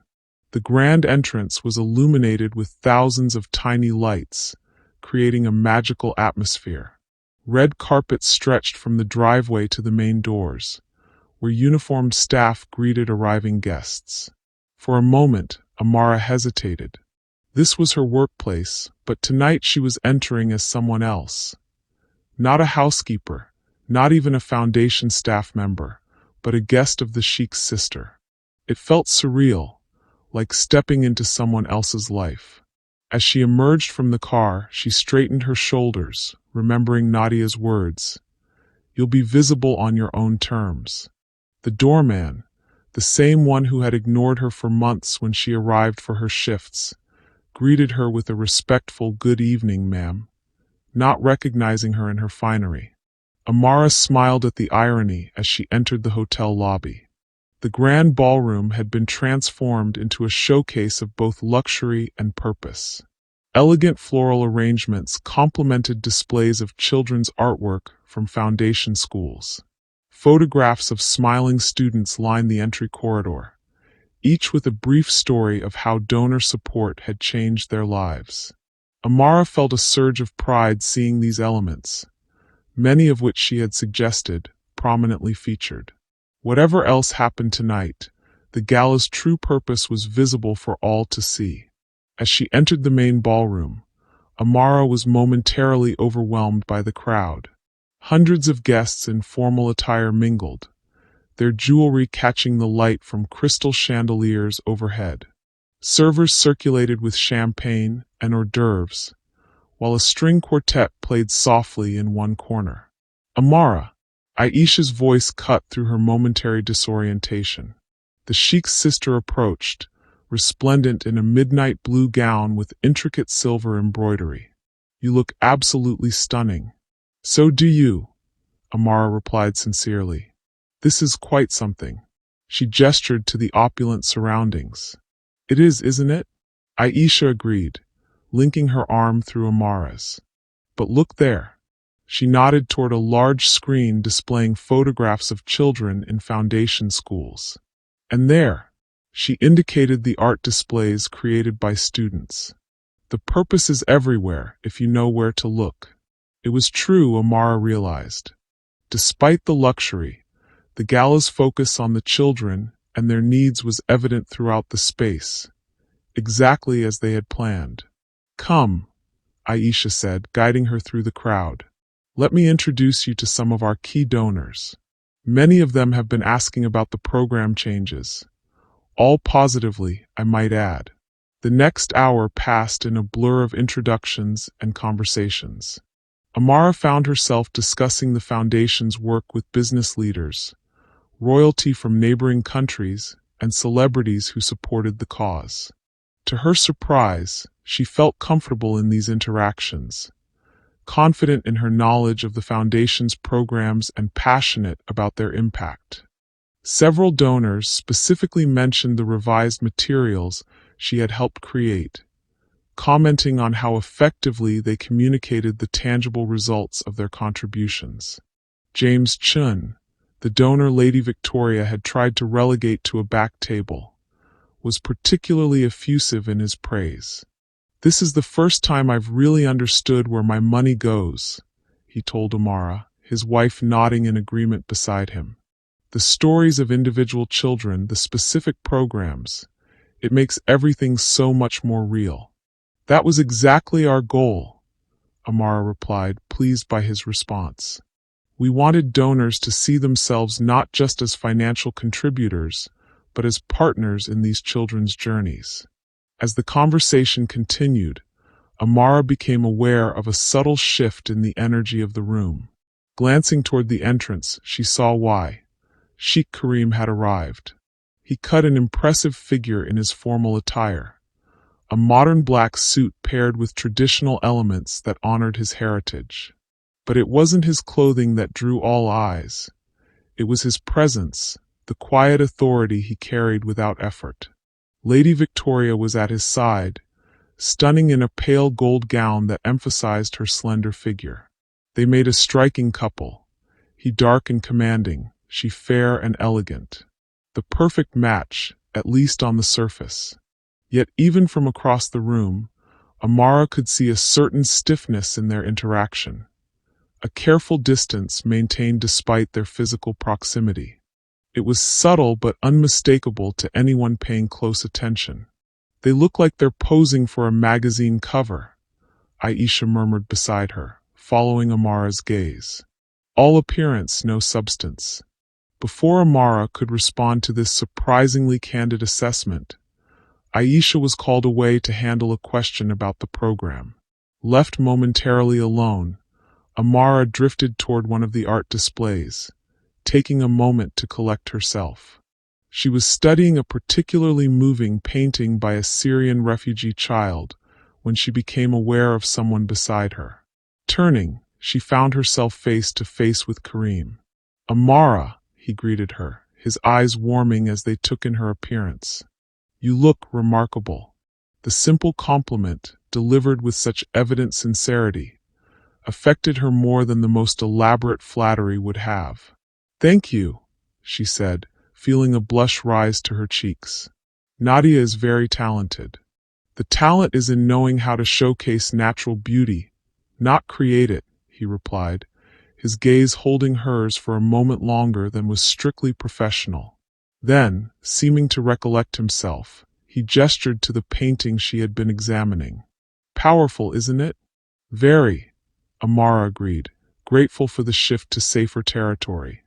"The children's art speaks volumes about their experiences, both the trauma they've endured and their resilience in the face of it." "Exactly," Karim said, genuine passion entering his voice. "That's what I want our donors to understand. Not just the need, which is obvious, but the strength and potential these children possess. With the right support, they can transform their communities." As they discussed the foundation's work, Amara was struck again by how deeply personal this cause was to him. This wasn't charity as social obligation or public relations. It was a mission rooted in genuine compassion and respect for the communities served. Their conversation was interrupted by the arrival of Lady Victoria, who approached with a tight smile that didn't reach her eyes. "Darling, the Saudi minister is looking for you," she said to Kareem, placing a possessive hand on his arm. Her gaze flicked dismissively over Amara. "Ms. Johnson, what an interesting dress." "Thank you," Amara replied evenly, refusing to be baited. "Nadia Khalil designed it specifically for tonight's event." "So I see," Lady Victoria said, her tone making it clear she found the choice questionable at best. "Kareem, we really should greet the minister. He's a significant donor." "In a moment," Kareem replied, his tone polite but firm.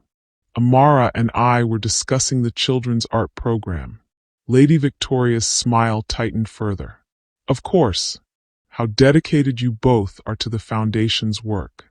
The implication that there might be more than professional interest between them hung in the air, deliberately provocative. Before either could respond, the sound system chimed, signaling that the formal program was about to begin. "We should take our seats," Kareem said, effectively ending the uncomfortable exchange. As they moved toward the head table, Lady Victoria maintained her grip on Kareem's arm, steering him away from Amara with subtle determination. Amara watched them go, a complicated mix of emotions churning inside her. She found her own seat at Aisha's table, not at the head table, but close enough to have a good view of the proceedings. As she settled in, Aisha leaned over to whisper, "Victoria looks like she's about to combust. What did you say to her?" "Nothing really," Amara replied quietly. "Kareem and I were discussing the children's art program when she interrupted." "Ah," Aisha said knowingly. "That would do it. Victoria hates when Kareem shows genuine interest in foundation matters, especially with someone else." Before Amara could ask what she meant by this intriguing statement, the lights dimmed slightly and Kareem took the stage to welcome the guests. His speech was brief but powerful, focusing on the real purpose of the evening. Not the glamour or the social connections, but the tangible impact on children's lives. He spoke with passion about the foundation's work, emphasizing that every child deserved dignity, education, and the chance to develop their potential regardless of circumstances of birth. "Tonight," he concluded, "you will hear directly from some of the children your generosity has supported. Their stories, their art, their music. These are the true measure of our foundation's success. Not in dollars raised or buildings constructed, but in lives transformed." The applause was enthusiastic, and Amara found herself deeply moved by his words. This was the vision she had helped bring to the forefront of the gala. Children at the center, their needs and potential the focus rather than donor vanity. What followed was exactly as they had planned, a program that alternated between children's presentations and brief remarks from foundation staff about specific initiatives. The Yemeni children, in particular, captivated the audience with their poise and sincerity as they presented their art and stories to the donors who had supported their school.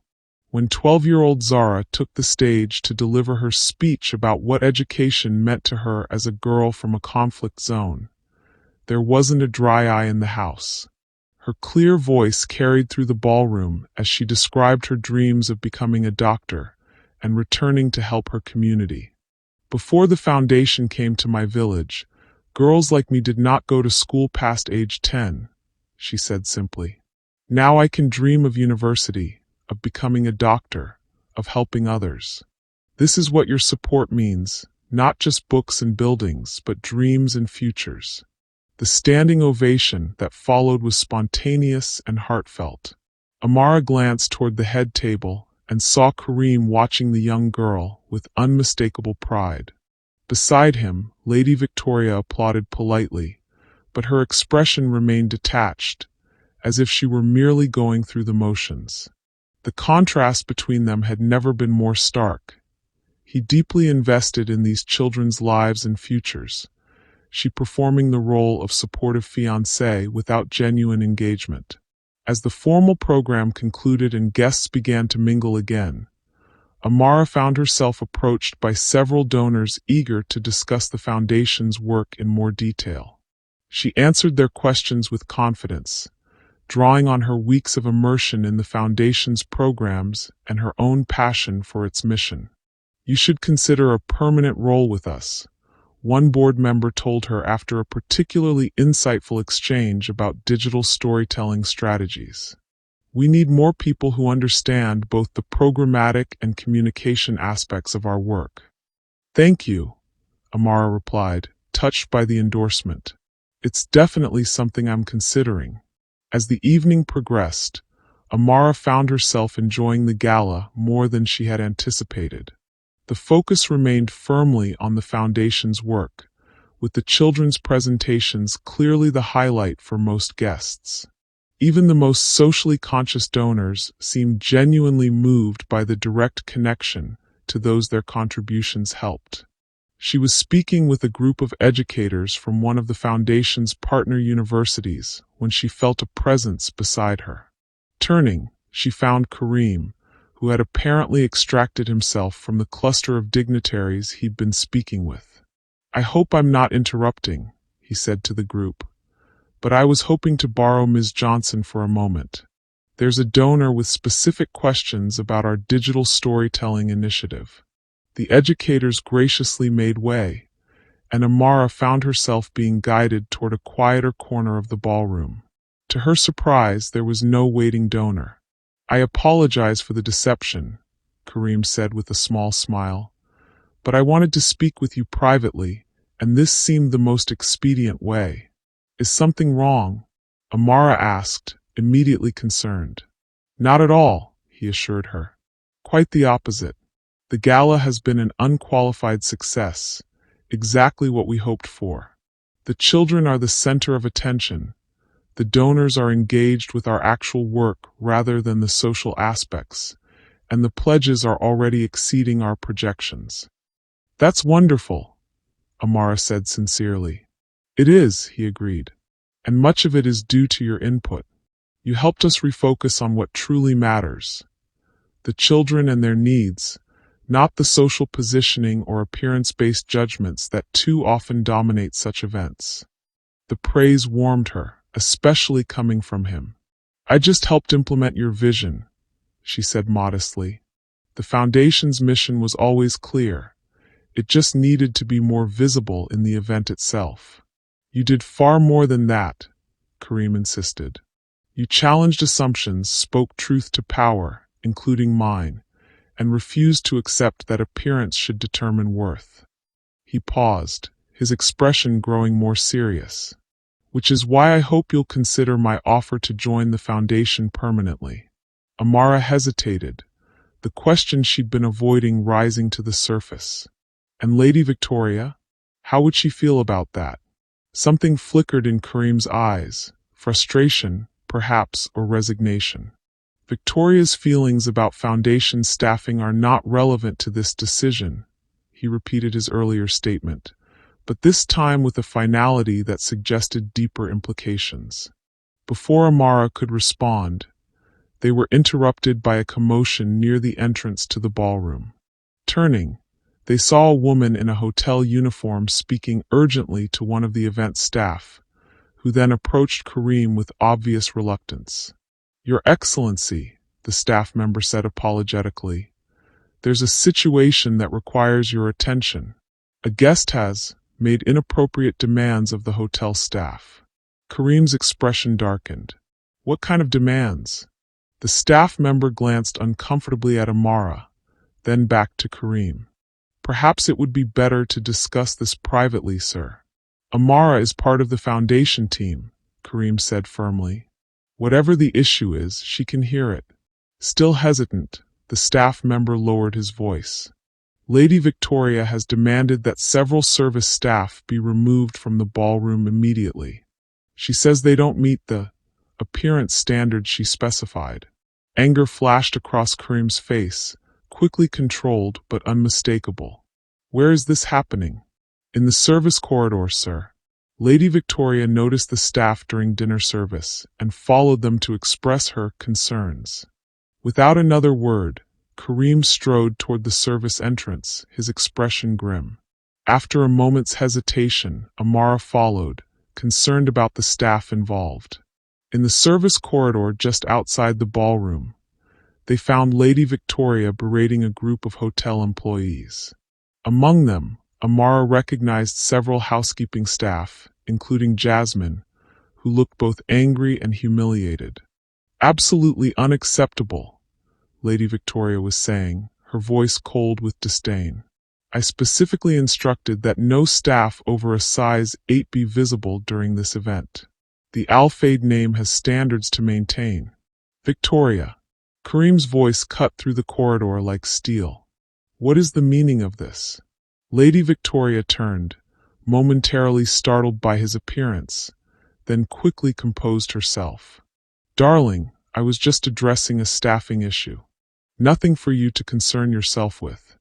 Publicly humiliating my employees is very much my concern," he replied, his tone dangerously quiet, "as is misrepresenting my family's values. I'm simply maintaining appropriate standards for an event of this caliber," Lady Victoria insisted, though Amara noticed a flicker of uncertainty in her eyes. "The visual presentation of staff reflects on the Al-Fayeed brand. The Al-Fayeed brand, as you put it, is built on respect, integrity, and valuing people for their character and contributions, not their appearance." Kareem's voice remained controlled, but the anger beneath it was palpable. "These employees have served our guests with professionalism and courtesy. That is the only standard that matters to me." Lady Victoria's perfect composure slipped, revealing the insecurity beneath her haughty exterior. "Kareem, you're making a scene over nothing. These are just service staff. They are valued employees of this hotel and deserving of basic dignity," he interrupted, his patience clearly at an end. "Just as the children we support through the foundation deserve dignity, regardless of their circumstances." "That's different," Lady Victoria protested. "The children can't help their situation. But these people," she gestured dismissively at the staff, "could certainly help themselves if they chose to. A little self-discipline goes a long way." The naked prejudice in her statement hung in the air, shocking in its casual cruelty. Amara saw Jasmine flinch, saw the hurt and anger on the faces of the other staff members. Kareem was silent for a long moment, studying Lady Victoria as if seeing her clearly for the first time. When he finally spoke, his voice was quiet but resolute. "I think we need to continue this discussion privately," he said. "Please wait for me in my office." "Kareem." "Now, Victoria." Something in his tone brooked no argument. With a final glare at the staff, Lady Victoria turned and stalked away, her heels clicking sharply on the marble floor. Once she was gone, Kareem turned to the assembled staff. "I apologize for what just happened," he said sincerely. "It does not reflect my values or those of the Al-Fayeed family. You have performed your duties admirably tonight, and I am grateful for your service." The staff murmured their thanks, visibly relieved by his intervention.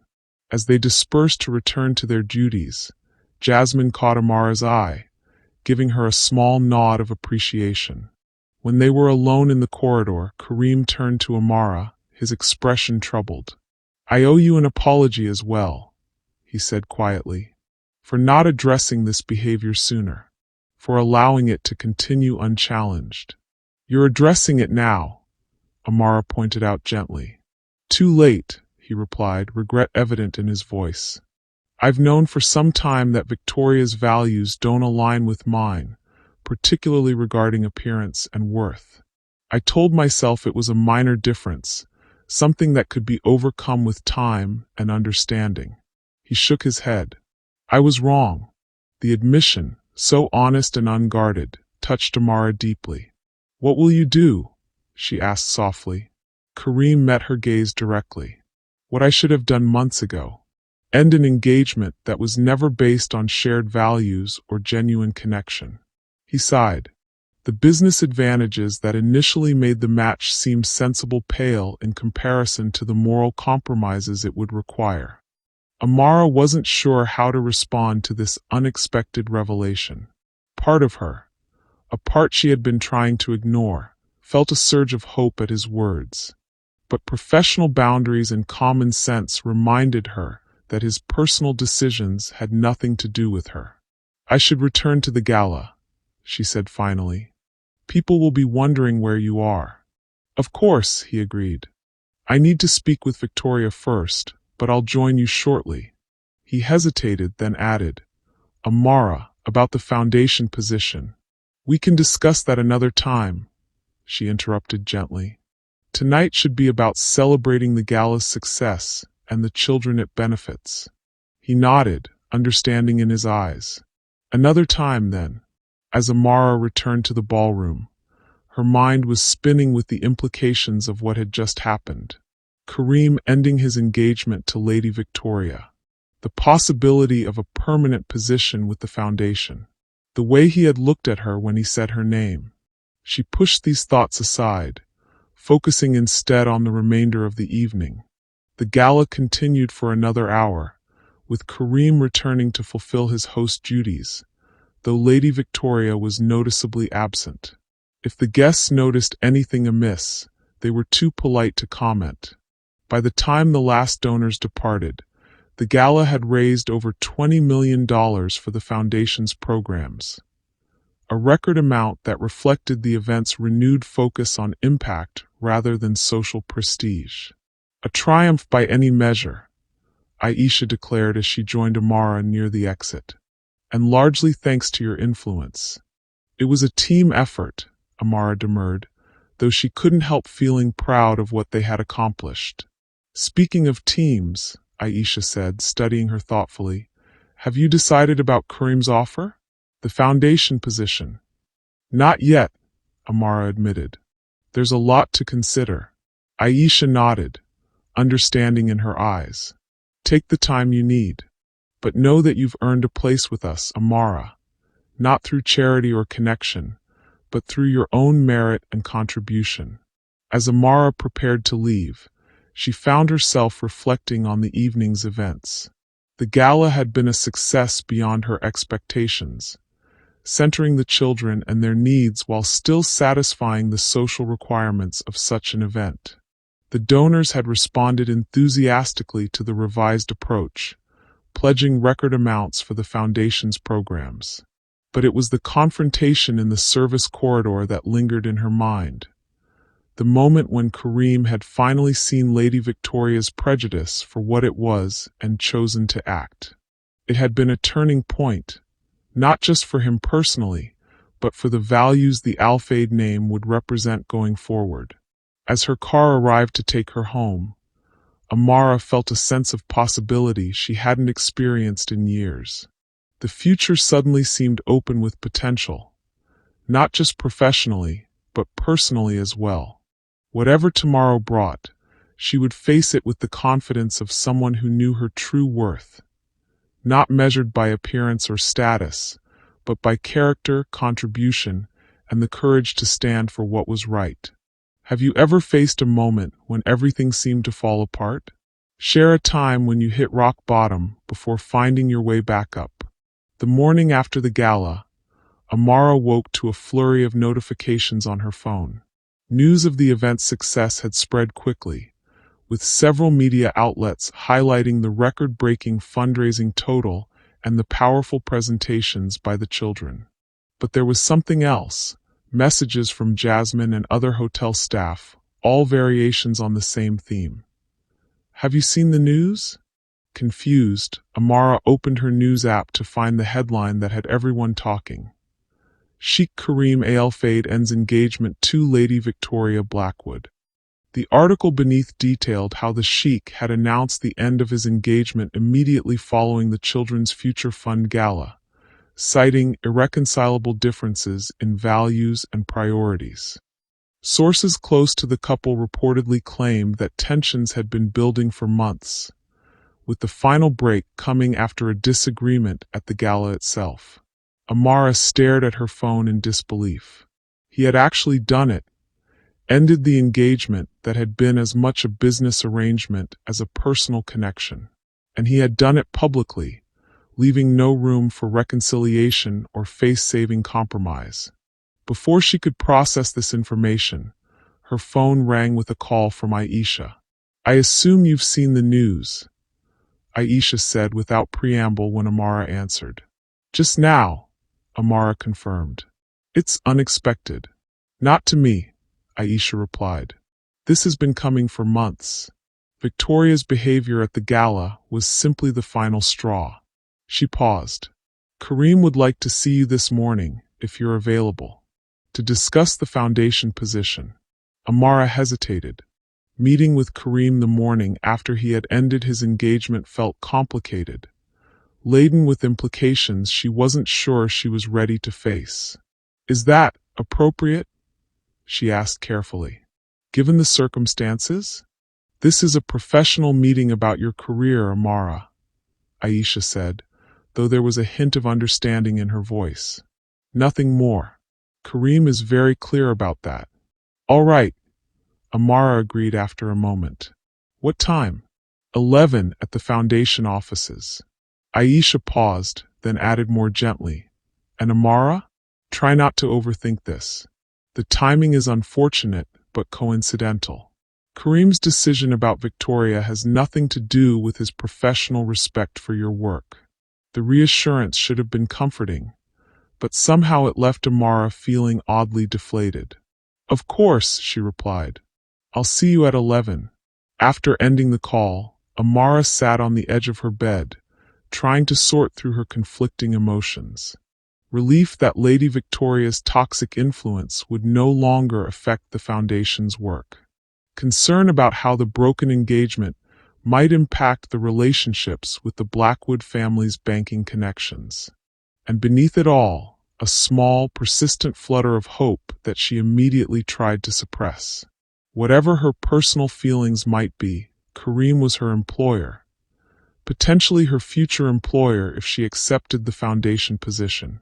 Professional boundaries needed to be maintained, especially now. At precisely 11, Amara arrived at the foundation offices, located in a separate building from the hotel. The receptionist greeted her by name and directed her to the conference room where Kareem and Aisha were waiting. They both rose as she entered, Kareem looking tired but resolute, Aisha offering an encouraging smile. "Amara, thank you for coming," Kareem said, gesturing for her to take a seat. "I imagine you've seen the news." "Yes," she acknowledged, keeping her tone neutral. "I hope you're doing all right." A flicker of surprise crossed his face, as if her concern for his well-being was unexpected. "I am, thank you. It was a necessary decision, though the timing and public nature were not what I would have chosen." "Victoria left him little choice," Aisha added, a protective edge to her voice. After the scene at the gala, she threatened to spin the story her way if Kareem didn't agree to her terms. "Aisha," Kareem said quietly, a gentle warning in his tone. To Amara, he explained, "Victoria wanted to frame the end of our engagement as a mutual decision based on growing apart, with no mention of the incident with the hotel staff. I felt that would be dishonest and unfair to those she had humiliated." Amara nodded, understanding his position. It would have been easier to allow Lady Victoria her face-saving narrative, but it would have meant tacitly accepting her behavior as something that could be overlooked or excused. "But that's not why I asked you here today," Kareem continued, shifting to a more professional tone. "The foundation position we discussed, Director of Digital Storytelling and Donor Engagement, is still open, and I'd like to formally offer it to you." He slid a folder across the table to her. Inside was a detailed job description and a compensation package that made Amara's eyes widen. The salary was more than triple what she earned as a housekeeper, with benefits that included housing assistance, educational support to complete her degree, and comprehensive healthcare coverage that would ensure her mother's continued treatment. "This is very generous," she said, trying to maintain her composure.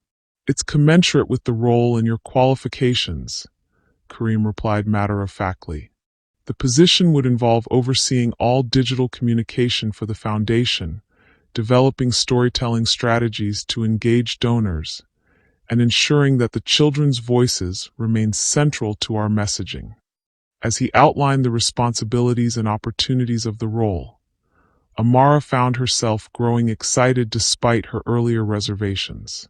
This was exactly the kind of work she had dreamed of doing, meaningful, impactful, aligned with her values and skills. You don't need to decide immediately, Aisha added when Kareem finished his explanation. Take some time to review the details and consider what's best for you. Thank you, Amara said sincerely. I will. As the meeting concluded and she prepared to leave, Kareem asked her to stay behind for a moment. Once Aisha had departed, he turned to Amara with a more personal expression. I want to be clear about something, he said quietly. My decision regarding Victoria and this job offer are entirely separate matters. I don't want you to feel that accepting the position would be complicated by recent events. The directness of his statement both relieved and disappointed Amara. I understand, she replied, keeping her tone professional. And I appreciate your clarity. He studied her for a moment, as if trying to read something in her expression. Good, he said finally. I value your contribution to the foundation too much to risk any misunderstanding. As Amara left the foundation offices, she tried to sort through her conflicting emotions. The job offer was everything she could have hoped for: challenging, meaningful work that would utilize her skills and education while providing financial security for herself and her mother.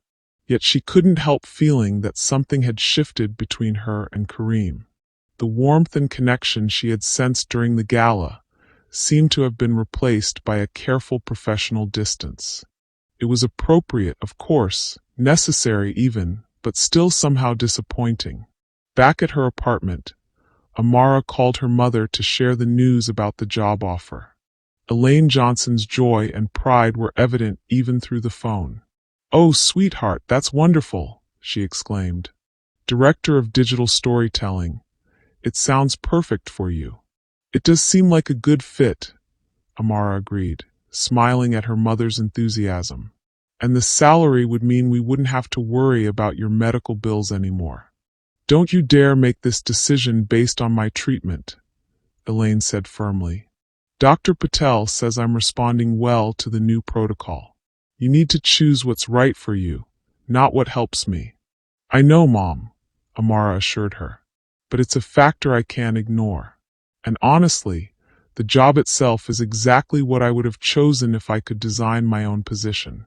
Then it sounds like the right move, Elaine said softly. I'm so proud of you, Amara. You've worked so hard and overcome so much. After ending the call, Amara spent the afternoon reviewing the job details and researching similar roles at other international foundations. Everything confirmed what she already knew. This was an exceptional opportunity, one that aligned perfectly with her skills, education, and values. By evening, her decision was made. She would accept the position and begin a new chapter of her life, one defined by meaningful work rather than financial necessity. She was composing an email to Kareem and Aisha when her phone rang with a call from an unknown number. Thinking it might be related to the foundation, she answered. Ms. Johnson, a crisp British voice inquired. This is Edward Blackwood, Lady Victoria's father. Amara froze, completely unprepared for this call. Yes, this is Amara Johnson. I'll be brief, Blackwood continued, his tone coldly professional. It has come to my attention that you played a significant role in the unfortunate dissolution of my daughter's engagement to Sheikh Al-Fayeed. I what? Amara stammered, caught completely off guard. No, that's not. Please don't insult my intelligence with denials, Blackwood interrupted.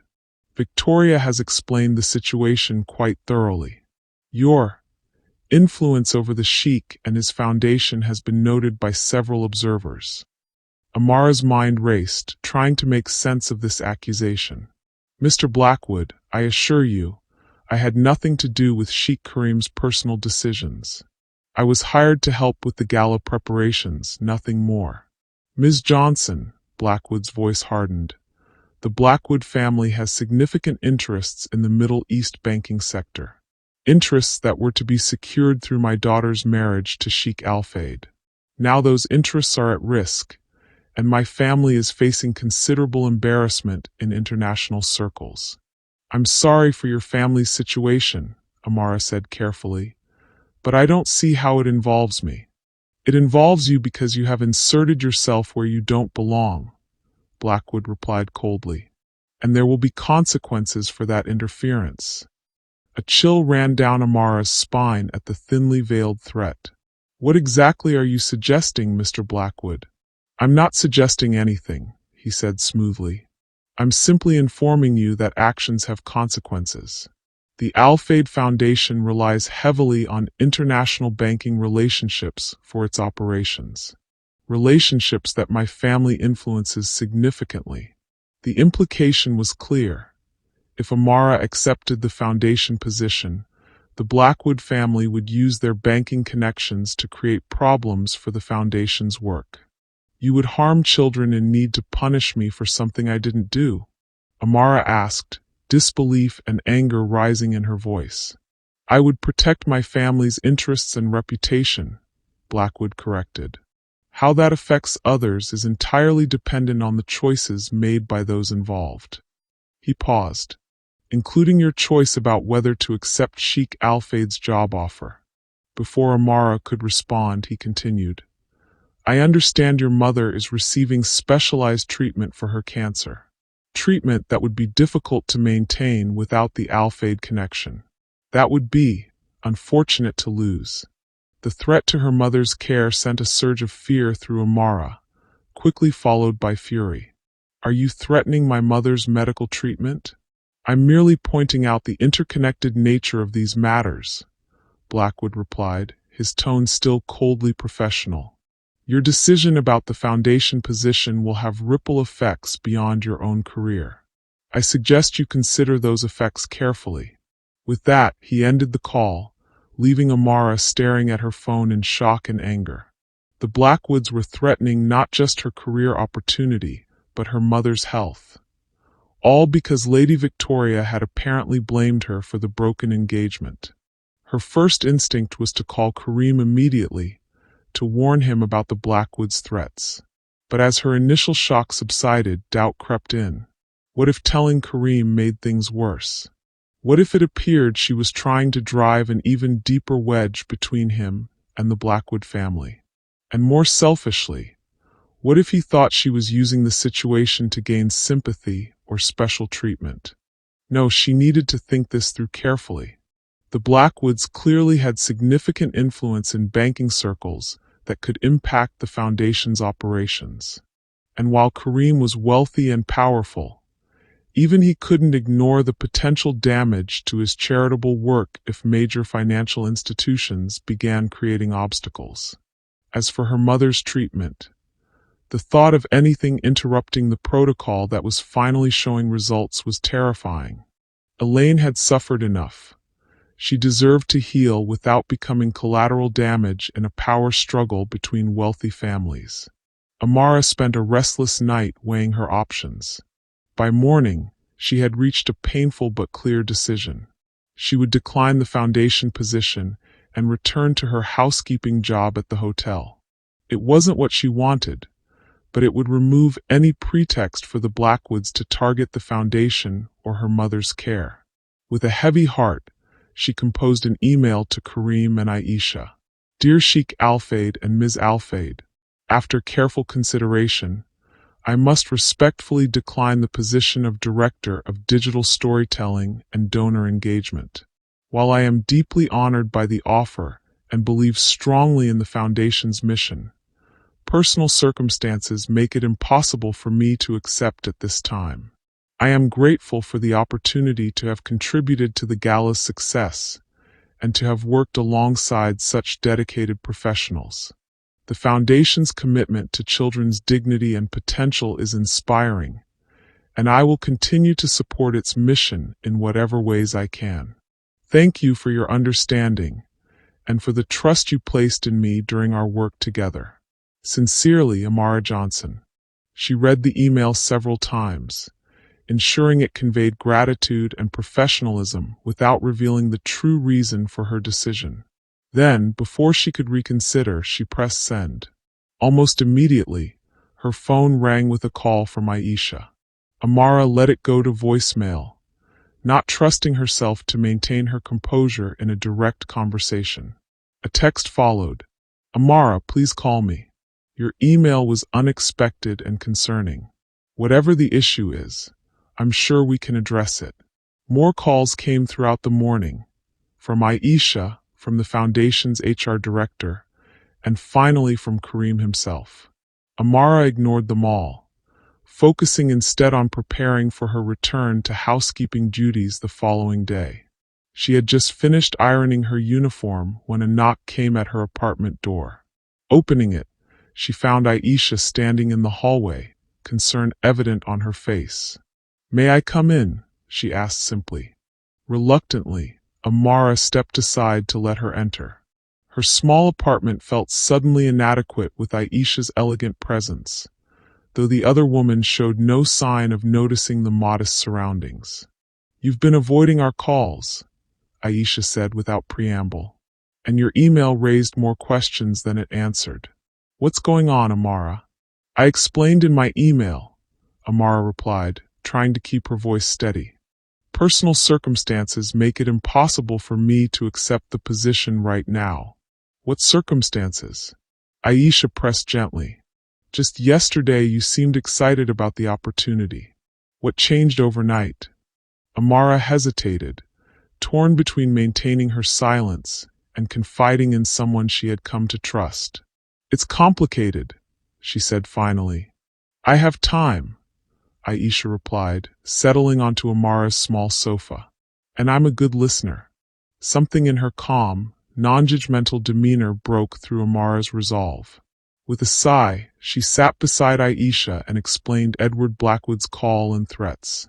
"He said if I accepted the foundation position, they would use their banking connections to create problems for the foundation's work," she concluded. "And he implied they could interfere with my mother's medical treatment." Aisha's expression had darkened progressively as Amara spoke. "That's extortion," she said flatly when Amara finished, "and completely unacceptable." "Maybe," Amara acknowledged, "but it doesn't change the reality. The Blackwoods have significant influence in banking circles, and the foundation relies on those relationships for its international operations. So you're sacrificing your career opportunity to protect the foundation?" Aisha asked, her tone softening. "And your mother's health?" "It seemed like the only option," Amara admitted. "I couldn't risk the foundation's work being disrupted because of me. And my mother, she's finally responding to treatment. I can't jeopardize that." Aisha was quiet for a moment, studying Amara thoughtfully. "You should have come to us immediately," she said finally. "Kareem needs to know about these threats." "And tell him what?" Amara asked, frustration creeping into her voice. "That his ex-fiancée's family is threatening me because they think I'm the reason he ended the engagement? How would that look?" "It would look like exactly what it is. A powerful family using their influence to bully someone they perceive as vulnerable," Aisha replied firmly. "And Kareem would want to know. Even if it creates more problems between him and the Blackwoods? Even if it impacts the foundation's banking relationships? Even then," Aisha confirmed. "Kareem doesn't respond well to threats, Amara.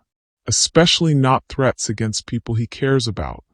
The implication in her words, that Kareem cared about Amara beyond a professional capacity, hung in the air between them.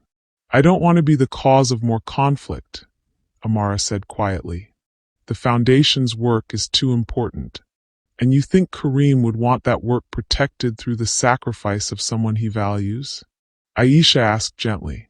"That's not who my brother is, Amara. You know that." Deep down, Amara did know. Kareem's entire approach to the foundation was based on dignity and justice for all. principles he wouldn't abandon when faced with threats, no matter how powerful the source. What would telling him accomplish? She asked, still hesitant. The Blackwoods' influence is real. They could create significant problems for the Foundation's operations.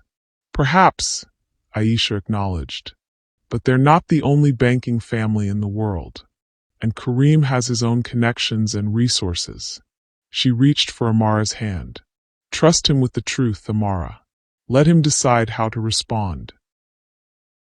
After Aisha left, promising to arrange a meeting with Kareem the following day, Amara found herself both relieved and anxious.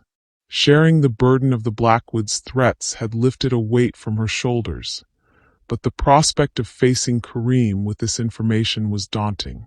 What if he thought she was exaggerating the situation? What if he believed she was somehow responsible for the broken engagement, as the Blackwoods claimed? What if telling him only made the situation worse for everyone involved?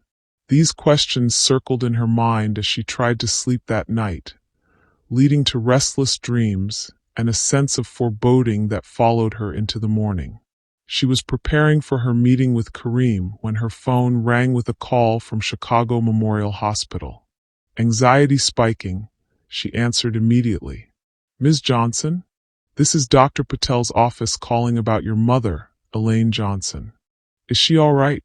Amara asked, fear tightening her chest. "She's stable," the nurse assured her. "But there's been a complication with her treatment authorization. The special protocol she's been receiving has been flagged for review, and all treatments have been temporarily suspended pending that review." "What?" Amara's voice rose in disbelief. "Why? She's been responding so well." "We don't have that information," the nurse replied apologetically. "The review was initiated by the insurance provider. They've indicated it could take up to 30 days to complete." 30 days? Amara repeated, horrified. "She can't go without treatment for a month. That could undo all the progress she's made." "I understand your concern," the nurse said, her tone sympathetic but professional. "Dr. Patel is exploring alternative treatment options that might be covered under your mother's regular insurance while this review is pending. But I should warn you that none would be as targeted or effective as the protocol she's been receiving." After ending the call, Amara sat in stunned silence, the Blackwoods' threat echoing in her mind. "I understand your mother is receiving specialized treatment for her cancer. Treatment that would be difficult to maintain without the Al-Fayeed connection. That would be unfortunate to lose." They had actually done it, used their influence to interfere with her mother's medical care, just as Edward Blackwood had implied they could. And they had done it less than 24 hours after their warning call. The message was clear. This was just a taste of what they could do if Amara didn't comply with their demands. Fury and fear warred within her as she grabbed her phone to call Aisha. Before she could dial, however, a text message arrived from an unknown number. "I trust you've received news about your mother's treatment review. Consider it a demonstration of our seriousness. The situation can be resolved quickly if you make the right decision. EB." The blatant confirmation of the Blackwoods' involvement pushed Amara from fear to rage. This wasn't just about her career anymore. They were literally gambling with her mother's life to protect their family's pride and business interests.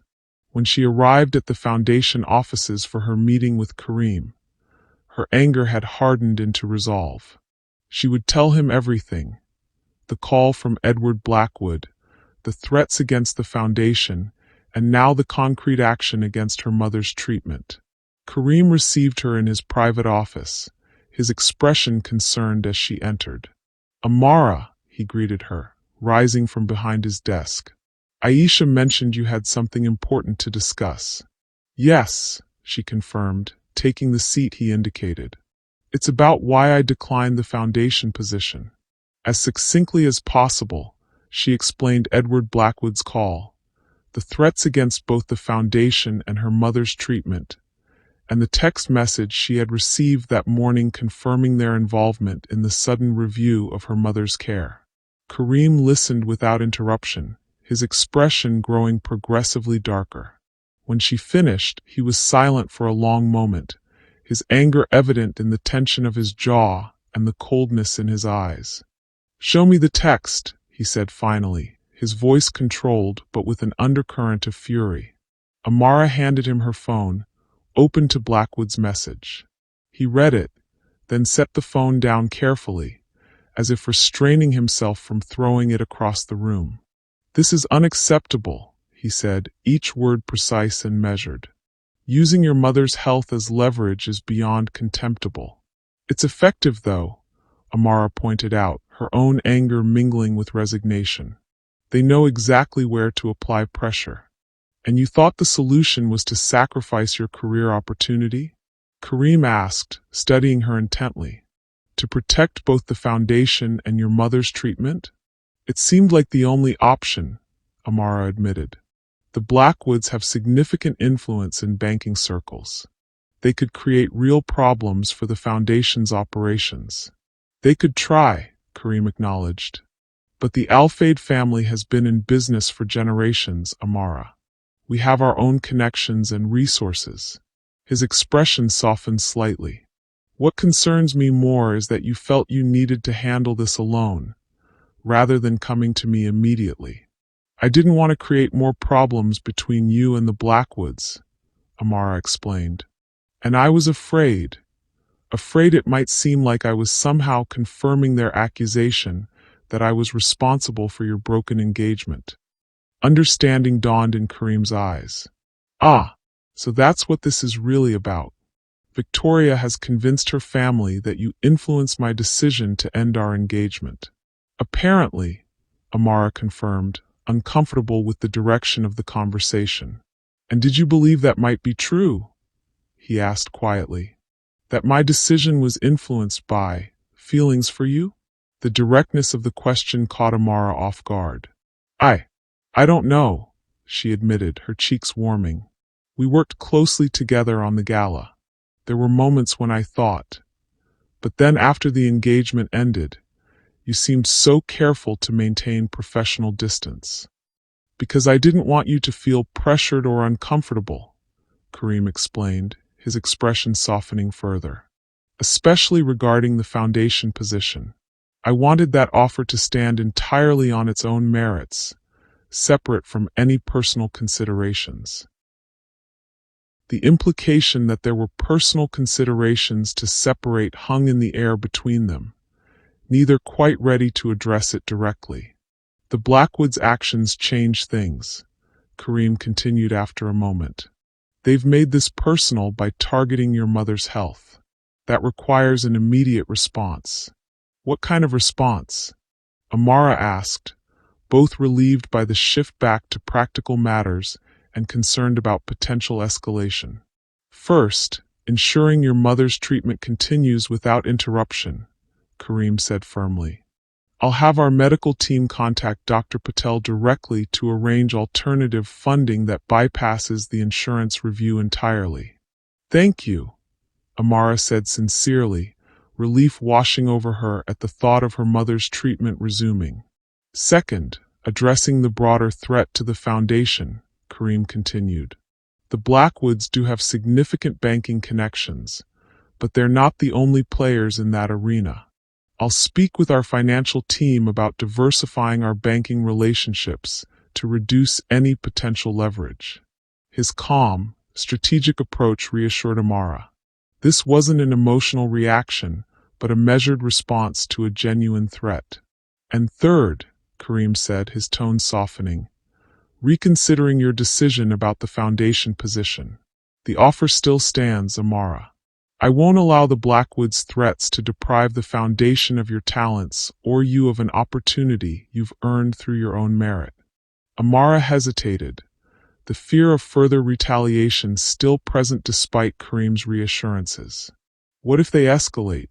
What if they target the foundation's work directly?" "Then we'll deal with that if it happens," Kareem replied simply. "But I won't make decisions based on fear or intimidation. And I don't think you want to either." He was right, Amara realized. Giving in to the Blackwood's threats might protect her in the short term, but it would mean living under their shadow indefinitely, always wondering when the next demand might come. I need to think about it, she said finally, especially now that they've demonstrated they're willing to target my mother's health. Of course, Kareem agreed. Take the time you need, but know that whatever you decide, we will ensure your mother's treatment continues uninterrupted. That is non-negotiable. The sincerity in his voice touched Amara deeply. Thank you, she said simply, unable to fully express her gratitude. As she prepared to leave, Kareem stopped her with a gentle touch on her arm. Amara, there's something else we should discuss. About Victoria's accusation. Amara tensed, uncertain where this was heading. Yes, it's not entirely without basis, he said quietly. Not in the way she means it. I didn't end our engagement because of some inappropriate relationship with you. But working with you these past weeks did clarify something for me. What? Amara asked, her heart beating faster despite her efforts to remain calm. That I could never build a life with someone whose values are so fundamentally opposed to my own, Kareem explained. Victoria sees worth primarily in terms of appearance, status, and social advantage. You see it in character, contribution, and integrity. Working with you highlighted that contrast in a way I couldn't ignore. The admission hung between them, not quite a declaration, but more than a professional observation. I see, Amara said finally, unsure how else to respond. I'm not telling you this to complicate your decision about the foundation position, Kareem added quickly. Only to be honest about the situation. Whatever you decide professionally, I want you to know that I value not just your work, but who you are as a person. The words warmed something in Amara, even as they added another layer of complexity to her decision. Thank you for your honesty, she said. I'll let you know my decision soon. As she left the foundation offices, Amara's mind was spinning with conflicting thoughts and emotions. Relief that her mother's treatment would continue. Anger at the Blackwoods' manipulation. Uncertainty about the foundation position. And beneath it all, a complicated response to Kareem's admission about how working with her had influenced his perspective on his engagement. She was so preoccupied that she almost didn't notice the sleek black car parked near the building's entrance until a woman emerged from the back seat. Lady Victoria Blackwood, impeccably dressed as always but with a hardness in her expression that hadn't been there before. Ms. Johnson, she called, her voice carrying across the sidewalk. A word, if you please. Amara hesitated, instinctively wary of this unexpected confrontation. But curiosity and a certain defiance propelled her forward. Lady Victoria, she acknowledged coolly. What can I do for you?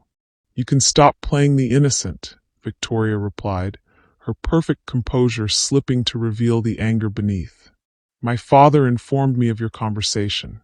Your reluctance to accept the consequences of your actions. My actions, Amara repeated, disbelief coloring her tone. I didn't end your engagement, Lady Victoria.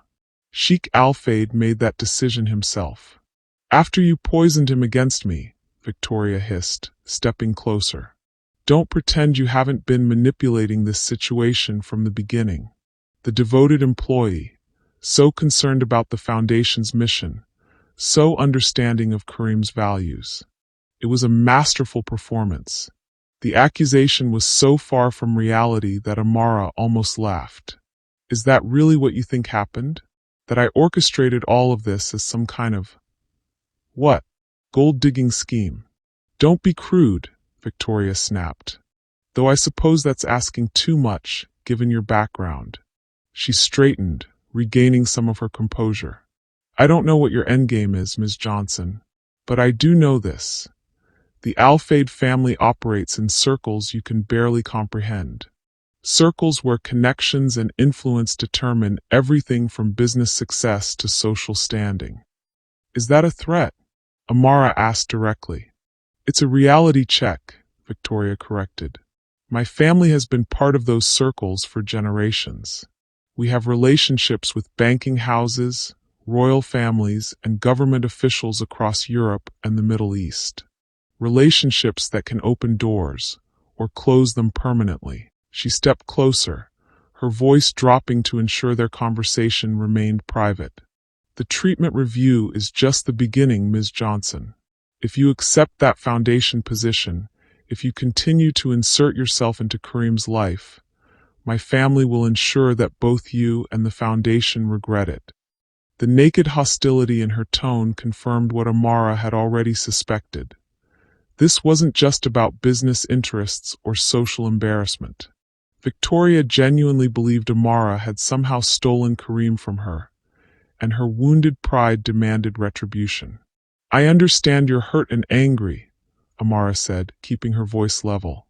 But threatening my mother's health crosses a line that has nothing to do with your broken engagement. Everything has to do with my broken engagement, Victoria replied coldly. My family's standing, our business interests, my personal reputation, all damaged because Kareem chose to publicly humiliate me rather than handle our differences privately. And you think punishing me will fix that? Amara asked incredulously. I think actions have consequences, Victoria said, echoing her father's words. And you haven't begun to experience the consequences of yours. With that parting threat, she returned to her waiting car, leaving Amara standing on the sidewalk, a mixture of anger and apprehension churning inside her. The confrontation with Victoria only reinforced the reality of the situation. The Blackwoods were prepared to use their considerable influence to punish both Amara and the Foundation, regardless of the collateral damage to children in need or to an innocent woman fighting cancer. By the time Amara reached her apartment, her phone was ringing with a call from Dr. Patel in Chicago. Ms. Johnson, he greeted her, his tone cautiously optimistic. I've just had a rather extraordinary conversation with the medical director of the Al-Fayeed Foundation. About my mother's treatment? Amara asked, hope rising despite her lingering anxiety. Yes, Dr. Patel confirmed. They've arranged for direct funding of her protocol, bypassing the insurance review entirely. In fact, they've guaranteed coverage for the full course of treatment, regardless of duration. Relief washed over Amara, so powerful she had to sit down. So her treatment can continue without interruption? It already has, Dr. Patel assured her. We administered today's scheduled dose an hour ago. Your mother is doing well and sends her love. After ending the call, Amara sat in her small living room, trying to process everything that had happened in the past 24 hours. The Blackwoods' threats, Kareem's swift response to protect her mother's treatment, Victoria's confrontation and renewed warnings. And beneath it all, the Foundation position still waiting for her decision. A dream opportunity now complicated by personal and political dimensions she had never anticipated. Her phone buzzed with a text from Aisha. Kareem told me about your conversation. Your mother's treatment is secured. Please don't let the Blackwoods' threats determine your future. We can handle whatever they throw at us. The support was touching, but Amara wasn't sure it was that simple. The Blackwoods clearly had both the means and the motivation to create significant problems for the Foundation. While Kareem might be willing to face those challenges, did Amara have the right to be the cause of them? And then there was the personal element. Kareem's admission that working with her had highlighted the values gap in his relationship with Victoria. What did that mean for their professional relationship going forward? Could she accept the Foundation position without addressing the unspoken attraction between them? These questions circled in her mind as evening fell, leaving her no closer to a decision than she had been that morning. She was preparing a simple dinner when her phone rang again, this time with a call from her mother. Amara, sweetheart, Elaine greeted her warmly. Dr. Patel told me about the treatment funding. That sheik of yours certainly works quickly. He's not my sheik, Mom, Amara protested automatically, though she couldn't help smiling at her mother's characterization. Elaine replied, unconvinced. A man doesn't arrange specialized cancer treatment for the mother of an employee. But we can debate that another time. Tell me about this foundation position you're considering. Grateful for the shift in topic, Amara explained the role in detail. The responsibilities, the opportunities, the alignment with her education and interests. It sounds perfect for you, Elaine observed when she finished. So why the hesitation? And don't tell me it's about my treatment, because that's clearly been resolved. Amara sighed, knowing her mother would see through any attempt at evasion. It's complicated, Mom. The Sheikh's ex-fiancé and her family are unhappy about the broken engagement. They've made it clear they'll create problems for the foundation if I accept the position. I see, Elaine said thoughtfully. And you're considering declining your dream job to protect the foundation from these threats. When you put it that way, it sounds ridiculous, Amara admitted. Because it is ridiculous, Elaine replied firmly. Sweetheart, you've spent your whole life making yourself smaller to accommodate other people's comfort. Physically, professionally, personally. You left school to care for me. You took a job beneath your abilities to pay my medical bills. You've sacrificed so much. That's what family does, Amara said softly. Yes, but there's a difference between supporting family and sacrificing your own fulfillment, Elaine countered. This foundation position is an opportunity to use your talents for work that matters to you. Don't let some bitter ex-fiancée and her vindictive family take that from you. But what if they follow through on their threats? Amara asked, voicing her deepest fear. What if the foundation's work suffers because of me? From what you've told me about this Sheikh Karim, he doesn't seem like a man who backs down from bullies, Elaine observed. And he's certainly not someone who would want you to sacrifice your opportunity out of fear. Her mother's perspective was clarifying, cutting through the tangle of fears and doubts that had clouded Amara's thinking. When did you get so wise? She asked with a small smile. Around the time I faced my own mortality, Elaine replied matter-of-factly. Nothing like cancer to sort out what really matters. Her tone softened. Life is too short and too precious to let fear make your decisions, Amara. Trust me on that. After ending the call, Amara felt a new clarity about her decision.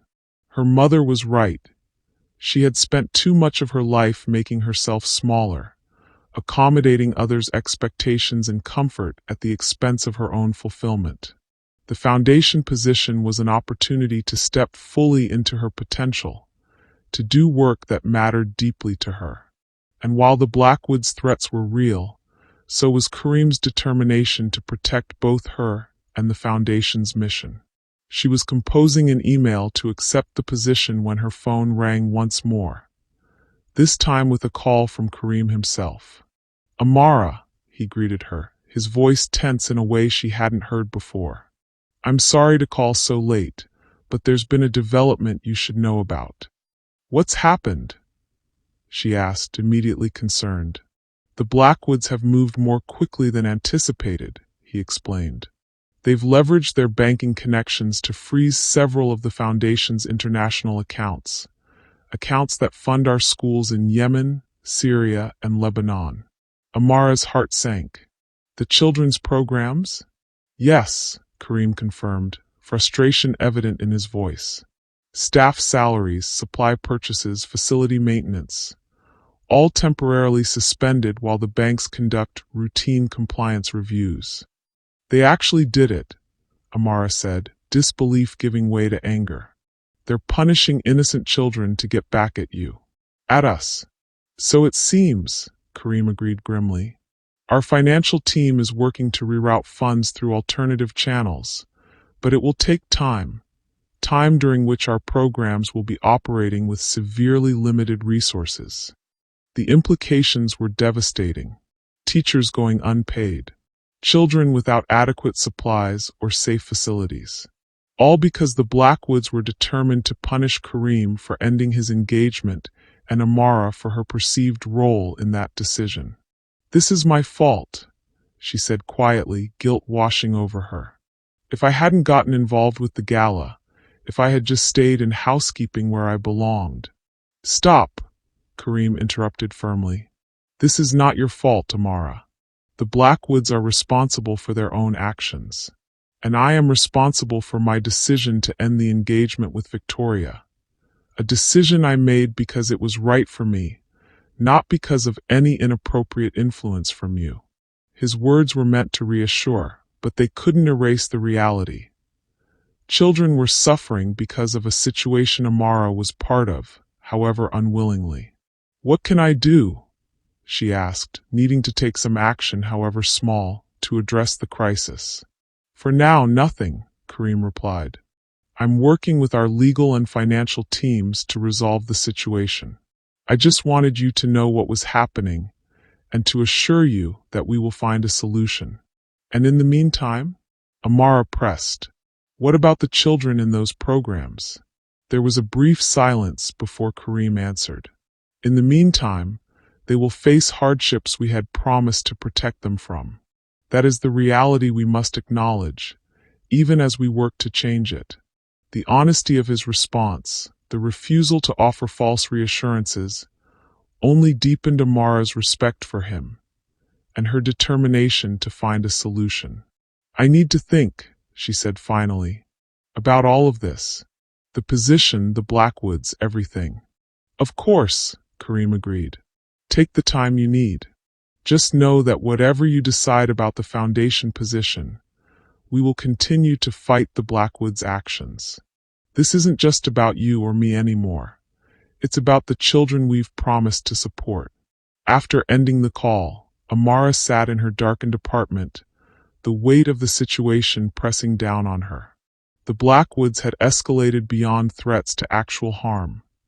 Not just to her mother's treatment, which Kareem had managed to protect, but to the Foundation's core programs supporting vulnerable children. And they had done it because of her. Because they believed she had somehow influenced Kareem's decision to end his engagement to Victoria.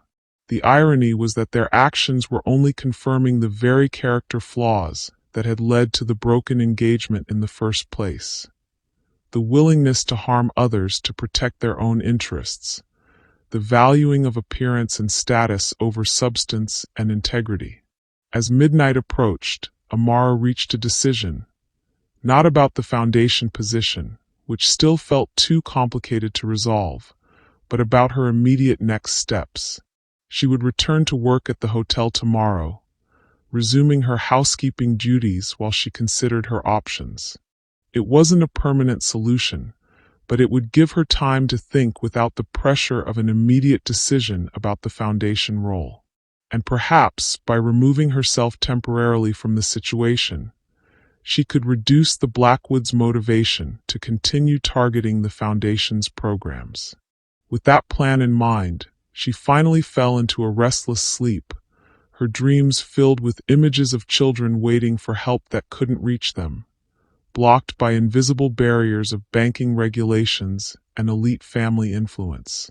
The next morning, Amara arrived at the hotel staff entrance at her usual time, her housekeeping uniform pressed and ready. Mr. Demir, her supervisor, greeted her with surprise. "Ms. Johnson," he said, checking his roster. "I wasn't expecting you today. I thought you had accepted a position with the Foundation." "There's been a change of plans," Amara replied simply. "I'd like to resume my regular duties, if that's possible."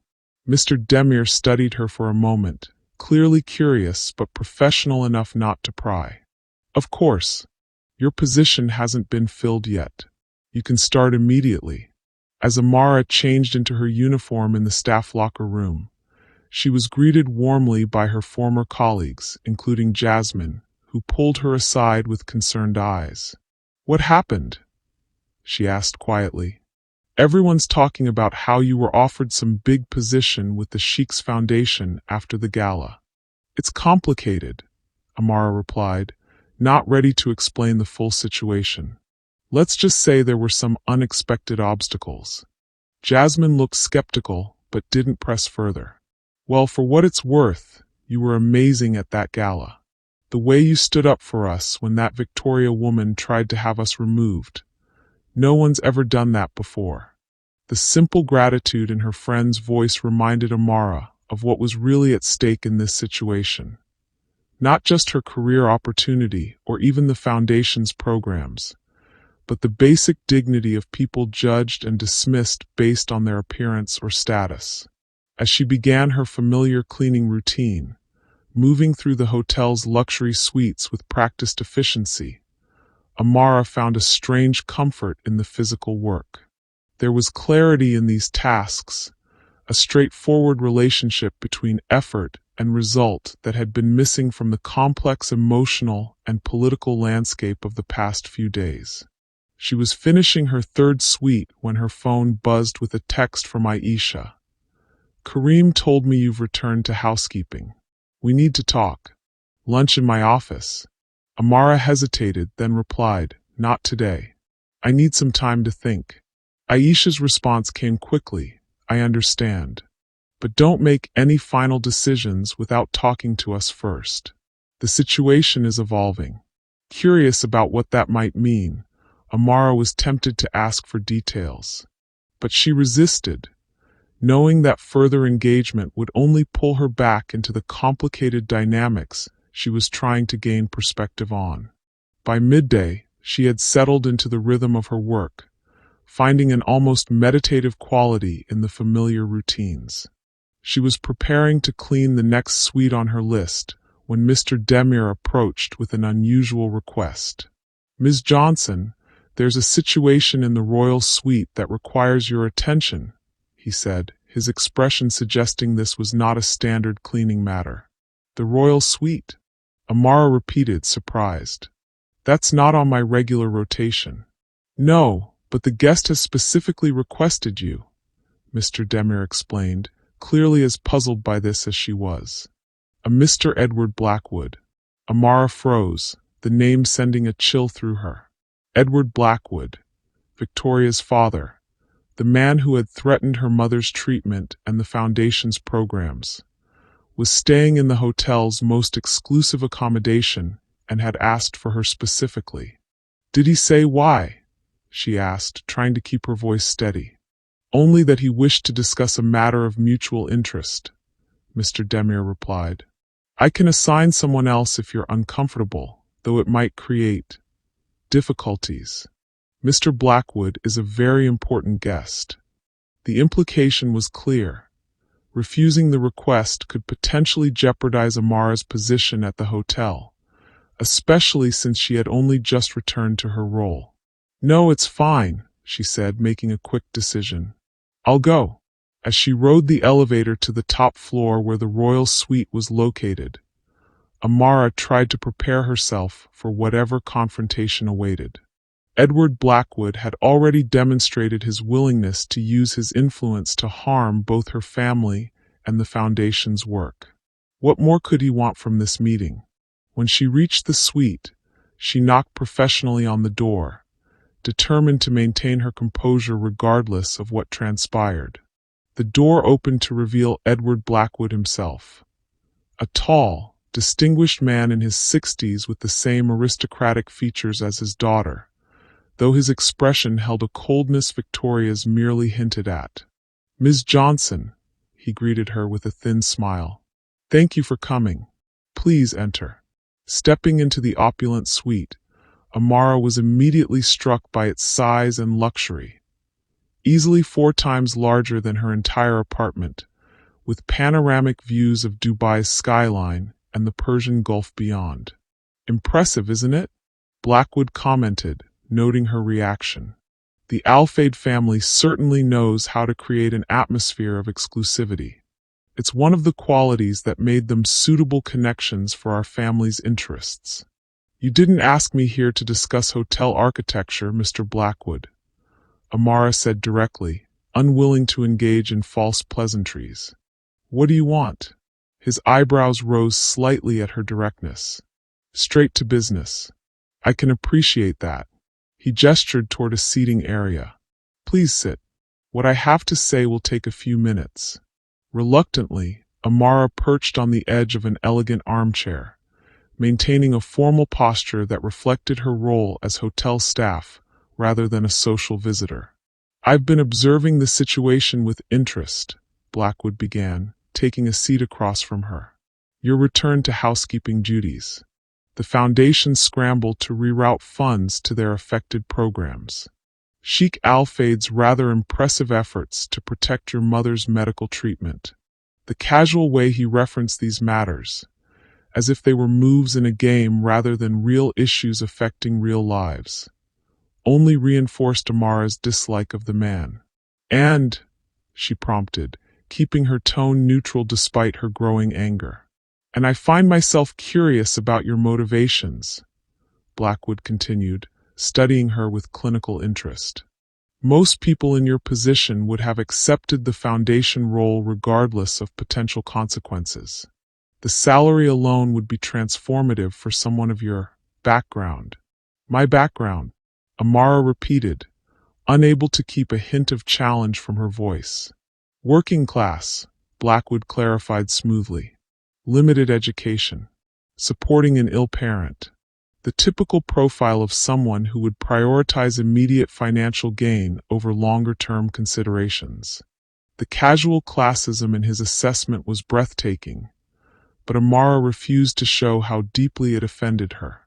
"Perhaps you should reconsider your typical profiles," she suggested coolly. "They seem rather limited." A flicker of something, surprise perhaps, or reluctant respect, crossed Blackwood's face. "Perhaps," he acknowledged.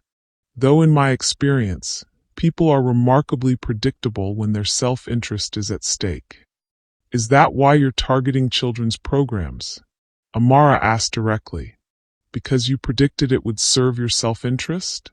"I'm protecting my family's interests," Blackwood corrected, his tone hardening slightly. "The distinction is important.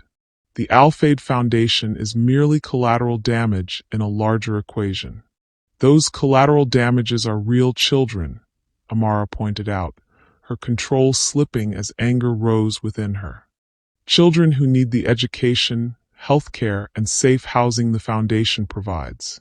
Children who have already suffered enough without becoming pawns in your family's revenge scheme." Blackwood regarded her thoughtfully, seemingly unmoved by her moral argument.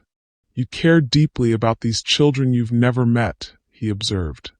"Enough to sacrifice a career opportunity that would significantly improve your own circumstances. That's unusual." "It's called empathy," Amara replied, "and basic human decency." "It's naivete," Blackwood countered.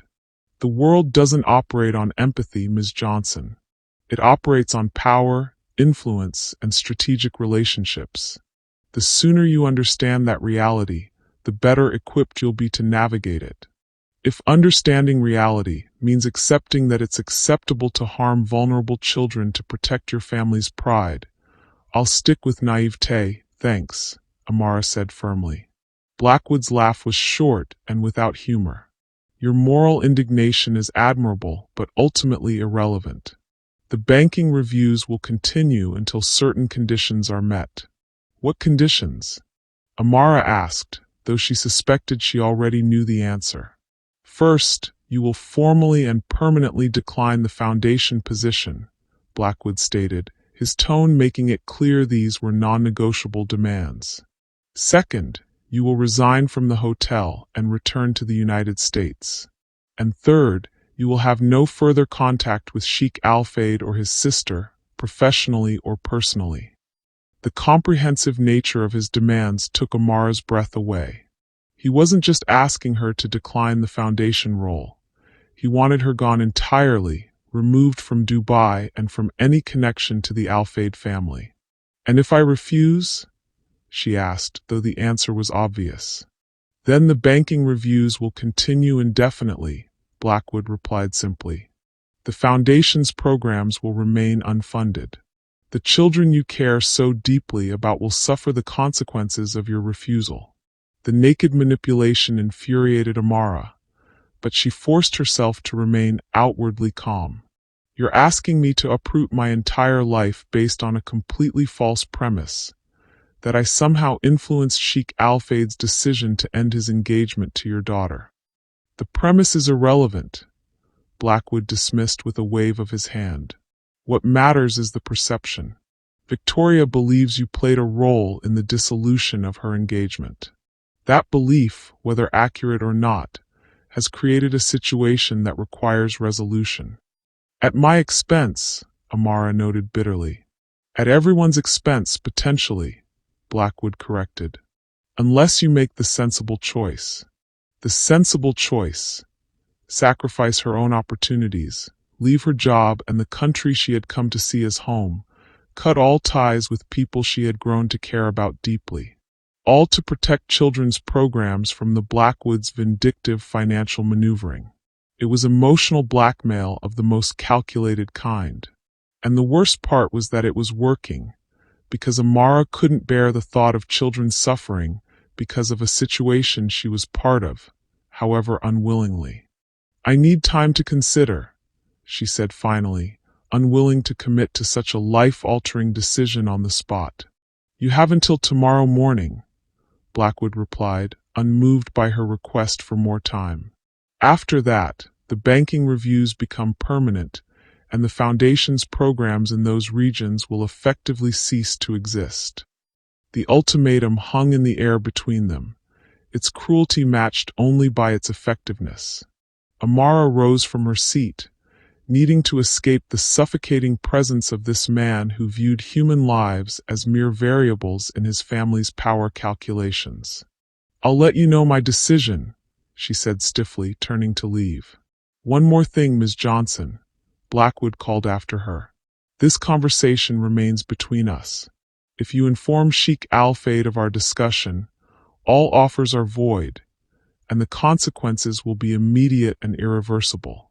The additional threat was unnecessary but typical of his approach, closing off any possibility of seeking help or finding an alternative solution. As Amara left the royal suite, her mind was racing with the impossible choice before her. Stay and accept the Foundation position, knowing it would result in the permanent defunding of programs serving vulnerable children. Or leave Dubai entirely, cutting all ties with the Al-Fayeed family and the life she had built here, to protect those same children from becoming casualties in a wealthy family's vendetta. Either way, she lost. Either way, someone suffered. The only question was who would bear the cost of the Blackwoods' revenge, Amara herself, or innocent children who had already endured more hardship than most people would face in a lifetime. By the time her shift ended that evening, Amara had reached the only decision her conscience would allow. She would meet Blackwood's demands, decline the Foundation position permanently, resign from the hotel, and return to the United States. She would cut all contact with Kareem and Aisha, painful as that would be. And she would do it without telling them the real reason, as Blackwood had insisted. Let them think she had chosen to leave for personal reasons. It would be easier that way, for them and ultimately for her. As she rode the bus back to her apartment for what might be one of the last times, Amara gazed out at the Dubai skyline, its glittering towers a testament to human ambition and achievement. She had come to this city seeking opportunity and had found it, along with connections and purpose she hadn't expected. Now she would leave it all behind, not because she wanted to, but because it was the only way to protect those who couldn't protect themselves. The children in Yemen, Syria, and Lebanon whose education and safety depended on Foundation programs that the Blackwoods could destroy with a few phone calls to their banking connections. It wasn't fair. It wasn't right. But as Edward Blackwood had so coldly reminded her, the world didn't operate on fairness or rightness. It operated on power and influence. And in that equation, Amara Johnson, a housekeeper from Chicago with an incomplete education and limited resources, had no leverage against a banking dynasty with generations of wealth and connections. Back in her apartment, Amara began the painful process of planning her departure. She would need to give notice to her landlord, arrange for her few possessions to be shipped back to the States, book a flight home. All within the next 24 hours, before Blackwood's deadline expired. As she packed, her phone buzzed repeatedly with messages from Aisha and later from Kareem himself. She ignored them all, knowing that any conversation would only make her resolve waver. This was the right decision, the only decision that protected the children from becoming casualties in a conflict that had nothing to do with them. By midnight, most of her arrangements were complete. She had booked a flight for the following evening, notified her landlord of her sudden departure, and begun packing her belongings. All that remained was to draft her formal resignations. From the hotel and from the foundation position she had never officially accepted. As she composed these final documents, tears she had been holding back all day finally spilled over. This wasn't how her Dubai journey was supposed to end. Forced out by threats and manipulation, leaving behind opportunities and connections that had brought her more fulfillment than she had known in years. But the alternative was worse. The thought of children losing educational opportunities, healthcare, and safe housing because of her choices was unbearable. If her sacrifice could protect them, it was a price she was willing to pay, however painful. With that thought firmly in mind, Amara finished her resignation letters, set her alarm for early morning, and finally fell into an exhausted sleep. Her last night in the city that had briefly felt like home. What's the most difficult choice you've ever had to make? How did you find the courage to make it? The morning dawned with a clarity that seemed almost cruel given the heaviness in Amara's heart. She had barely slept, her mind cycling through alternatives, searching for options she might have overlooked. But each path led back to the same conclusion. The only way to protect the Foundation's programs was to meet Blackwood's demands. She was preparing to deliver her resignation letters when her phone rang with a call from an unexpected source, Dr. Patel in Chicago. "Ms. Johnson," he greeted her, his tone concerned. "I hope I'm not calling too early." "Not at all," Amara assured him, checking the time difference. "Is everything all right with my mother?" "Your mother is doing well," Dr. Patel replied. "That's not why I'm calling. I received a rather unusual inquiry this morning from a representative of Blackwood International Banking." Amara's heart sank. "What kind of inquiry?" "They requested detailed information about your mother's treatment protocol and funding arrangements," Dr. Patel explained. "Specifically, they wanted confirmation that the Al-Fayeed Foundation is currently covering the costs." "And what did you tell them?"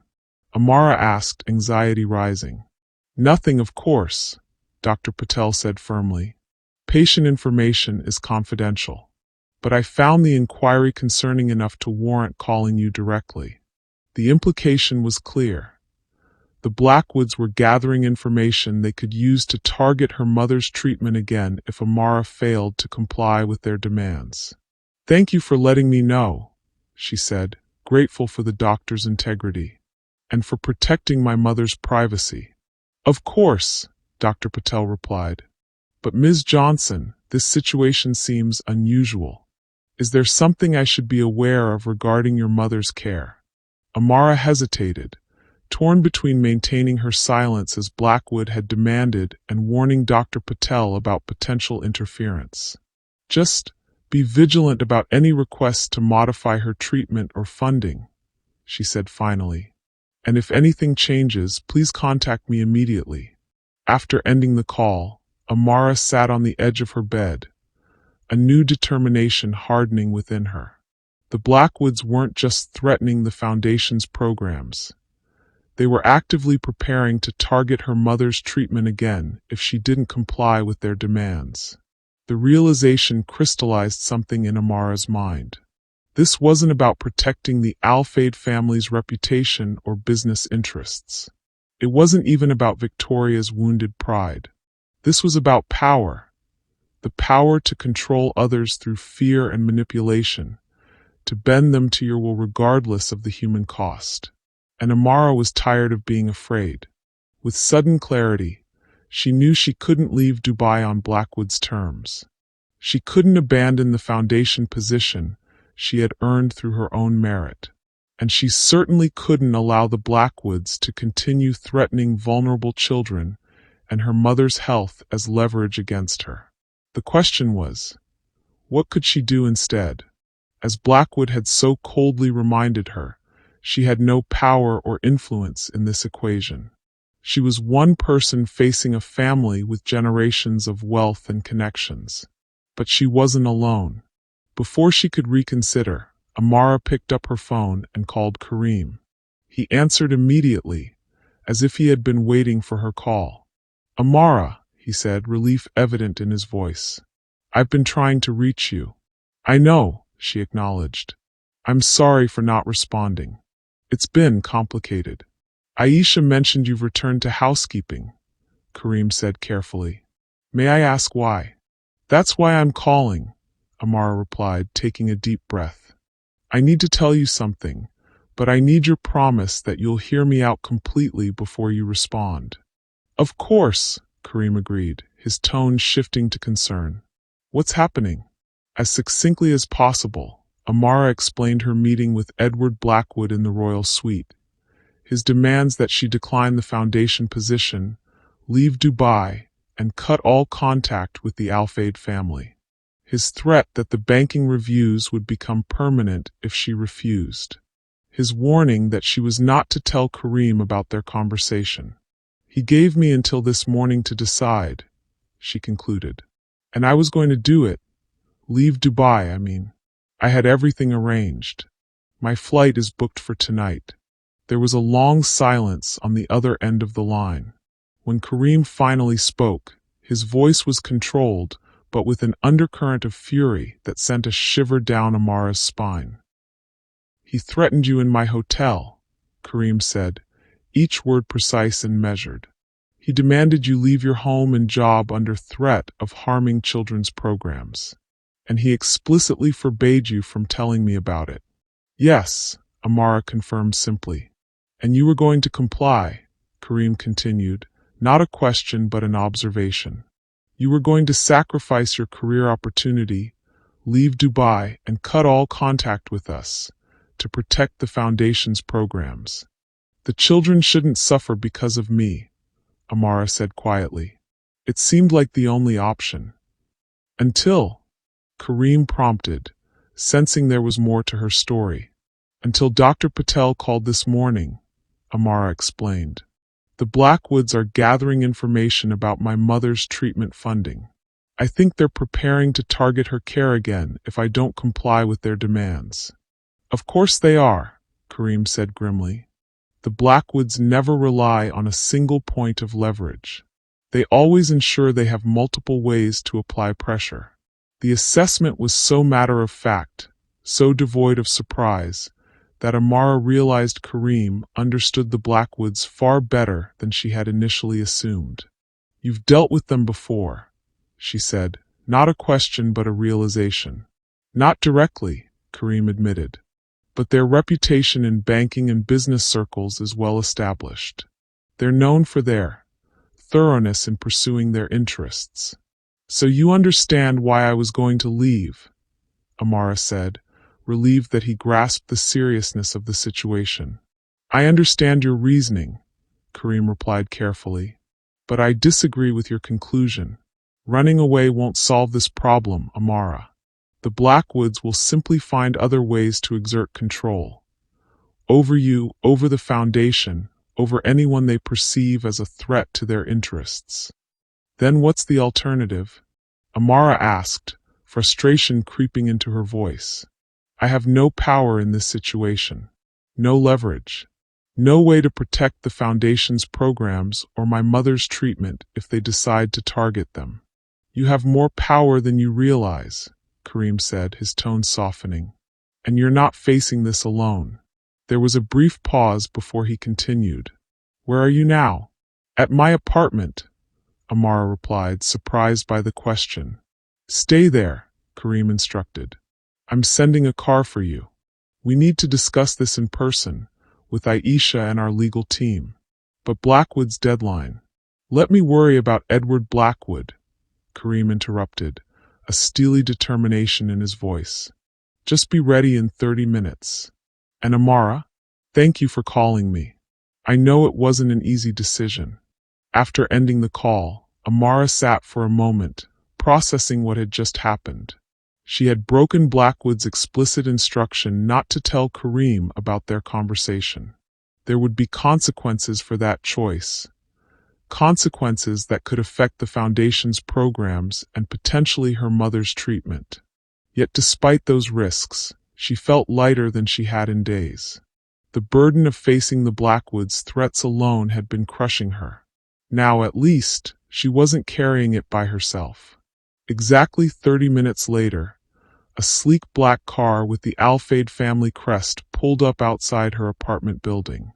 The driver, a professionally courteous woman in a dark suit, escorted Amara to the vehicle and informed her they would be going to the Al-Fayeed family offices rather than the Foundation headquarters.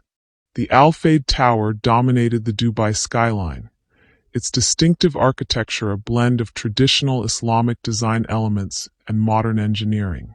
As the car pulled into the private underground garage, Amara felt a flutter of nervousness. She had never been to the family's corporate headquarters before, a space far removed from both the hotel where she worked and the Foundation offices where she had briefly imagined her future. The elevator whisked her directly to the top floor, where the driver handed her off to a personal assistant who led her through a series of elegant corridors to a large conference room. Inside, Kareem and Aisha were waiting, along with 3 other people Amara didn't recognize. 2 men and a woman, all in impeccable business attire. Amara, Kareem greeted her, rising from his seat at the head of the table. Thank you for coming. Please join us. As she took the seat he indicated, Kareem introduced the others. This is Tariq Mahmood, our chief legal counsel, Nadia Al-Zarani, head of our financial operations, and Omar Farid, our director of security. The formal introductions and setting made it clear this was not a casual meeting, but a strategic response to a serious threat. Amara straightened in her chair, determined to match their professionalism despite her anxiety. I've briefed the team on the situation, Kareem continued once everyone was settled, including Edward Blackwood's threats and demands, and the banking reviews affecting our programs in Yemen, Syria, and Lebanon, Aisha added, her expression grim. The situation on the ground is deteriorating rapidly. Staff haven't been paid in 2 weeks, and supply deliveries have been halted due to lack of funds. The concrete impact of the Blackwoods' actions hit Amara anew. This wasn't just about banking regulations or business leverage. It was about real people facing real hardships because of a wealthy family's vindictiveness. Before we discuss options, Kareem said, his gaze meeting Amara's directly, I want to be clear about something. The Foundation's programs are my responsibility, not yours. The fact that the Blackwoods are targeting them to pressure you is unconscionable, but it is not your burden to bear alone. But they're doing it because of me, Amara pointed out, the guilt she had been carrying evident in her voice. Because they believe I influenced your decision to end your engagement to Victoria. They're doing it because they're accustomed to using their power to control others, Kareem corrected firmly. And because Victoria cannot accept that our engagement ended due to fundamental incompatibilities rather than external influence. Tariq Mahmood, the legal counsel, cleared his throat. If I may, he interjected, his tone professionally detached. The Blackwoods' actions, threatening Ms. Johnson's mother's medical care, demanding she leave her job and the country, using banking connections to freeze Foundation accounts, constitutes several potential legal violations, including extortion, interference with contractual relations, and possibly violations of international banking regulations. Can we prove any of that? Amara asked skeptically. The conversation in the royal suite would be difficult to establish without corroboration, Tariq acknowledged. But the banking reviews themselves leave a paper trail. And if we can document the connection between those reviews and the Blackwoods' personal vendetta, we have grounds for formal complaints to regulatory authorities, which would take months to resolve, if not years, Nadia Al-Zerani, the financial head, pointed out pragmatically. In the meantime, our programs remain unfunded and vulnerable children suffer the consequences. What about alternative funding channels? Aisha asked. Can we bypass the frozen accounts entirely? We're working on it, Nadia replied. But establishing new banking relationships in those regions takes time. Time those programs don't have. We need an immediate solution while we develop longer-term alternatives. The discussion continued in this vein for some time, with the team exploring various legal, financial, and operational options. Amara listened carefully, impressed by their thoroughness, but increasingly concerned that none of the proposed solutions addressed the immediate crisis facing the Foundation's programs. Finally, she spoke up. These are all good long-term strategies, she acknowledged, but they don't solve the immediate problem. Children in those programs need support now, not months from now when legal complaints might be resolved or new banking relationships established. What do you suggest? Kareem asked, his expression suggesting he was genuinely interested in her perspective. Amara hesitated, then decided to speak frankly.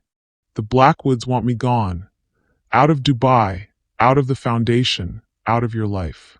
They believe that will somehow restore their family's pride and business interests after the broken engagement. We're not giving in to their demands, Kareem said firmly. I'm not suggesting we do, Amara clarified. But what if we made them think we were? What if I publicly declined the Foundation position and announced I was leaving Dubai?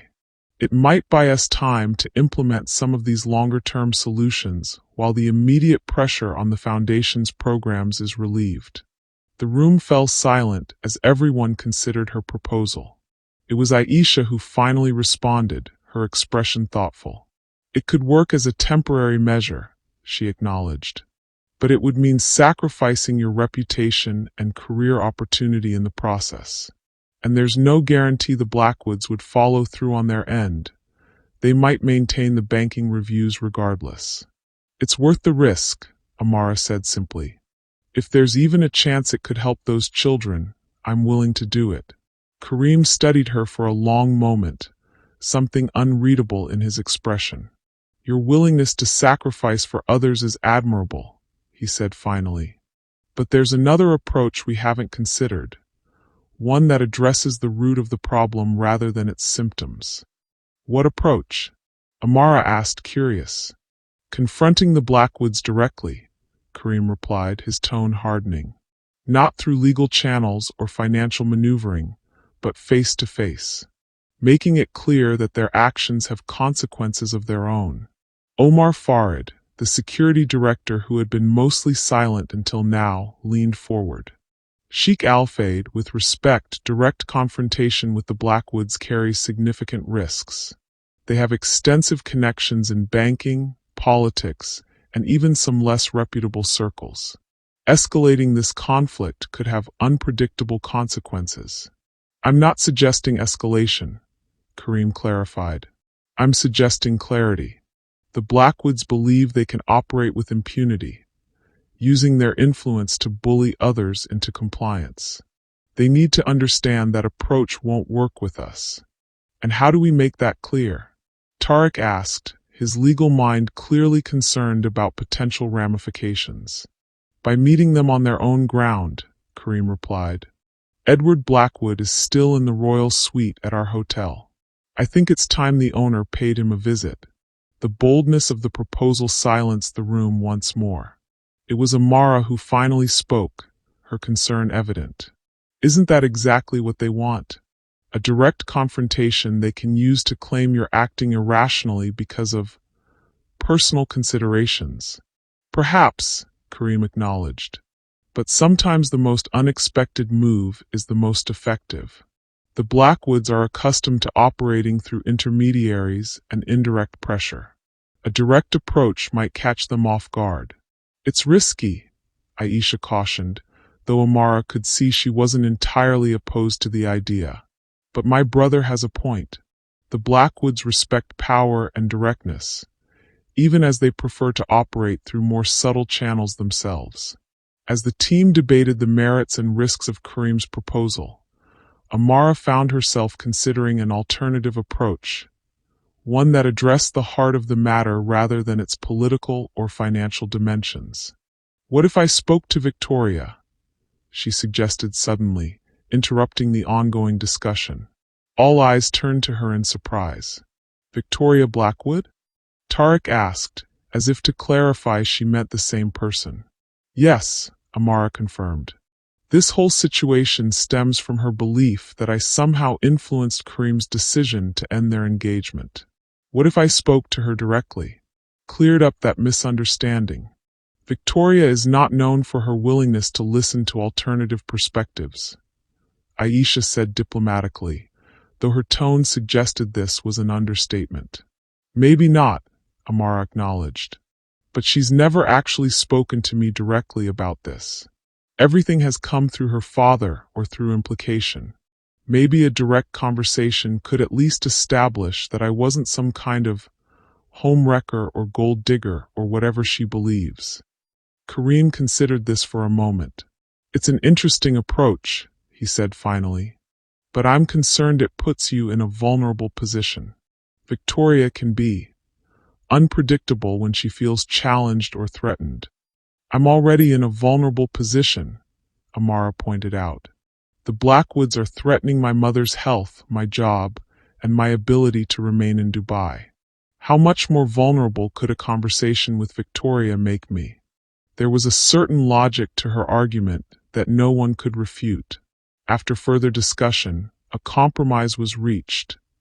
Amara would attempt to speak with Victoria, but only in a controlled environment with security measures in place. If that approach failed to yield results, Kareem would proceed with his plan to confront Edward Blackwood directly. We'll need to move quickly, Nadia reminded them. The Foundation's programs can't sustain this financial freeze much longer without permanent damage. Today, Kareem agreed. We implement both approaches today. As the meeting concluded and the team dispersed to prepare their respective roles in the plan, Kareem asked Amara to remain behind. Once they were alone, his professional demeanor softened slightly. Are you certain about this? He asked, genuine concern in his voice. Confronting Victoria directly carries real risks, both personal and professional. I'm certain that I can't stand by while children suffer because of a misunderstanding about my role in your broken engagement, Amara replied simply. If there's even a chance that speaking with Victoria directly could resolve this situation, I have to try. Kareem studied her for a moment, something like admiration in his expression. Your courage continues to impress me, he said quietly. Most people in your position would have taken the easy way out, accepted Blackwood's demands, and left Dubai to protect themselves. That was my first instinct, Amara admitted. But then I realized running away wouldn't actually solve the problem. The Blackwoods would still have power over the Foundation's programs and my mother's treatment. They'd just be using it from a distance.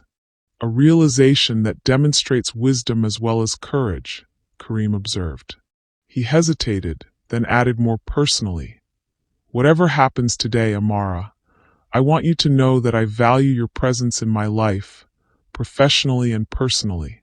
The Foundation needs your talents, but beyond that, I have come to rely on your perspective and integrity in ways I didn't anticipate. The admission hung between them, not quite a declaration, but more than a professional compliment. Amara felt a warmth spread through her chest, even as she reminded herself to focus on the immediate crisis rather than the complicated feelings between them.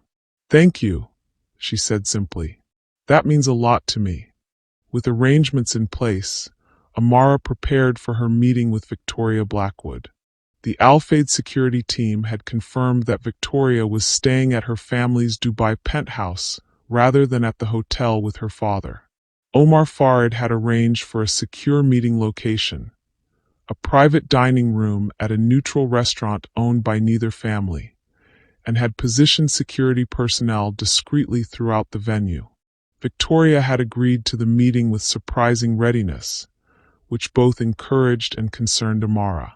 Was she genuinely open to conversation, or did she have her own agenda for the encounter?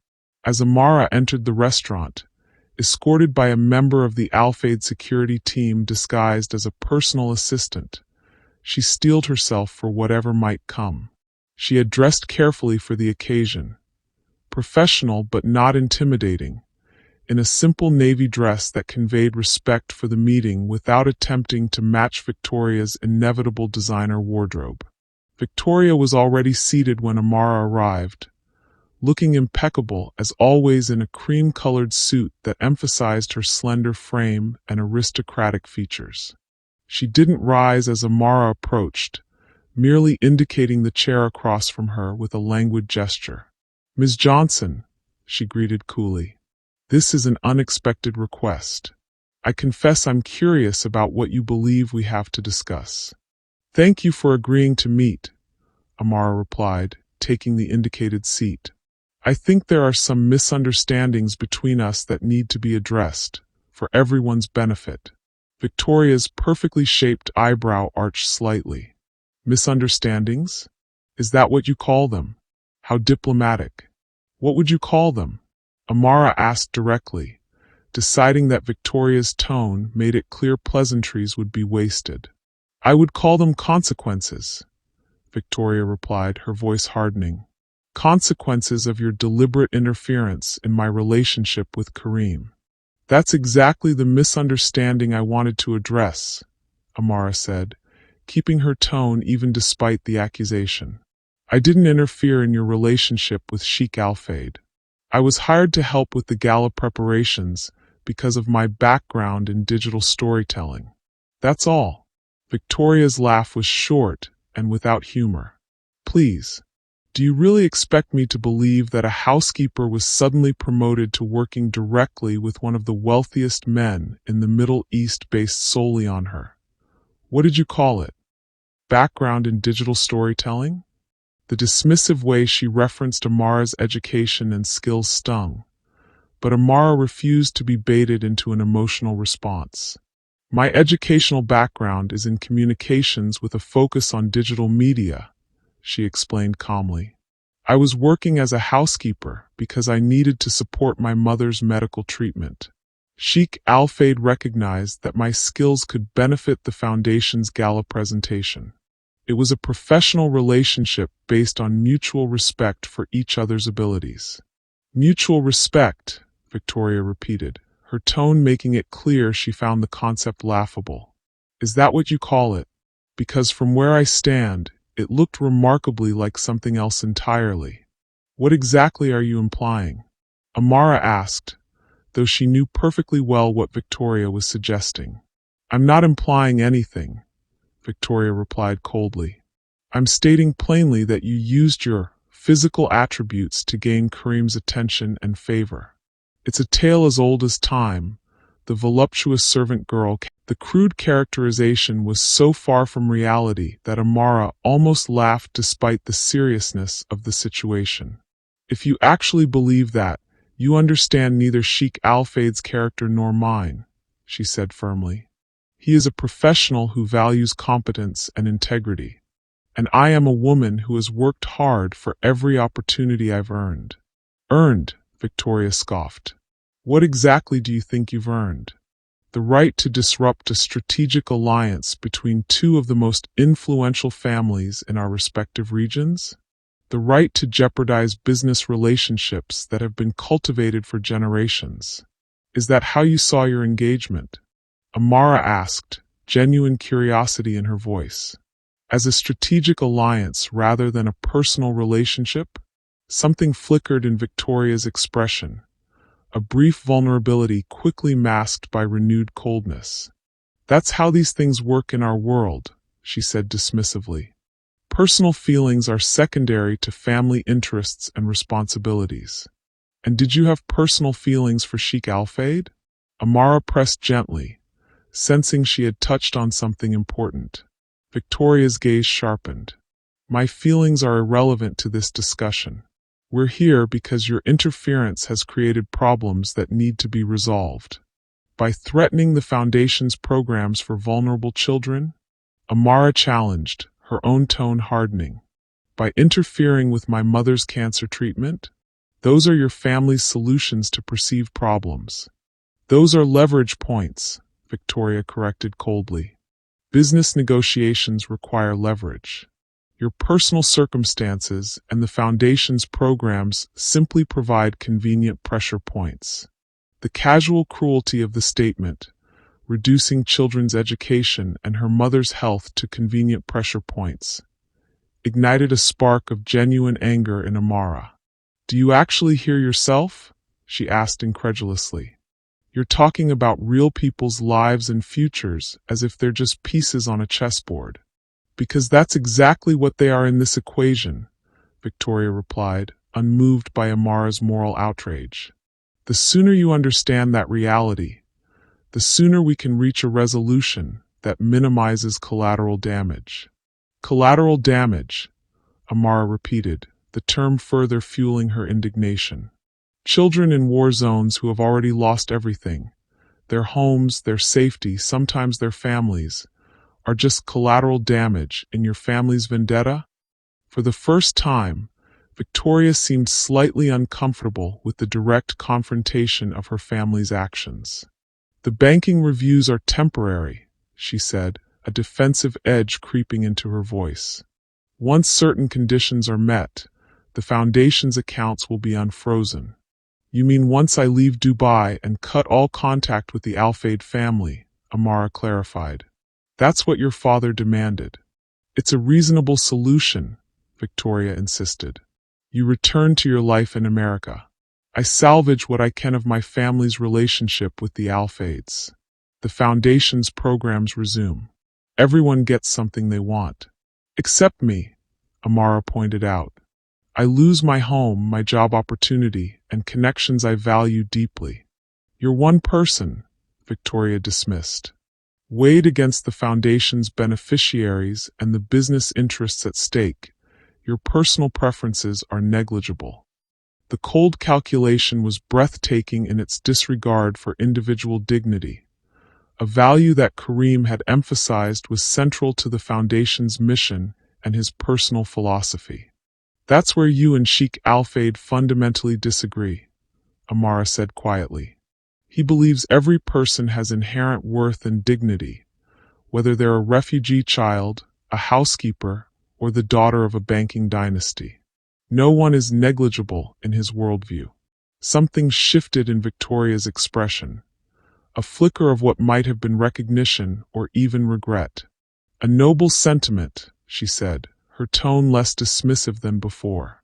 But not a practical one in the real world of international finance and family alliances. Maybe that's why your engagement ended, Amara suggested gently. Not because of any interference from me, but because you and Sheikh Al-Fayeed have fundamentally different values and priorities. Victoria was silent for a moment, studying Amara with an intensity that was almost uncomfortable. You genuinely believe that, don't you? She said finally. That Kareem ended our engagement over philosophical differences rather than personal attraction to you. I do, Amara confirmed simply. Because I know him well enough to understand that he makes decisions based on principles, not impulses. Another silence fell between them, this one less hostile than contemplative. When Victoria spoke again, her tone had shifted subtly.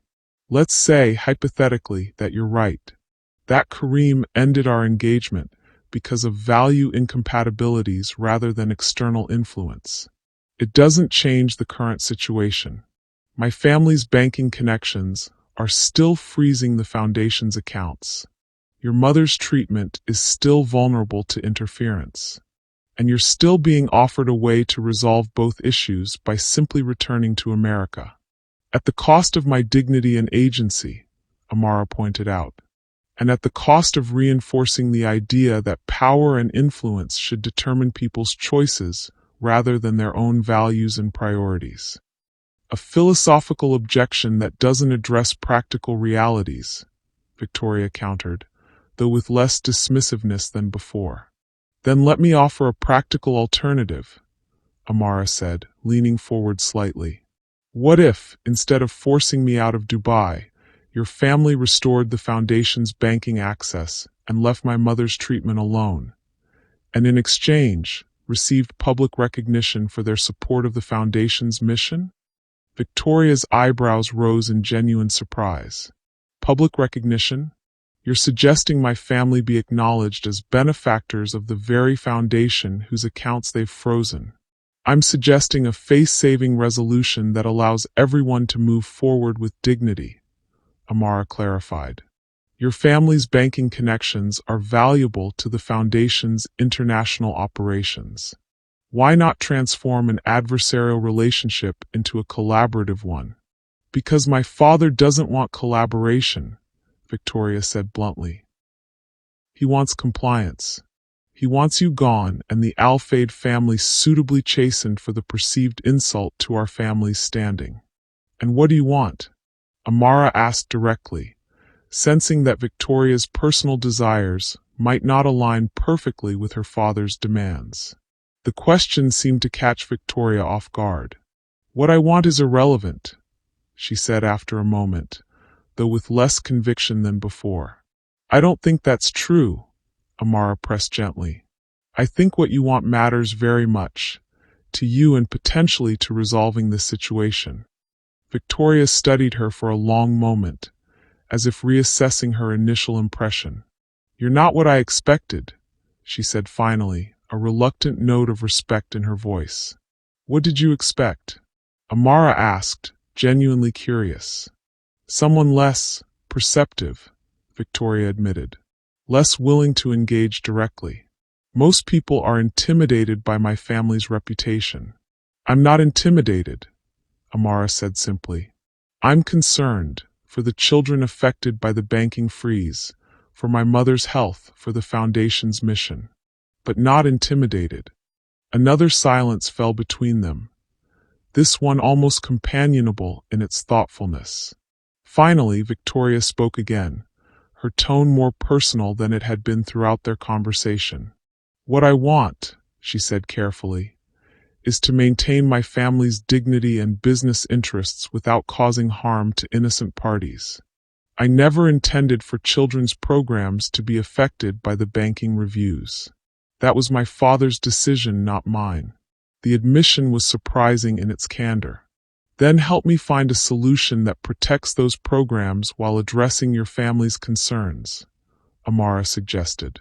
Surely there's a path forward that doesn't require sacrificing vulnerable children or my mother's health. Victoria considered this for a moment. My father won't back down easily, she warned. Once he commits to a course of action, he rarely deviates from it. But you have influence with him, Amara pointed out. As his daughter and as someone who understands the business implications of this situation. Perhaps, Victoria acknowledged, though she didn't sound entirely convinced. What exactly are you proposing? A meeting, Amara said simply. Between your father, Sheikh Al-Fayeed, and representatives from the foundation. A direct conversation about how to resolve this situation in a way that serves everyone's interests, including the children who depend on the foundation's programs. And your role in this meeting? Victoria asked, her tone suggesting she already knew the answer. I would attend as a foundation representative, Amara confirmed, to address directly any concerns or misunderstandings about my relationship with Sheikh Al-Fayeed and my qualifications for the position I've been offered. Victoria's laugh was short, but not entirely unkind. You're either incredibly brave or incredibly naive, she observed. My father doesn't negotiate with people he considers beneath his station. Then perhaps it's time someone challenged that perspective, Amara replied steadily. For the sake of the children whose futures hang in the balance. Something shifted in Victoria's expression. A reluctant respect mingled with lingering skepticism. "I'll speak with my father," she said finally. "I make no promises about his response, but I will present your proposal." "Thank you," Amara said sincerely. "That's all I'm asking for. An opportunity to find a resolution that doesn't harm innocent people." As their meeting concluded and they prepared to leave, Victoria paused, studying Amara with renewed intensity. "One question," she said abruptly, "and I want an honest answer." "All right," Amara agreed cautiously. "Are you in love with him?" Victoria asked directly. "With Kareem." The bluntness of the question caught Amara off guard. She hesitated, uncertain how to respond to such a personal inquiry from someone who had been openly hostile until moments ago. "My feelings for Sheikh Al-Fayeed are complicated," she said finally, opting for honesty without complete disclosure. "I respect him deeply as a person and as a leader. Beyond that, I'm still figuring things out." Victoria nodded slowly, as if the answer confirmed something she had already suspected. "For what it's worth," she said, her tone surprisingly gentle, "I think he deserves someone who sees him as a person rather than a position or a portfolio." "I'm not sure I ever did." The admission was so unexpected, so contrary to Victoria's previous hostility, that Amara wasn't sure how to respond. Before she could formulate a reply, Victoria had turned and walked away, leaving Amara to wonder if their conversation had actually accomplished anything or merely postponed the inevitable confrontation. Back at the Al-Fayeed Tower, Amara reported on her meeting with Victoria to Kareem and the crisis team. She recounted the conversation as accurately as possible, including Victoria's surprising shift in tone toward the end and her promise to speak with her father about a potential meeting. "It's a start," Aisha observed cautiously, "though I wouldn't place too much faith in Victoria's influence over her father. Edward Blackwood is known for making his own decisions, regardless of family input." "Agreed," Kareem said, his expression thoughtful. "But Victoria's willingness to engage at all is unexpected. It suggests there may be divisions within the Blackwood family about how to handle this situation. Divisions we could potentially leverage," Tarek noted, the legal strategist in him immediately identifying an advantage. "Perhaps," Kareem acknowledged, "but our primary focus remains resolving the banking freeze affecting our programs. If Victoria can facilitate a meeting with her father, we'll pursue that avenue. If not, we proceed with the direct approach as planned." As the team continued discussing next steps, Amara's phone buzzed with a text message from an unknown number. Opening it, she was surprised to find a message from Victoria. "My father has agreed to a meeting. Tomorrow, 10 a.m., at our family offices. Kareem and 2 representatives of his choosing. You may be one of them if you wish. V." Amara showed the message to Kareem, who read it with raised eyebrows. "That was faster than expected," he observed. "And the location is interesting. Their territory rather than neutral ground." "Is that a problem?"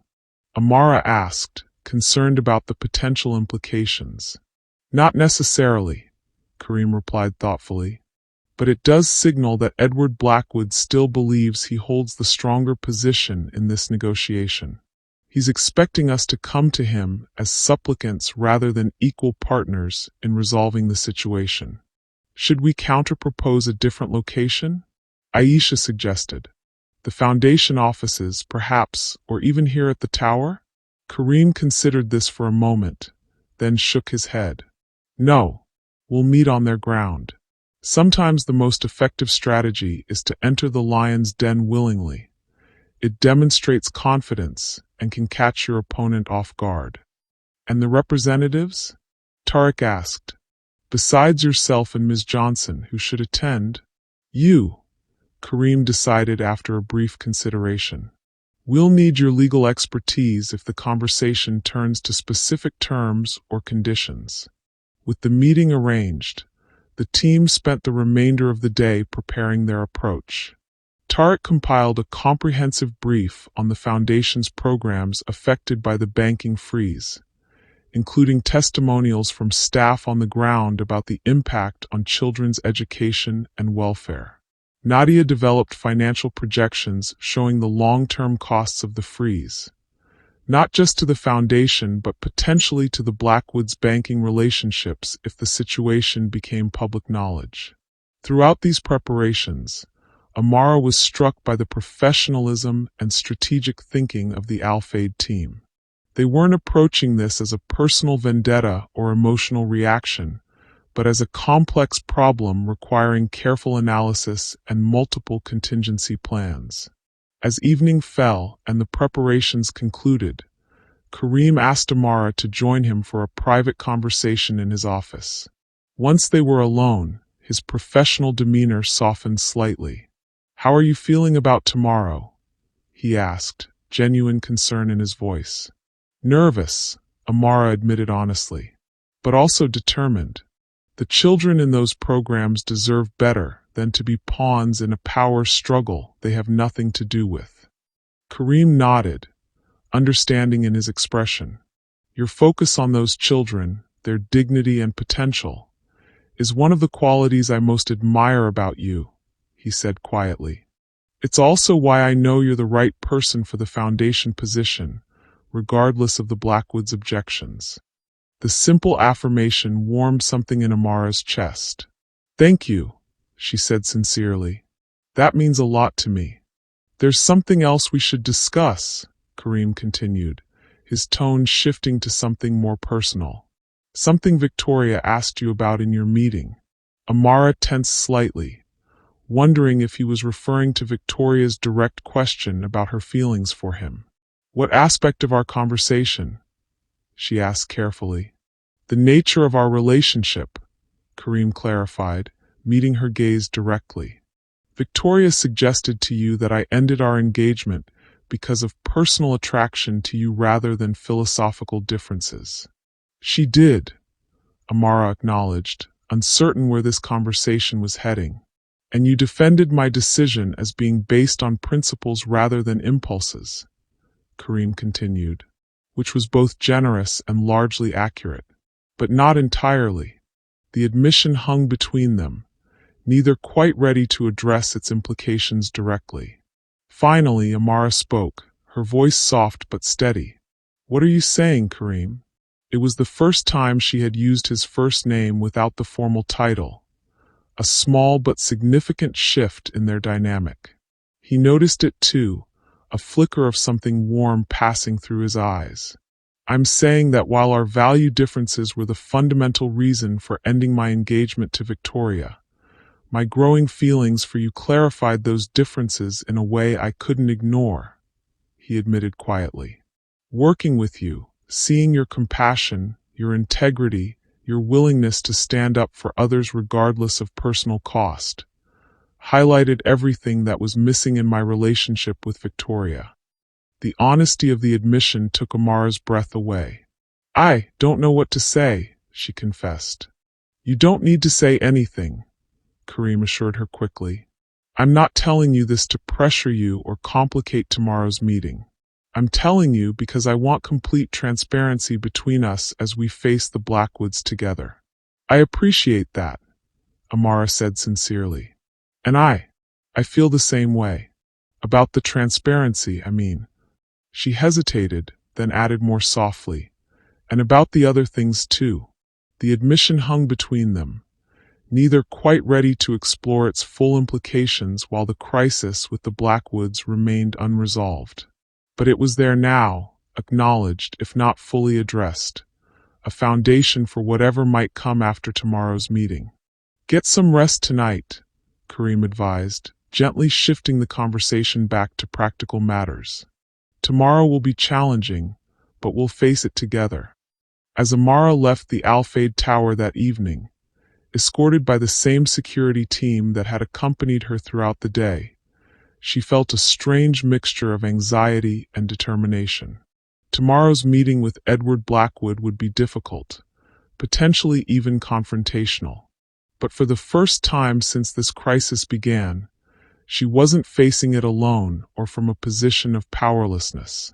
She had allies now, not just in Kareem and his team, but surprisingly in Victoria as well, whose unexpected shift during their conversation suggested she might not fully support her father's aggressive tactics. Most importantly, Amara had found her own voice and resolve. She was no longer willing to sacrifice her dignity and agency to appease those who saw her as beneath their station. Whatever happened tomorrow, she would face it standing tall, secure in the knowledge that she was fighting not just for herself, but for children whose futures depended on the Foundation's programs. With that determination firmly in mind, Amara prepared for what might be the most important meeting of her life. A confrontation with one of the most powerful banking patriarchs in the world, on behalf of children he had never met, and whose lives he had casually disrupted in pursuit of his family's pride and business interests. The stage was set for a final showdown that would determine not just Amara's future in Dubai, but the Foundation's ability to continue its vital work for vulnerable children across the Middle East. And beneath it all, the unspoken but growing connection between Amara and Kareem added another layer of complexity to an already challenging situation. Tomorrow would bring resolution, one way or another. Amara only hoped it would be a resolution that served the children's interests rather than the Blackwoods' pride, or even her own personal desires. With that thought in her mind, she finally fell into a restless sleep, preparing subconsciously for the battle ahead. Have you ever stood up to someone powerful to protect what matters most? What gave you the courage to take that stand? The Blackwood International headquarters dominated a prime section of Dubai's financial district, its sleek glass facade reflecting the morning sun as Amara arrived with Kareem and Tariq. The building's imposing architecture seemed designed to intimidate visitors, a physical manifestation of the family's power and influence in global banking circles. As they entered the marble-floored lobby, Amara felt a flutter of nervousness in her stomach. She had dressed carefully for the meeting in a professional navy suit that Aisha had insisted on having delivered to her apartment the previous evening. "If you're going into battle," Aisha had said with a wry smile, "you should be properly armored." The suit fit perfectly, giving Amara a confidence she might otherwise have lacked in such intimidating surroundings. Still, as they were escorted to a private elevator that would take them directly to the executive floor, she couldn't help feeling like an imposter, a housekeeper playing at being a Foundation executive in a world far removed from her own. Kareem seemed to sense her unease. As the elevator ascended, he leaned closer and spoke quietly. "Remember why we're here," he said simply. "Not for ourselves, but for the children who depend on our programs. Their dignity and potential are worth fighting for, regardless of how powerful the opposition might be." The reminder centered Amara, bringing her focus back to what truly mattered in this confrontation. This wasn't about her insecurities or even her personal future. It was about vulnerable children whose education and safety were being used as leverage in a wealthy family's vendetta. When the elevator doors opened, they were greeted by an elegantly dressed assistant who led them through a series of corridors to a large conference room. The space was designed to impress, with floor-to-ceiling windows offering panoramic views of Dubai's skyline and a massive table of polished mahogany dominating the center. Edward Blackwood was already seated at the head of the table, with Victoria beside him and two men Amara didn't recognize, presumably legal or financial advisors, flanking them on either side. Blackwood didn't rise as they entered, a subtle but deliberate discourtesy that set the tone for the meeting. "Sheikh Al-Fayeed," he acknowledged with a curt nod. "Thank you for coming." His gaze shifted to Amara, a flicker of displeasure crossing his features. "Ms. Johnson, I see you've chosen to disregard our previous conversation. I've chosen to address the situation directly and transparently," Amara corrected, her voice steadier than she had expected. With all parties involved. Blackwood's expression hardened slightly, but before he could respond, Kareem spoke. Mr. Blackwood, I appreciate your willingness to meet. The situation affecting our foundation's programs requires immediate resolution for the sake of the children we serve. Indeed, Blackwood replied, his tone coolly professional. Though I must say, I find it curious that a man of your stature would allow a foundation matter to become so personal. The implication was clear, that Kareem's interest in resolving the situation stemmed from his feelings for Amara rather than concern for the foundation's beneficiaries. It was a calculated attempt to diminish both Kareem's professional standing and Amara's legitimacy as a foundation representative. All matters involving children's welfare are personal to me, Kareem replied evenly, refusing to take the bait. As they should be to anyone concerned with basic human dignity. Blackwood's smile didn't reach his eyes. A noble sentiment. Though in my experience, business and philanthropy operate most effectively when emotions are kept separate from strategic decisions.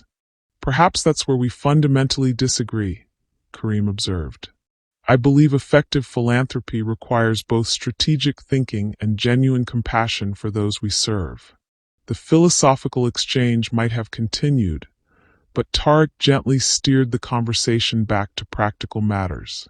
If I may, he interjected smoothly, we've prepared a comprehensive overview of the programs currently affected by the banking reviews. He placed a folder on the table, sliding it toward Blackwood. These materials detail the impact on children's education, healthcare, and safety in Yemen, Syria, and Lebanon. Blackwood made no move to open the folder. I'm familiar with the Foundation's programs, he said dismissively, and with the banking reviews affecting them. Those reviews were initiated for valid regulatory reasons and will continue until certain conditions are met. What regulatory reasons? Tariq challenged politely but firmly. Our compliance team has found no legitimate basis for these reviews. All Foundation transactions in those regions have followed international banking protocols and anti-money laundering regulations. Banking compliance is complex, one of Blackwood's advisors interjected, particularly in regions with political instability. The reviews are standard procedure for high-risk jurisdictions. Yet they were initiated simultaneously across 3 different banking institutions, all with connections to Blackwood International, Tariq pointed out. That suggests coordination rather than standard procedure. The observation hung in the air, a polite but clear accusation that the banking reviews were orchestrated rather than coincidental. Blackwood's expression remained impassive, but Victoria shifted uncomfortably in her seat. The timing is irrelevant, Blackwood said finally. What matters is resolving the situation in a way that serves everyone's interests. On that we agree, Kareem replied, though our definition of everyone may differ. For us, it includes the children whose education and safety depend on our programs. Of course, Blackwood acknowledged with a dismissive wave. No one wishes to see children suffer, which is why I've proposed a straightforward solution that would allow the banking reviews to be expedited and resolved favorably. Your solution being that I leave Dubai and cut all contact with the Al-Fayeed family, Amara stated directly, refusing to allow her role in the situation to be discussed as if she weren't present. Blackwood's gaze shifted to her, cold assessment in his eyes. Precisely.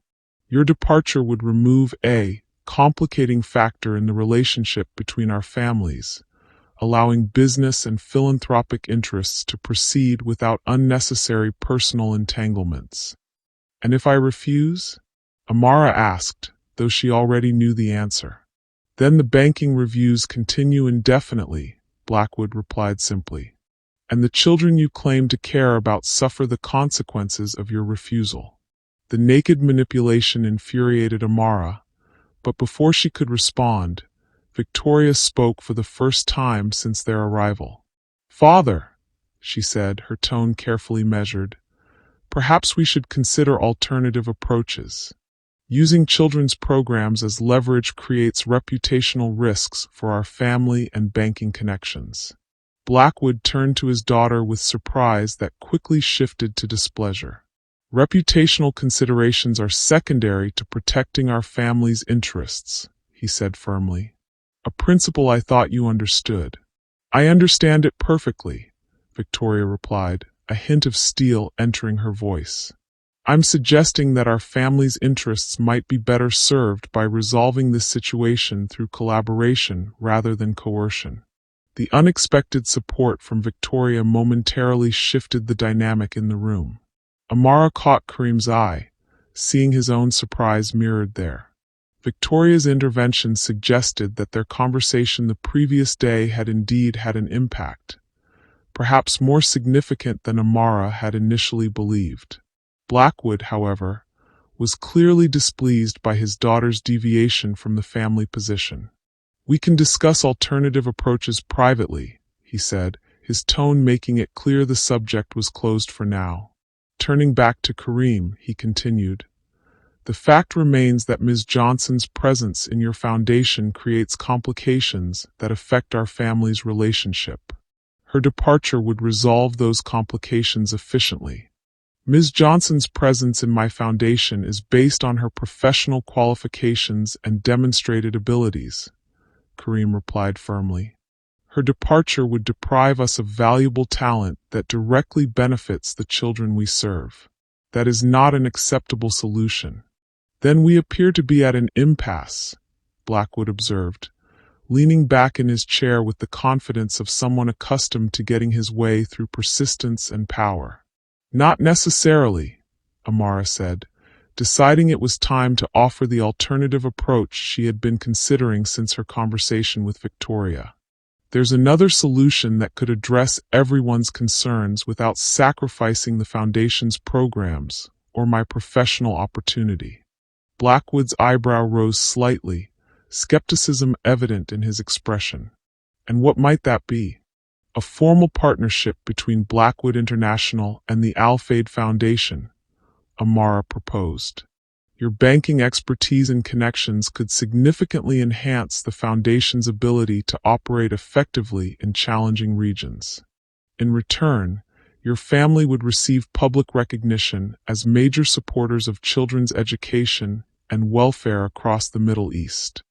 The proposal clearly caught Blackwood off guard. He had expected capitulation or continued resistance, not a constructive alternative that offered his family legitimate benefits. A partnership, he repeated, considering the idea with evident surprise. That's an unexpected suggestion, but a logical one, Tariq added smoothly, following Amara's lead. Blackwood International's banking expertise would be invaluable to our operations in politically complex regions, and the positive publicity from supporting children's programs would enhance your family's standing in both financial and philanthropic circles.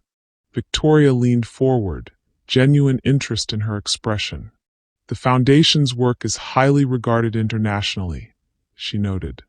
Association with its mission could open new markets and relationships for our banking operations, particularly in regions where social impact is increasingly valued by investors. The business case seemed to interest Blackwood more than the philanthropic aspects, exactly as Amara had anticipated. He was silent for a moment, clearly reassessing the situation in light of this unexpected proposal. An intriguing suggestion, he acknowledged finally, though it doesn't address the personal complications that initiated this situation. If you're referring to my relationship with Sheikh Al-Fayeed, Amara said directly, that relationship is professional and based on mutual respect for each other's abilities.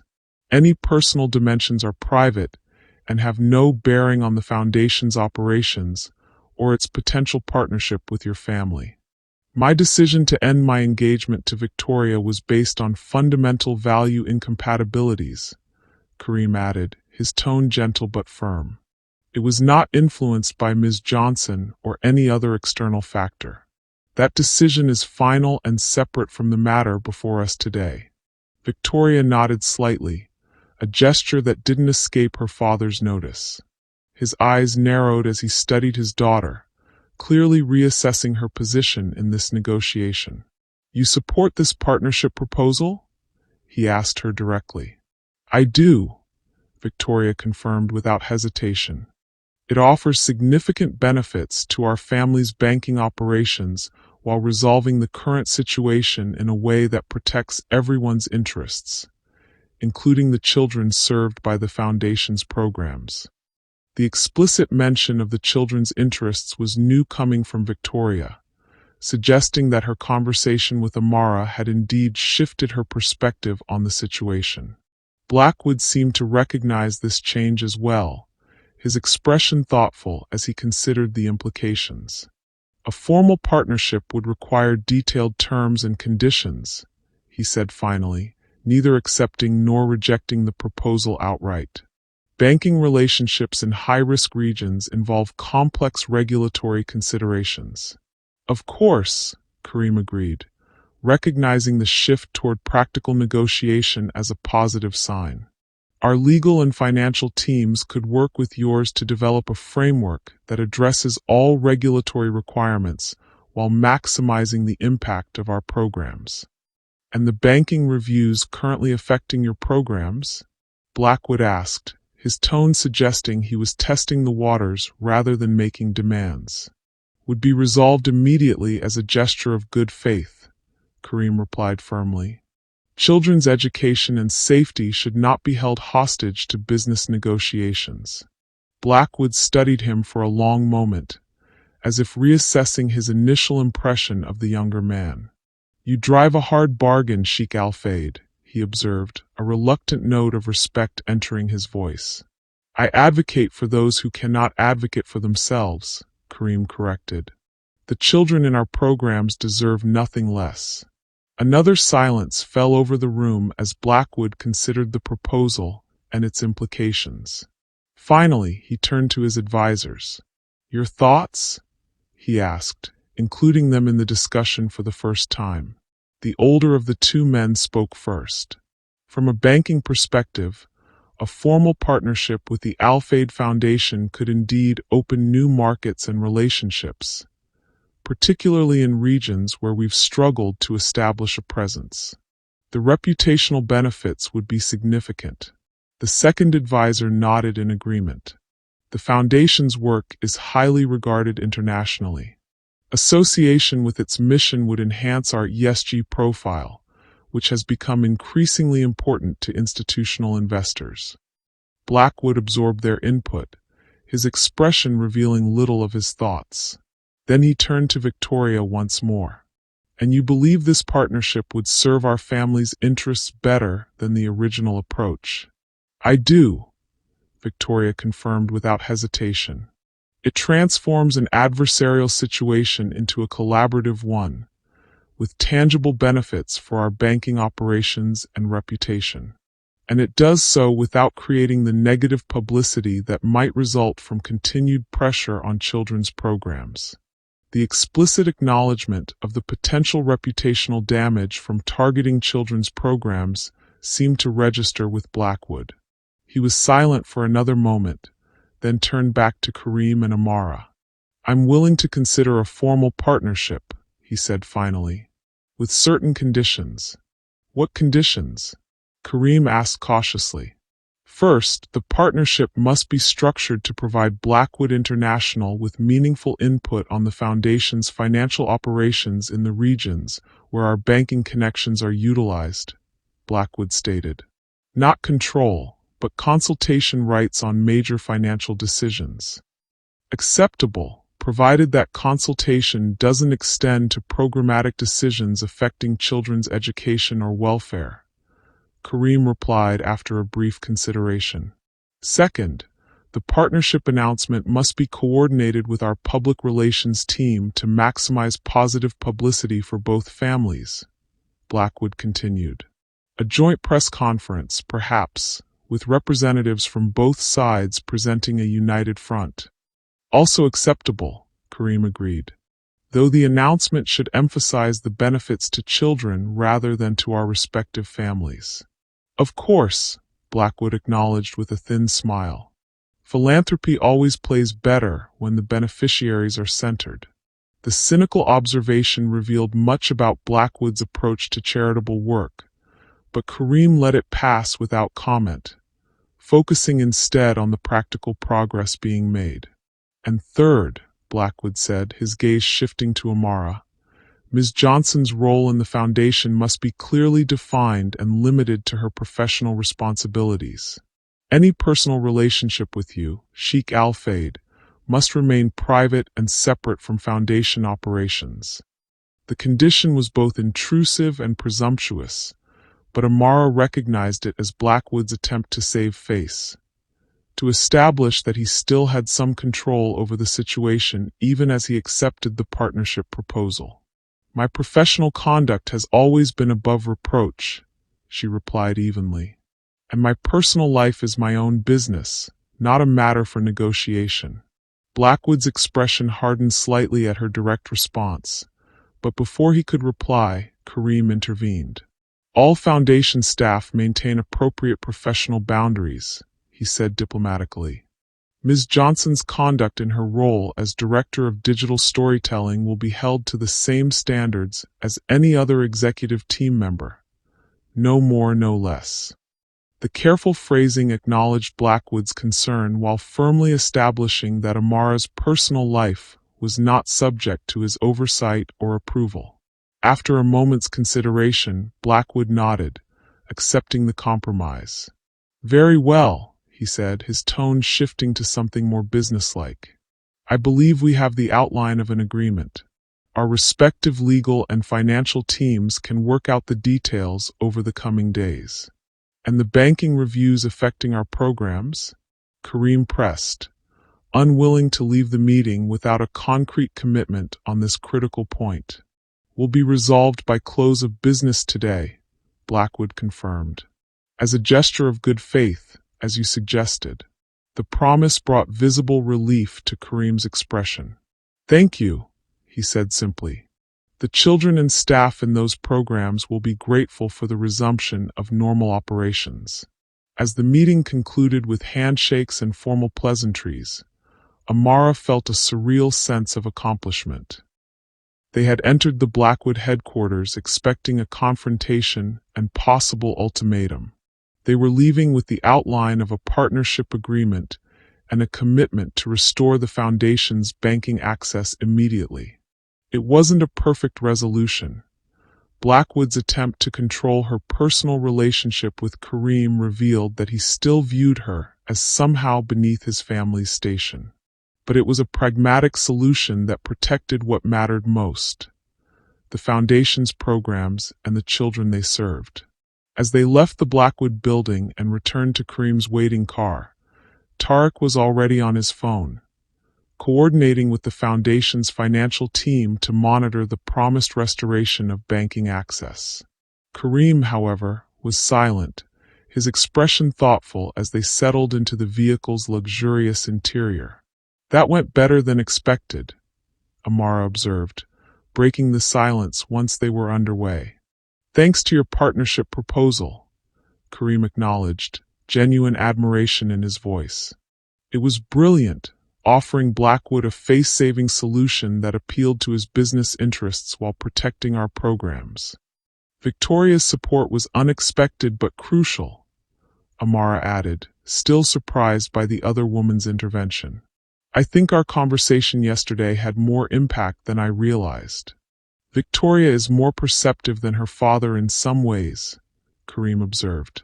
She recognized that continuing to target children's programs would eventually damage her family's reputation, regardless of the banking justifications they offered.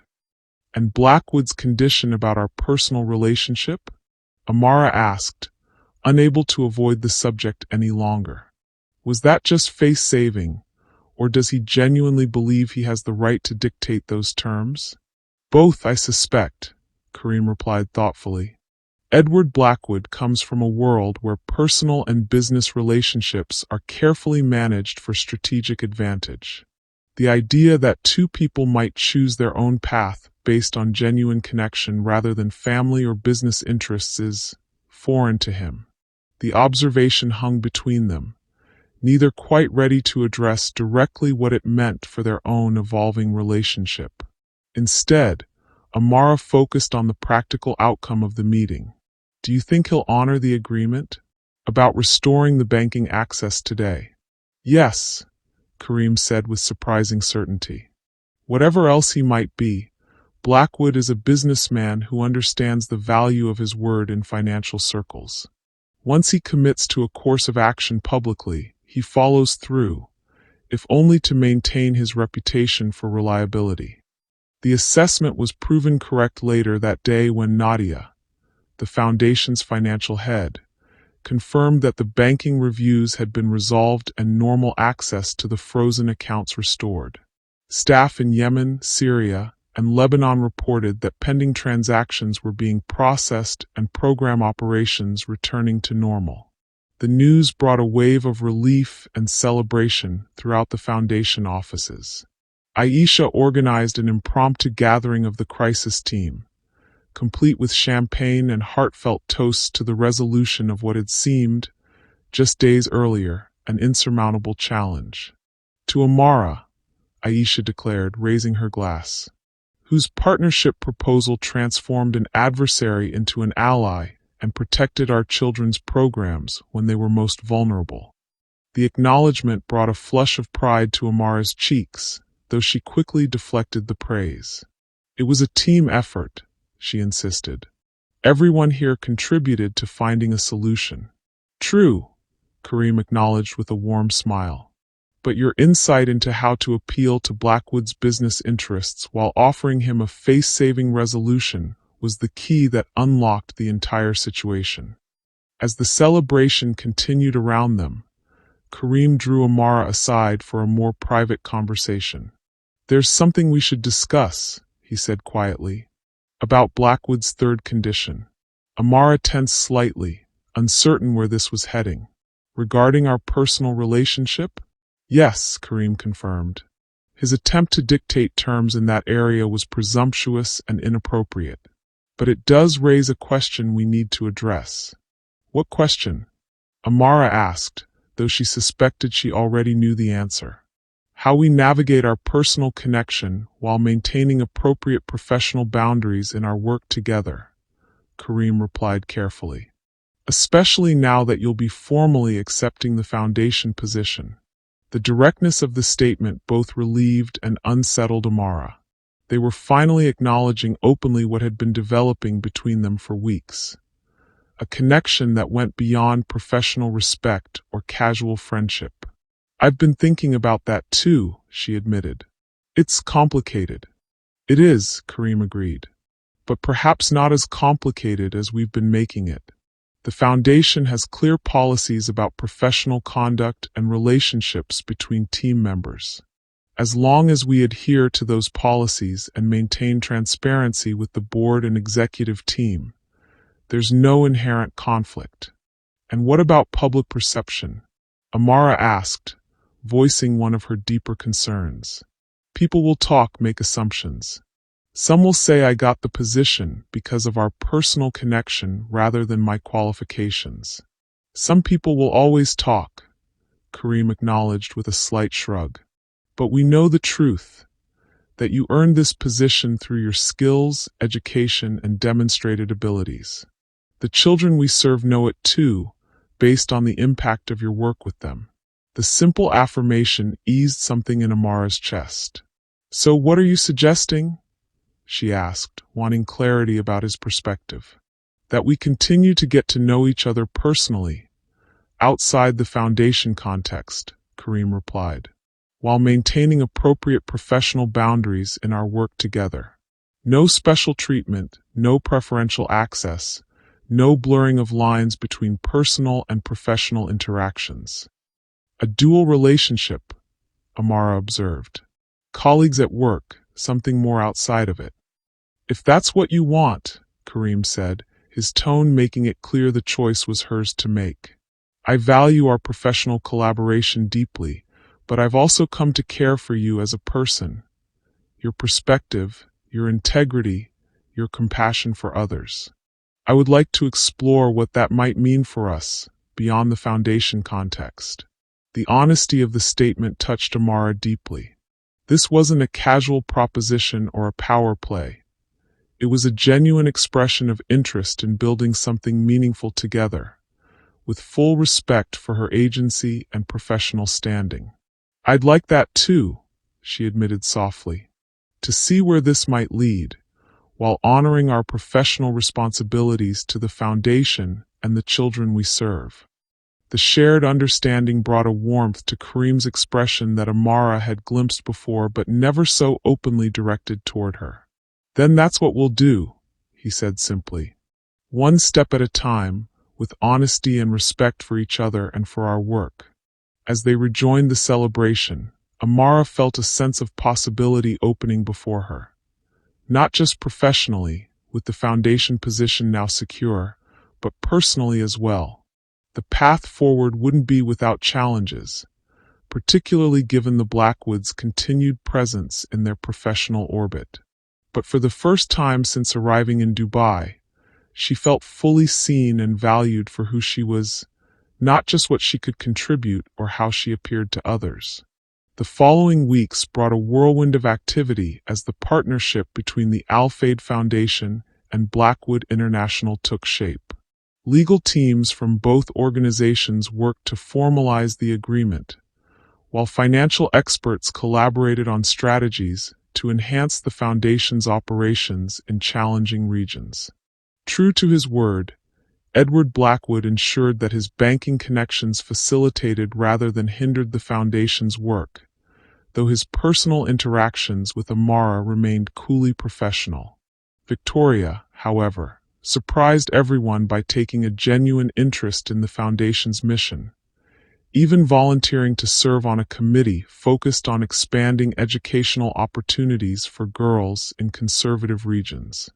She's more complex than I initially gave her credit for, Amara observed to Aisha after a particularly productive committee meeting where Victoria had offered valuable insights on navigating cultural sensitivities. People often are, Aisha replied thoughtfully, especially when they're given the opportunity to define themselves beyond family expectations or social roles. The observation resonated with Amara's own journey, from housekeeper to foundation executive, from someone defined primarily by her appearance to a professional valued for her skills and perspective. The transformation wasn't just in how others saw her, but in how she saw herself. As she settled into her role as Director of Digital Storytelling, Amara found a deep fulfillment in amplifying the voices and experiences of the children served by the Foundation's programs. Her digital campaigns highlighting their resilience and potential attracted international attention and new donors, expanding the Foundation's reach and impact.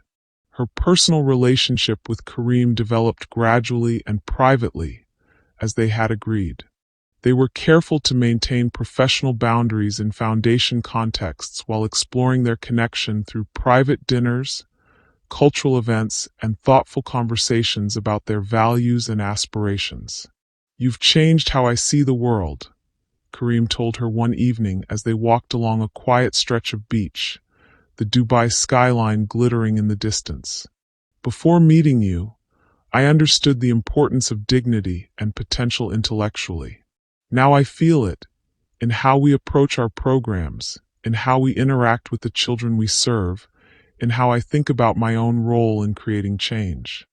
"You've changed me too," Amara acknowledged, the admission coming easily in the comfortable space they had created together. "You've helped me see my own worth beyond other people's expectations or judgments. To trust my voice and perspective even when they challenge conventional thinking." The mutual recognition of how they had influenced each other's growth was a foundation for something deeper than initial attraction or shared professional interests. It was a partnership in the truest sense, each supporting the other's development, while pursuing a shared vision of a world where every person's dignity and potential were honored. 6 months after the confrontation with Edward Blackwood, the Al-Fayeed Foundation hosted a gala celebrating the success of its partnership with Blackwood International.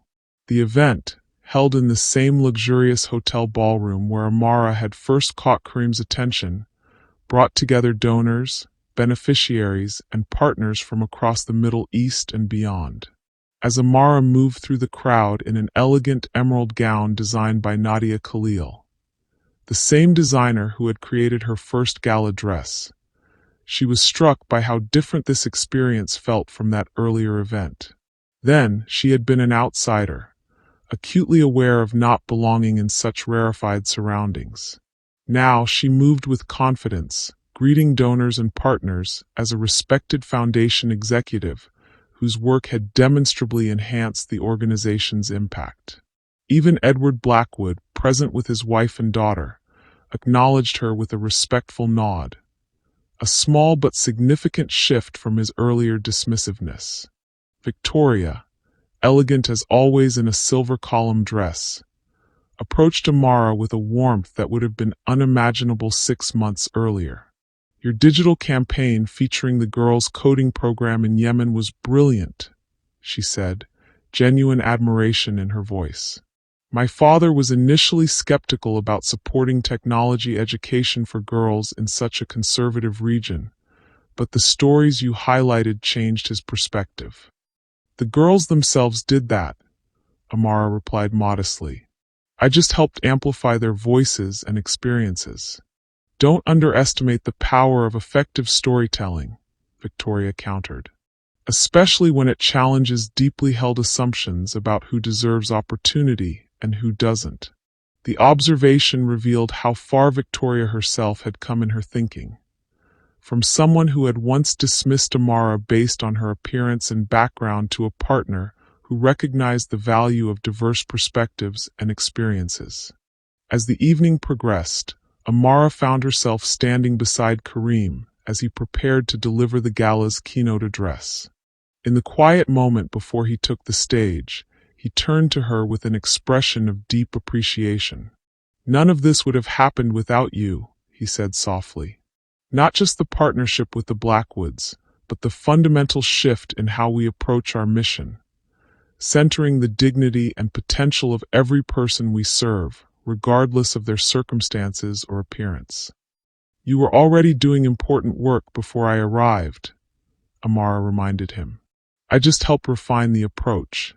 "You did much more than that," Kareem insisted gently. "You reminded all of us why this work matters, not just as an abstract concept, but as a lived reality for real children with dreams and potential that deserve to be nurtured."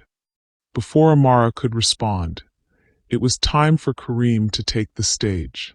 His address to the assembled donors and partners was powerful in its simplicity, focusing not on financial achievements or organizational growth, but on the individual stories of children whose lives had been transformed by the Foundation's programs. A young girl in Yemen who discovered her talent for coding and now dreams of creating applications that will serve her community, he said, his voice carrying clearly through the ballroom.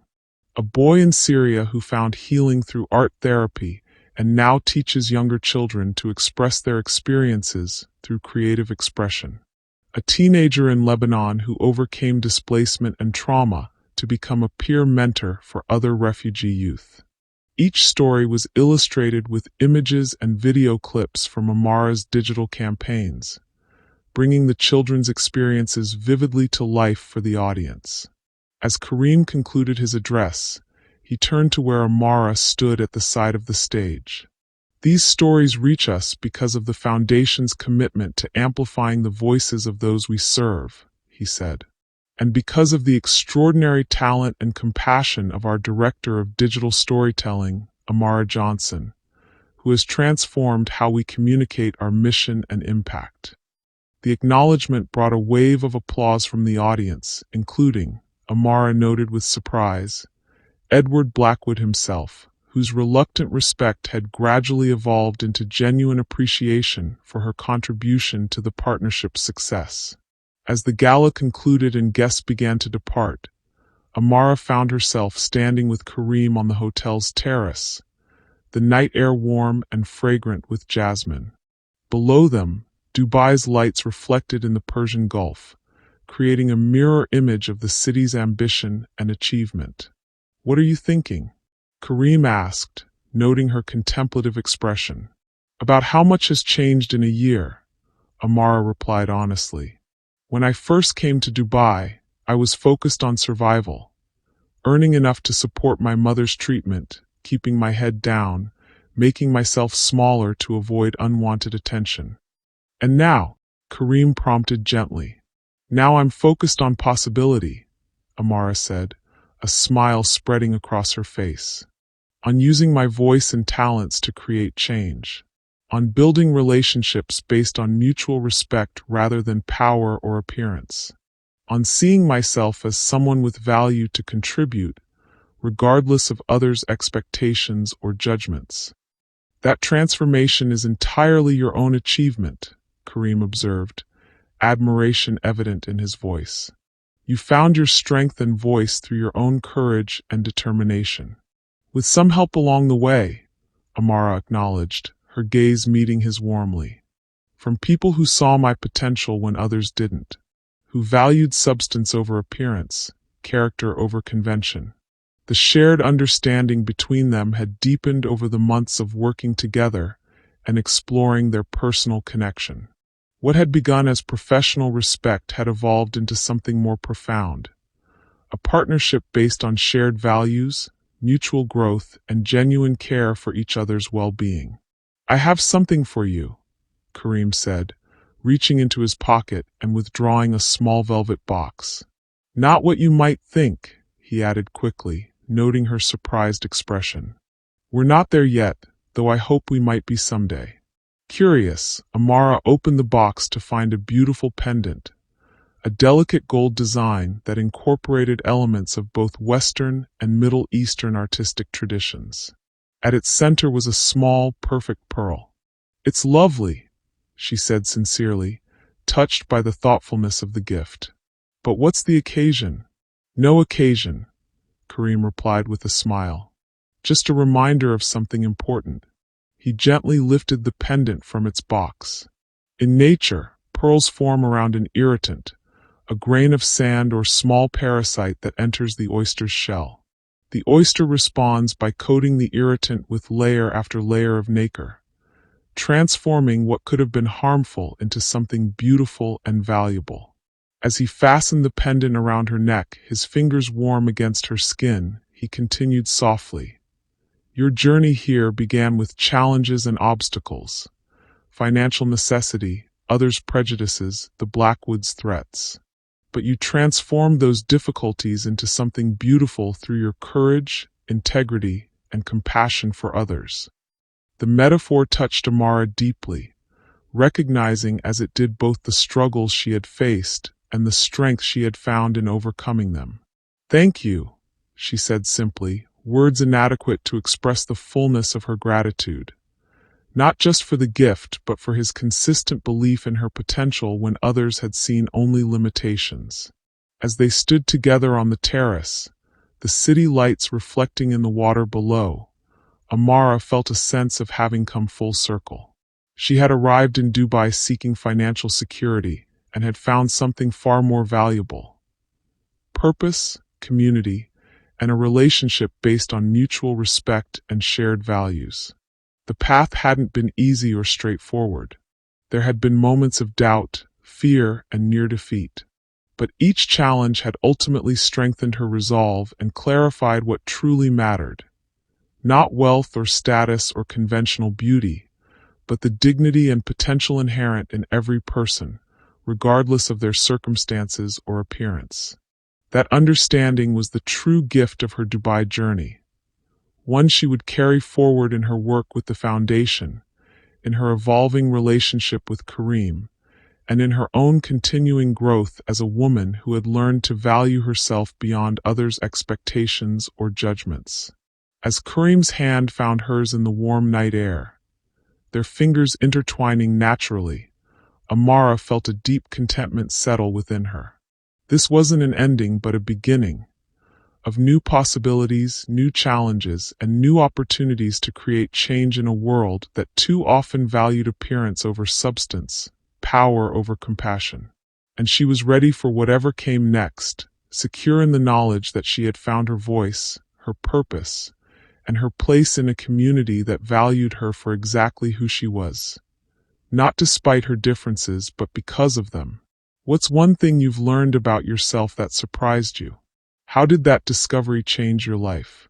1 year after the partnership between the Al-Fayeed Foundation and Blackwood International was formalized, Amara stood on the rooftop garden of the foundation's new headquarters in Dubai, watching as children from the local program explored the space with delight. The garden had been her idea, a green oasis in the urban landscape where children could connect with nature while learning about sustainable agriculture and environmental stewardship. Ms. Amara, called Zara, a bright-eyed 10-year-old who had been part of the foundation's programs since fleeing Syria with her family 3 years earlier. Look what we found. Amara crossed the garden to where Zara and several other children were gathered around a small raised bed. There, pushing through the soil, was a tiny seedling, the first visible sign of life from the seeds the children had planted just a week before. "It's growing," Zara exclaimed, her face alight with wonder. "Just like you said it would." "Nature keeps its promises," Amara replied with a smile, kneeling beside the children to examine the delicate green shoot. With the right conditions, soil, water, sunlight, even the smallest seed can grow into something strong and beautiful. "Like us?" asked Malik, a serious 7-year-old whose quiet demeanor belied a keen intelligence. "Exactly like you," Amara confirmed, touched by the child's perceptiveness. "With the right support and opportunities, you can grow into whatever you dream of becoming."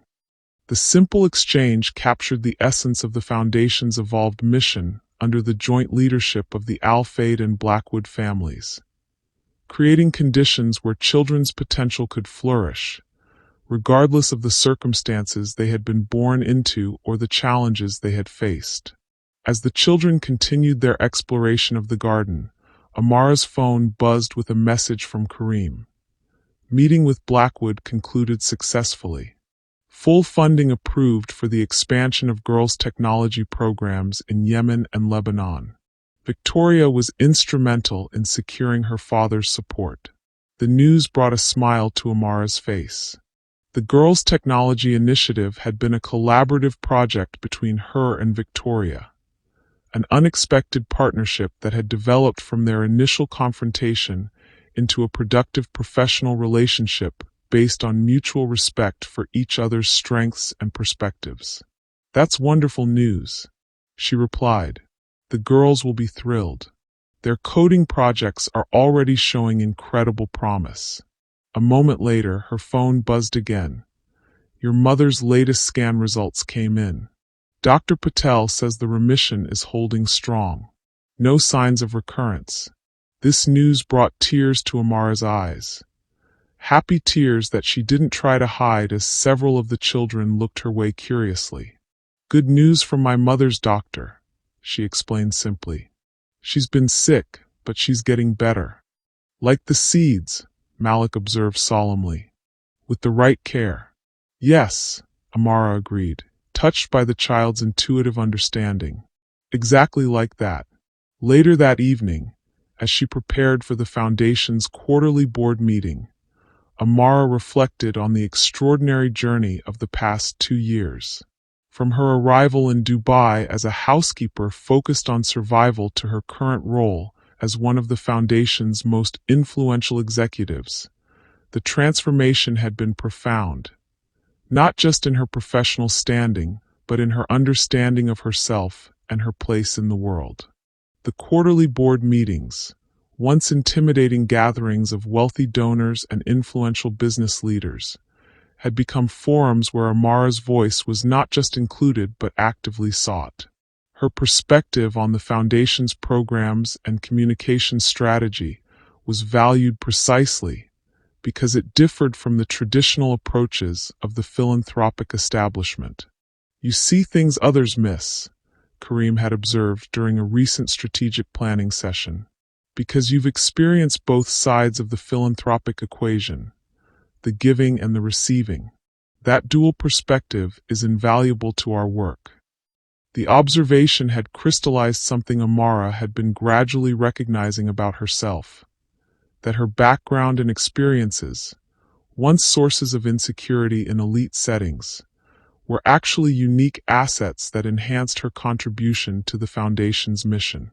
As she entered the boardroom for the quarterly meeting, Amara was greeted warmly by the assembled members, including Edward Blackwood, whose initial dismissiveness had gradually evolved into a grudging respect for her strategic thinking and commitment to measurable outcomes. "Ms. Johnson," he acknowledged with a nod that, while not exactly warm, lacked the condescension of their early interactions. "I understand the digital campaign for the Girls' Technology Initiative has exceeded its engagement targets by 40%. Impressive results." "The girls themselves are impressive," Amara replied, accepting the compliment while redirecting credit to the program participants. "Their stories resonate because they challenge conventional expectations about who can excel in technology fields." "Indeed," Blackwood agreed, something thoughtful in his expression. "My granddaughter has become quite interested in coding since Victoria showed her the profiles of the girls in Yemen. She's only 8, but she's already talking about creating her own applications." The personal anecdote was unexpected coming from Blackwood, who typically maintained a strictly professional demeanor in their interactions. It revealed something Amara had begun to recognize about the impact of the Foundation's work, that it rippled outward in ways that couldn't always be measured by metrics or engagement statistics, changing perspectives and opening possibilities across generations and social boundaries. As the meeting progressed, with reports on program outcomes, financial performance, and strategic initiatives, Amara was struck by how seamlessly the partnership between the Al-Fayeed Foundation and Blackwood International had developed despite its contentious beginnings. What had started as a forced collaboration to resolve a crisis had evolved into a genuinely productive alliance that enhanced both organizations' impact and reach. Victoria, now serving as Blackwood International's official liaison to the Foundation, presented a proposal for expanding the financial literacy programs to include microfinance opportunities for program graduates. "Our banking expertise combined with the Foundation's community connections creates a unique opportunity to support sustainable economic development in these regions," she explained, her passion for the initiative evident in her presentation. Watching Victoria advocate for a program that would primarily benefit young women from disadvantaged backgrounds, Amara reflected on how far they had both come from their first hostile encounter. The woman who had once dismissed her based on her appearance and background was now a committed partner in creating opportunities for others who faced similar prejudices and limitations. After the board meeting concluded, Amara joined Kareem for dinner at a small, family-owned restaurant they had discovered together during their early explorations of Dubai's less touristy neighborhoods. Unlike the formal settings where they often found themselves for Foundation events, this place was casual and unpretentious, serving traditional Emirati cuisine in a warm, homey atmosphere. "To successful partnerships," Kareem said, raising his glass of mint lemonade in a toast. "Professional and personal. To growth and possibility," Amara added, touching her glass to his with a smile. As they enjoyed their meal, they discussed the day's developments, the children's excitement about the rooftop garden, the successful meeting with Blackwood, the promising expansion of the Girls' Technology Initiative. Their conversation flowed easily between Foundation matters and more personal topics, reflecting the comfortable balance they had established between their professional collaboration and their deepening personal relationship. "I have news," Kareem said as they finished their main course. "The Children's Hospital in Chicago has accepted our proposal for a partnership similar to the one we established with Memorial Hospital for your mother's treatment protocol." "That's wonderful," Amara exclaimed, genuinely delighted. The partnership with Chicago Memorial had not only ensured her mother's continued access to specialized cancer treatment, but had expanded that access to other patients who might otherwise have been unable to afford it. Extending the model to the Children's Hospital would create similar opportunities for families facing pediatric health challenges. "Your mother's advocacy was instrumental in securing the agreement," Kareem added with a smile. Her perspective as both a patient and a healthcare professional gave the proposal credibility that our financial support alone couldn't provide. The news warmed Amara's heart on multiple levels. Her mother's health had stabilized enough that she had been able to return to part-time work as a nurse educator, using her experience as a cancer patient to enhance the training of healthcare providers working with seriously ill patients. The partnership with the Children's Hospital would further extend her impact, creating a legacy of improved care access that would continue beyond her own treatment journey.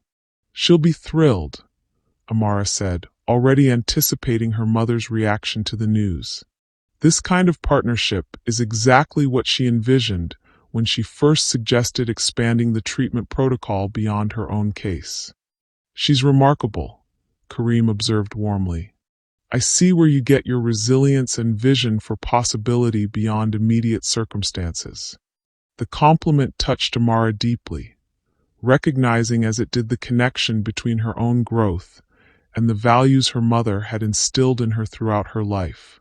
Elaine Johnson had always emphasized the importance of maintaining dignity and seeking opportunity even in the most challenging circumstances, a philosophy that had guided Amara through the difficulties of her early months in Dubai and the complex situations that followed. As they walked back to Kareem's car after dinner, the warm evening air fragrant with spices from nearby restaurants, Amara felt a deep contentment that went beyond professional accomplishment or personal happiness. It was a sense of alignment between her values, her work, and her relationships, a harmony she had not experienced before coming to Dubai and finding her voice in the unexpected opportunities that had unfolded there. "What are you thinking?" Kareem asked, noting her reflective expression as they paused to admire the city lights reflecting on the water of Dubai Creek. "About journeys," Amara replied honestly. "How they rarely follow the path we expect, but often lead us exactly where we need to go." "A philosopher as well as a storyteller," Kareem observed with a smile, taking her hand as they continued their walk. "Though I suppose the two are naturally connected, finding meaning in the narratives of our lives. And in how those narratives intersect with others," Amara added, thinking of the many relationships that had shaped her Dubai experience. Not just with Kareem but with Aisha, Victoria, the children in the Foundation's programs, and even Edward Blackwood, whose initial antagonism had ultimately led to a productive partnership that enhanced the Foundation's impact. Back at her apartment, a spacious two-bedroom in a quiet neighborhood that balanced privacy with proximity to the Foundation's headquarters, Amara found herself drawn to the small collection of photographs on her living room wall.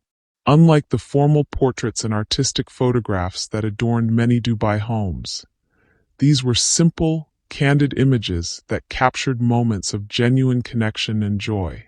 Children from the Yemen program proudly displaying their first coding projects.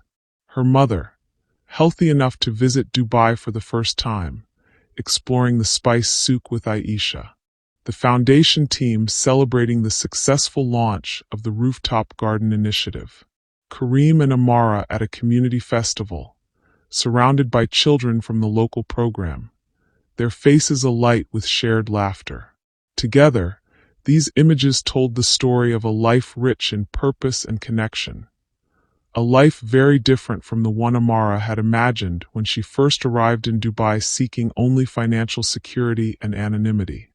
Instead, she had found community, purpose, and a voice that could influence systems and perspectives far beyond her individual circumstances. The journey hadn't been easy or straightforward. There had been moments of doubt, fear, and near defeat, particularly during the confrontation with the Blackwoods and their threats to both the Foundation's programs and her mother's treatment. But each challenge had ultimately strengthened her resolve and clarified what truly mattered. Not wealth or status or conventional beauty, but the dignity and potential inherent in every person, regardless of their circumstances or appearance. That understanding was the true gift of her Dubai journey, one she carried forward in her work with the Foundation, in her evolving relationship with Kareem, and in her own continuing growth as a woman who had learned to value herself beyond others' expectations or judgments. As she prepared for bed that night, Amara's phone buzzed with one final message from Kareem. "Thank you for showing me what courage looks like in action. Your willingness to stand firm for what matters, even against seemingly insurmountable odds, has transformed not just the Foundation, but everyone fortunate enough to work alongside you, including me." The simple acknowledgement brought tears to Amara's eyes. Not from sadness, but from the profound recognition of being truly seen and valued for who she was rather than how she appeared or what role she filled. It was a gift she had not expected to find in Dubai, especially not in the rarefied world of international philanthropy and elite social circles. Yet here it was, authentic connection based on mutual respect and shared values, with a man whose own journey had been shaped by similar questions about purpose, integrity, and the responsibility that came with privilege and position. As she drifted towards sleep, Amara's thoughts returned to the tiny seedling in the rooftop garden and Malik's perceptive observation. Like us? The child had intuitively recognized the parallel between the nurturing conditions plants needed to thrive and the supportive environment children required to develop their full potential. The same was true for adults, Amara reflected.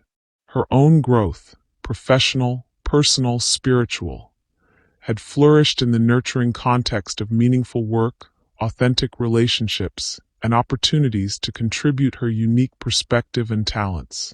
What had begun as a job taken out of financial necessity had evolved into a vocation that aligned with her deepest values and utilized her natural gifts.